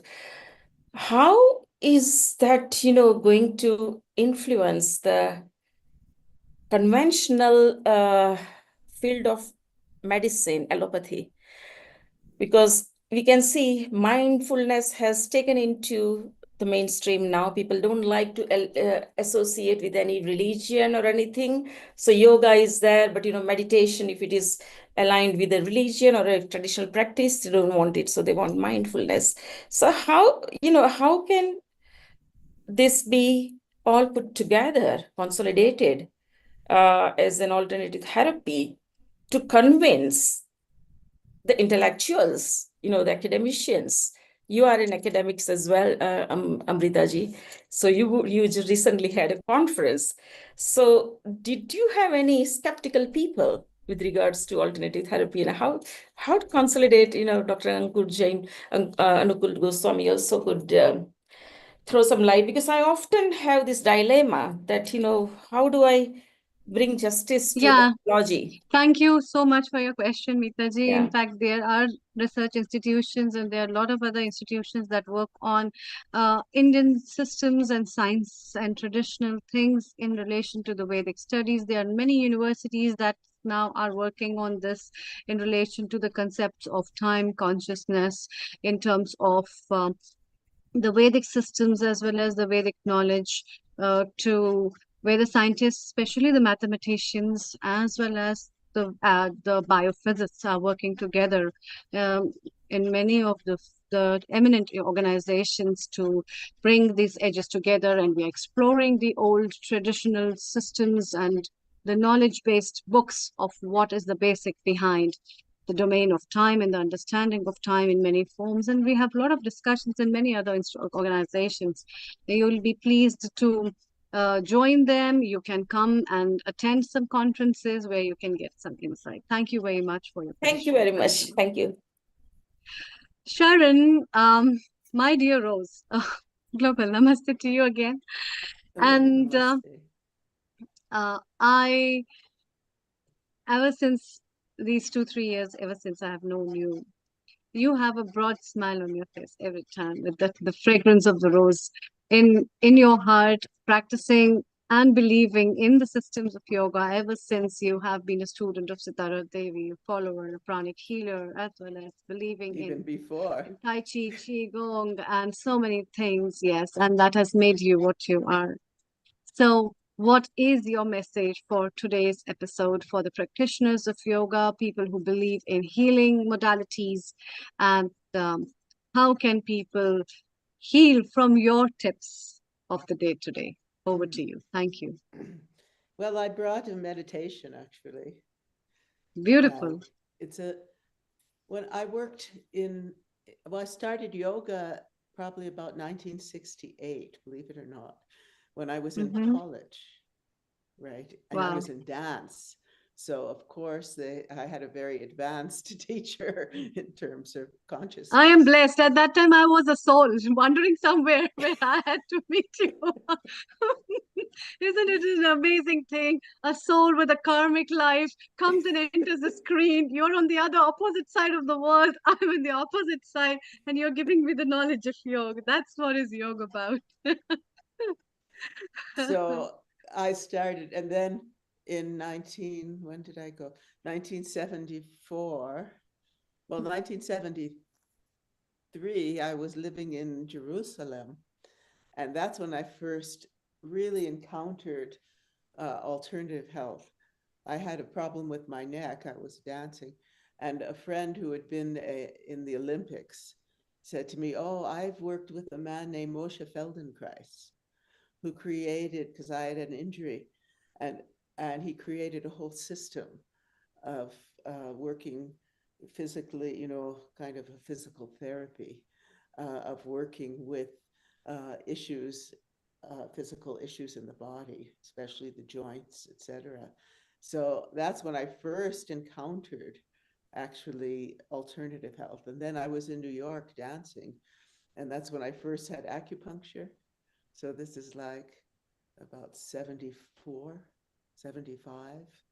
I first encountered acupuncture and chiropractic.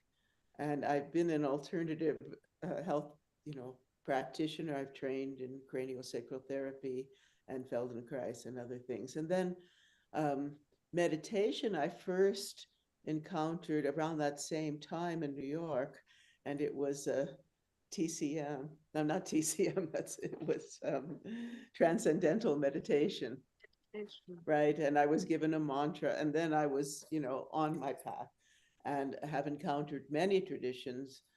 And it has helped me tremendously, not only in my own work and the integration of all these healing systems, traditional healing systems, with the physical aspects and the meditative aspects.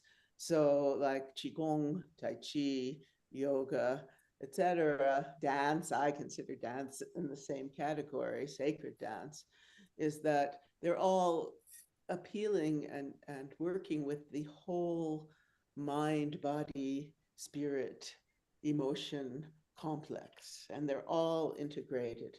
And that's what's so beautiful. And I've always looked to see what are the common factors in these. And then in, let's see, 92, I worked with a man named Robert Masters, Dr. Robert Masters, and his wife, Dr. Jean Houston. She's very well known. And they would do something called guided visualizations. So it was a meditation in which it was like kind of putting people into this meditative state. And I was working in the schools at that time. And so I brought this method because I was teaching different cultures, the different traditions and the different deities and the different fun kind of teachings from these cultures. And I'd always start with a guided visualization, and I'd always have them sitting with their legs crossed and they're doing mudras. And then I'd have them close their eyes, and we would go into these journeys actually So today I brought a small journey for you. And this is from, actually, I'll read you. This is actually from my book. This is on Kuan Yin, who is back here. She who hears the cries of the world. Kuan Yin of China is the bodhisattva of compassion, the divine savioress who hears and responds to the cries of the world. Dressed in robes of white that symbolize her purity, Kuan Yin is often pictured floating effortlessly on the turbulent waves of the ocean of existence, holding a baby in the security and comfort of her loving arms.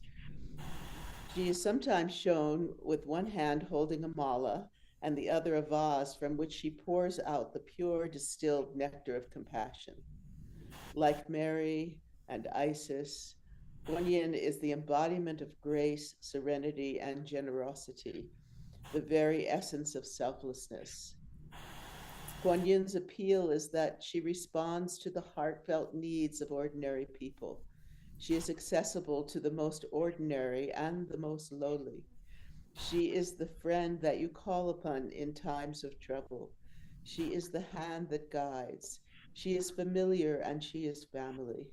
One of the most beautiful meditations for invoking the goddess Kuan Yin comes from an elderly Buddhist nun of Canton who presented her teachings to John Blofeld's, a very, very powerful disciple of Kuan Yin, Kuan Yin's ardent Western devotee.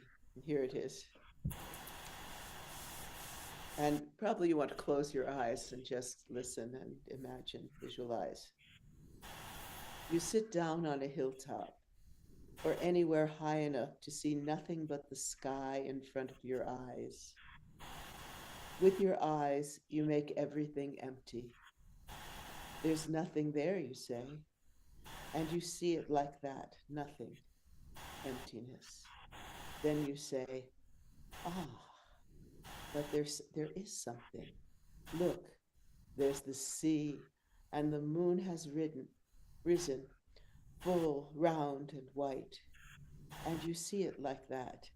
Sea, silver in the moonlight, with little white top waves. In the blue-black sky above hangs a great moon, bright, but not dazzling. A soft brightness, you might say. You stare at the moon a long, long time, feeling calm, happy.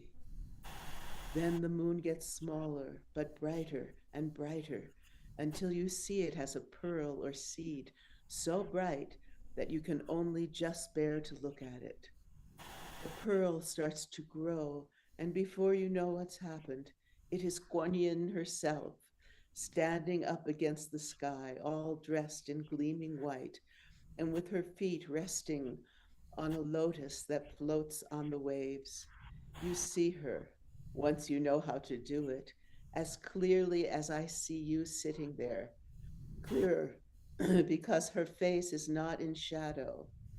Also, her robes are shining, and there's a halo around her head, besides the bigger oval-shaped halo cast by her body. She smiles at you, such a lovely smile. She's so glad to see you that tears of happiness sparkle in her eyes. If you keep your mind calm by just whispering her name, Kuan Yin, Kuan Yin, and not trying too hard, she will stay a long, long time. When she does go, it's by getting smaller. She doesn't go back to being a pearl, but just gets so small that you can't see her. Then you notice that the sky and sea have vanished too. Just space is left. Lovely, lovely space going on forever. That space stays long if you can do without you. Not you in space, you see, just space. No you.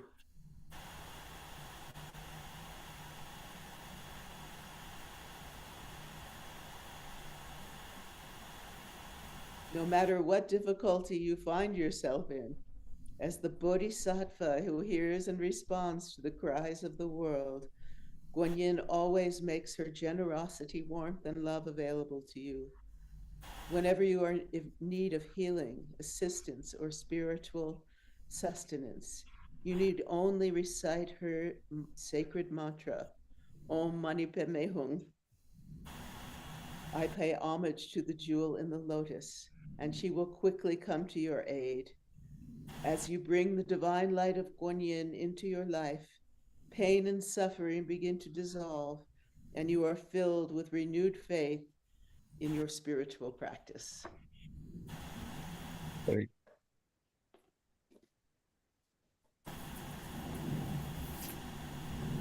So beautiful, in fact.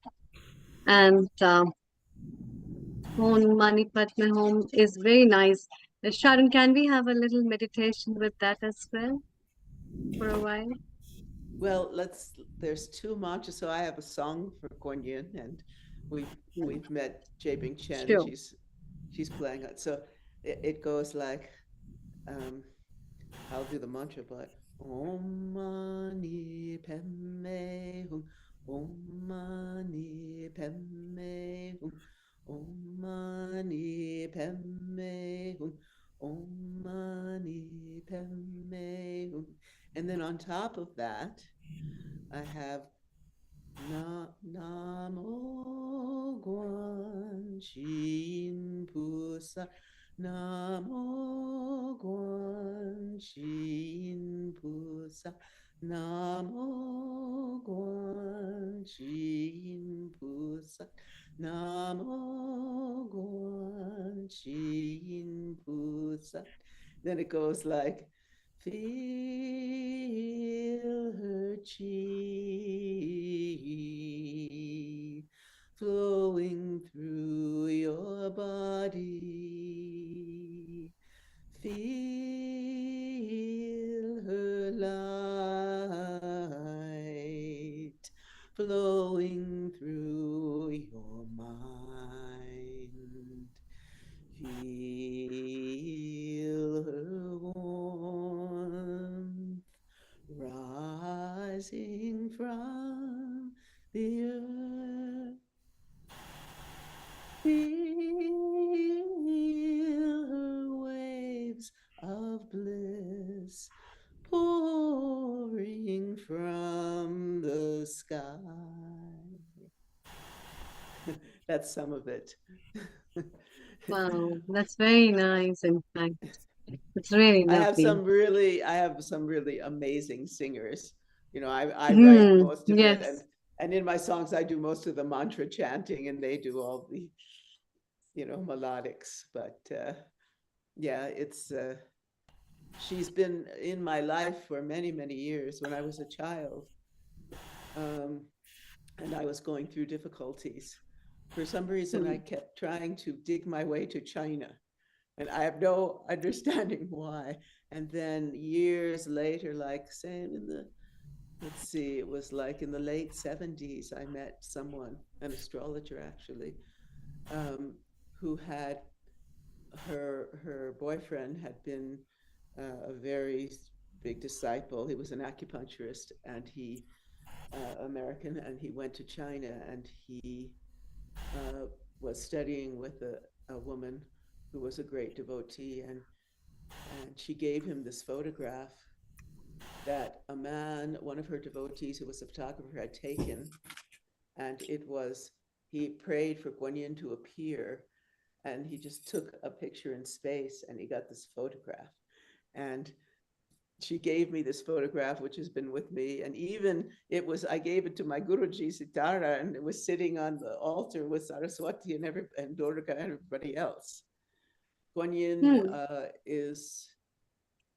she's really known for healing and for helping, right? You cry to her, Guan Yin, and she does appear, she does help. It's really very, very magical. And, all of us who know Saraswati and Lakshmi, etc., know the power, the great power of the goddess and the goddesses and all the forms of Shakti in helping us in our daily lives, in our meditations. And of course, I must say that my other form of meditation is the embodiment of these of these goddesses and gods of Shiva, etc. And that is an incredible meditation because you really feel their Shakti as you embody them. And especially in the dance where you have to be in Kathak, you have to be so rhythmically focused. You can't, if your mind goes off, so that you really feel that power or that compassion or that sensuality just flowing through you. And that is, to me, that's why I put dance with all those, the yoga and the Tai Chi and the Qigong, etc. And because to me, dance is an embodiment of all of that. Thank you, Sharon. Thank you so much. Lakshmi ji, what are your practices? You sing, you also dance, you have been into yoga as well as in education, giving children a lot of your resources and wealth of knowledge to people. What have you to say before we wind up today's episode? Yes, since we were talking about well-being of people, this is the book. This Iyengar Yoga book.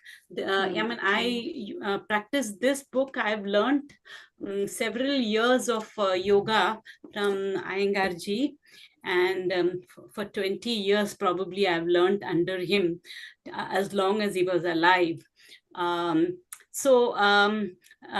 That's what I keep practicing. So it's a lot of standing asanas, sitting asanas, and I also do Shirsasan, which I love very much. And generally, I wind up with Shavasana. That is, you lie down and just, relax and just, give yourself to the Lord. So this is how I practice. I'm not so regular as I used to be, but I think after this year's session, I'm going to be a little more regular. And thanks to all of you and all your contributions. Thank you, Dr. Lakshmi. Thank you so much. Melissa, your last minute comment. How did you find today's episode and what are your personal takeaways for the people of today's episode? Oh, I need that episode. What I've just been told there was that actually the reason why we all came here from the universe into the physical body was to experience the wisdom of the universe in a sensual way through all of our senses, so that when we do all of these different movements, we have the connection of the universe within us. And that's our way to stay connected. But sadly, we are disconnecting. And this is why I feel it's very important that we research back in different traditions of different cultures, because all of these different deities that we have, it's all the same energy, just in different forms that we understand them. So for me, this has just been a breath of fresh air, that connectedness of people who are already aware, but need to get out there and help other people, even if it is just planting that seed. Because in 10 years' time, we're going to be in a very different place than where we are now, where the chaos is. But when you think back in the beginning of time, when chaos started, it then became a beautiful place. And we're just going through that process again. Thank you. Thank you, Melissa. Meeta ji, your last minute comment before we wind up. Yeah, thank you very much for Lakshmi ji. I really admire you so much. The one asana I can't do is Shirsasana. It's so difficult to do. My dad used to do with the support of a wall. And I also learned from Iyengar's yoga, but I didn't learn continuously from directly him. But that was the yoga I learned when I was 12 years old. It was compulsory in the school. What I would like to say is, yes, this is a reminder that we need to practice what the body has learned, the mind has learned. And in the hustle and bustle of life, we forget about those important things to keep this machine going. So I think it's amazing that through this program we are bringing this together, and thank you so much for everyone for your wonderful contributions, Melissa, Sharon, Dr. Nukul, and Lakshmiji, Lataji, and Amritaji. You are great. Non-stop going this late. Fantastic. Thank you. Thank you, Meeta-ji. Yes, Lata-ji, your last minute comment, and then we go to Dr. Nicole and we wind up. Yes, please. Yeah, I just feel very proud of being from the lands of yoga, where it's originated, and how they had this in-depth understanding of keeping peaceful and calm and keeping the body at ease, rather than now the world has, increased in the population and so many distractions and the AI age and all that. There's too much, and yet yoga is still very practical and very useful to ground us and bring us back and to keep having good health. So if we can just do it in our ways and master it in our individual ways, it'll be, you're really valuable to all of us. So yeah, I do a little bit of everything, so it helps me. I want to be a very sort of multifaceted or dimensional, so that, a little bit of this, little bit of that, and just do it in moderation so that it doesn't harm us, but actually we can become enhanced and empowered. With it, yes. Thank you. Thank you so much. Dr. Anukul, your last minute comment. Thank you. It is great to see you, Dr. Amrita, working till almost midnight now. Great to see you as well. Yeah. I'll just give two small comments. First of all is about the concept of religion versus Sanatan Dharma. It's very, very important to recognize. Often we have to I struggle hard at least trying to differentiate that Sanatan Dharma by itself is not a religion the way people consider it. So we don't even have a concept of so-called God. Even what you call Rig Veda in 10.21, I think, Nasadiya Sukta, it says, we do not know God came first or we came last, or God came later. And basically, we created God based on what we thought. But fundamentally, it's the concept of consciousness, which is universal. So there is no concept. We are not in the real sense so-called religion. Number one. Number two, there are lots of fear in people's mind about war and all. Being an army man myself in the past, let me put it like this. I've got no fear for war at all, because it is a part of what we call as the Samutra Manthan, It's a conflict between right and wrong and good and bad and whatever things. And at the end of it, you always get Amrit. So that's, I think, what has to happen. It has a part of the human nature, and we should not be afraid of it. You must look at it and say, yeah, good Samutra Manthan. Then you can discuss the ideologies and why and how. But that's the way it is. Yeah. Anyway, it was pleasant talking to everybody. I remembered one thing. Thank you so much, Dr. Goswamiji. One concept of Vedic concept is Spandana, that we all are waves in the ocean, and we meet like waves collide and move. And these waves are individual in their form, and still we are part of the big ocean, which is bigger consciousness. And we all are individual consciousness, individual wave, individuality with each of us. So, yes, we come together, but it's a universal consciousness within which all this divine individual, each of us are part and parcel of that. And that's a very, very important point you said about Sanatan Dharma, that, we all are. Yeah. Thank you.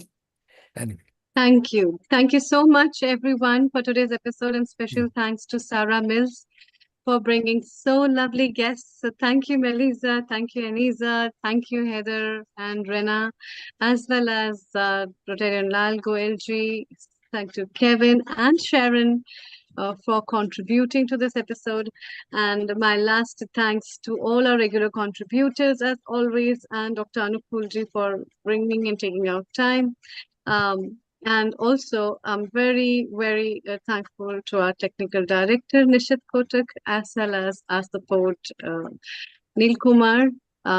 Thank you so much. We look forward to see each other the next Sunday with a new episode on Indian knowledge systems and Agnihotra homotherapy. So keep watching, keep sharing, and keep remembering us in your thoughts, in your life, and stay happy.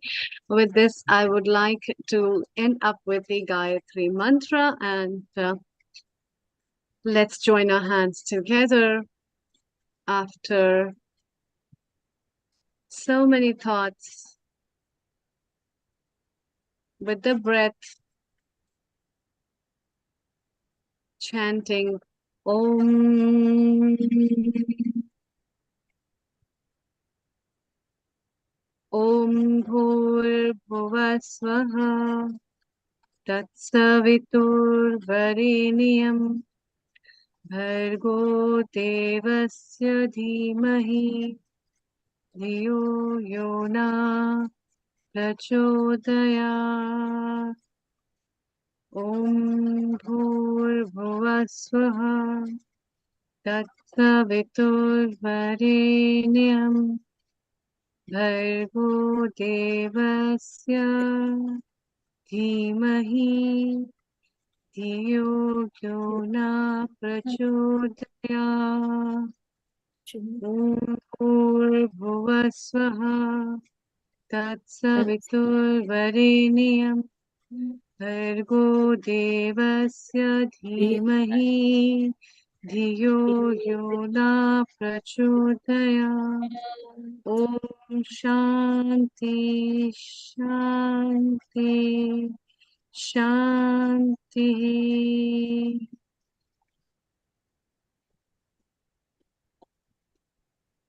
Thank you so much.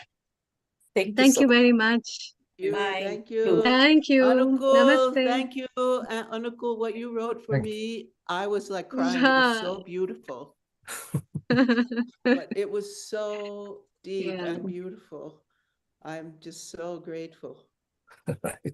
Yeah. Thank you so much. Bye-bye. you. Take care. Have Thank a you good so much, day. everyone. Bye-bye. Bye-bye. Bye.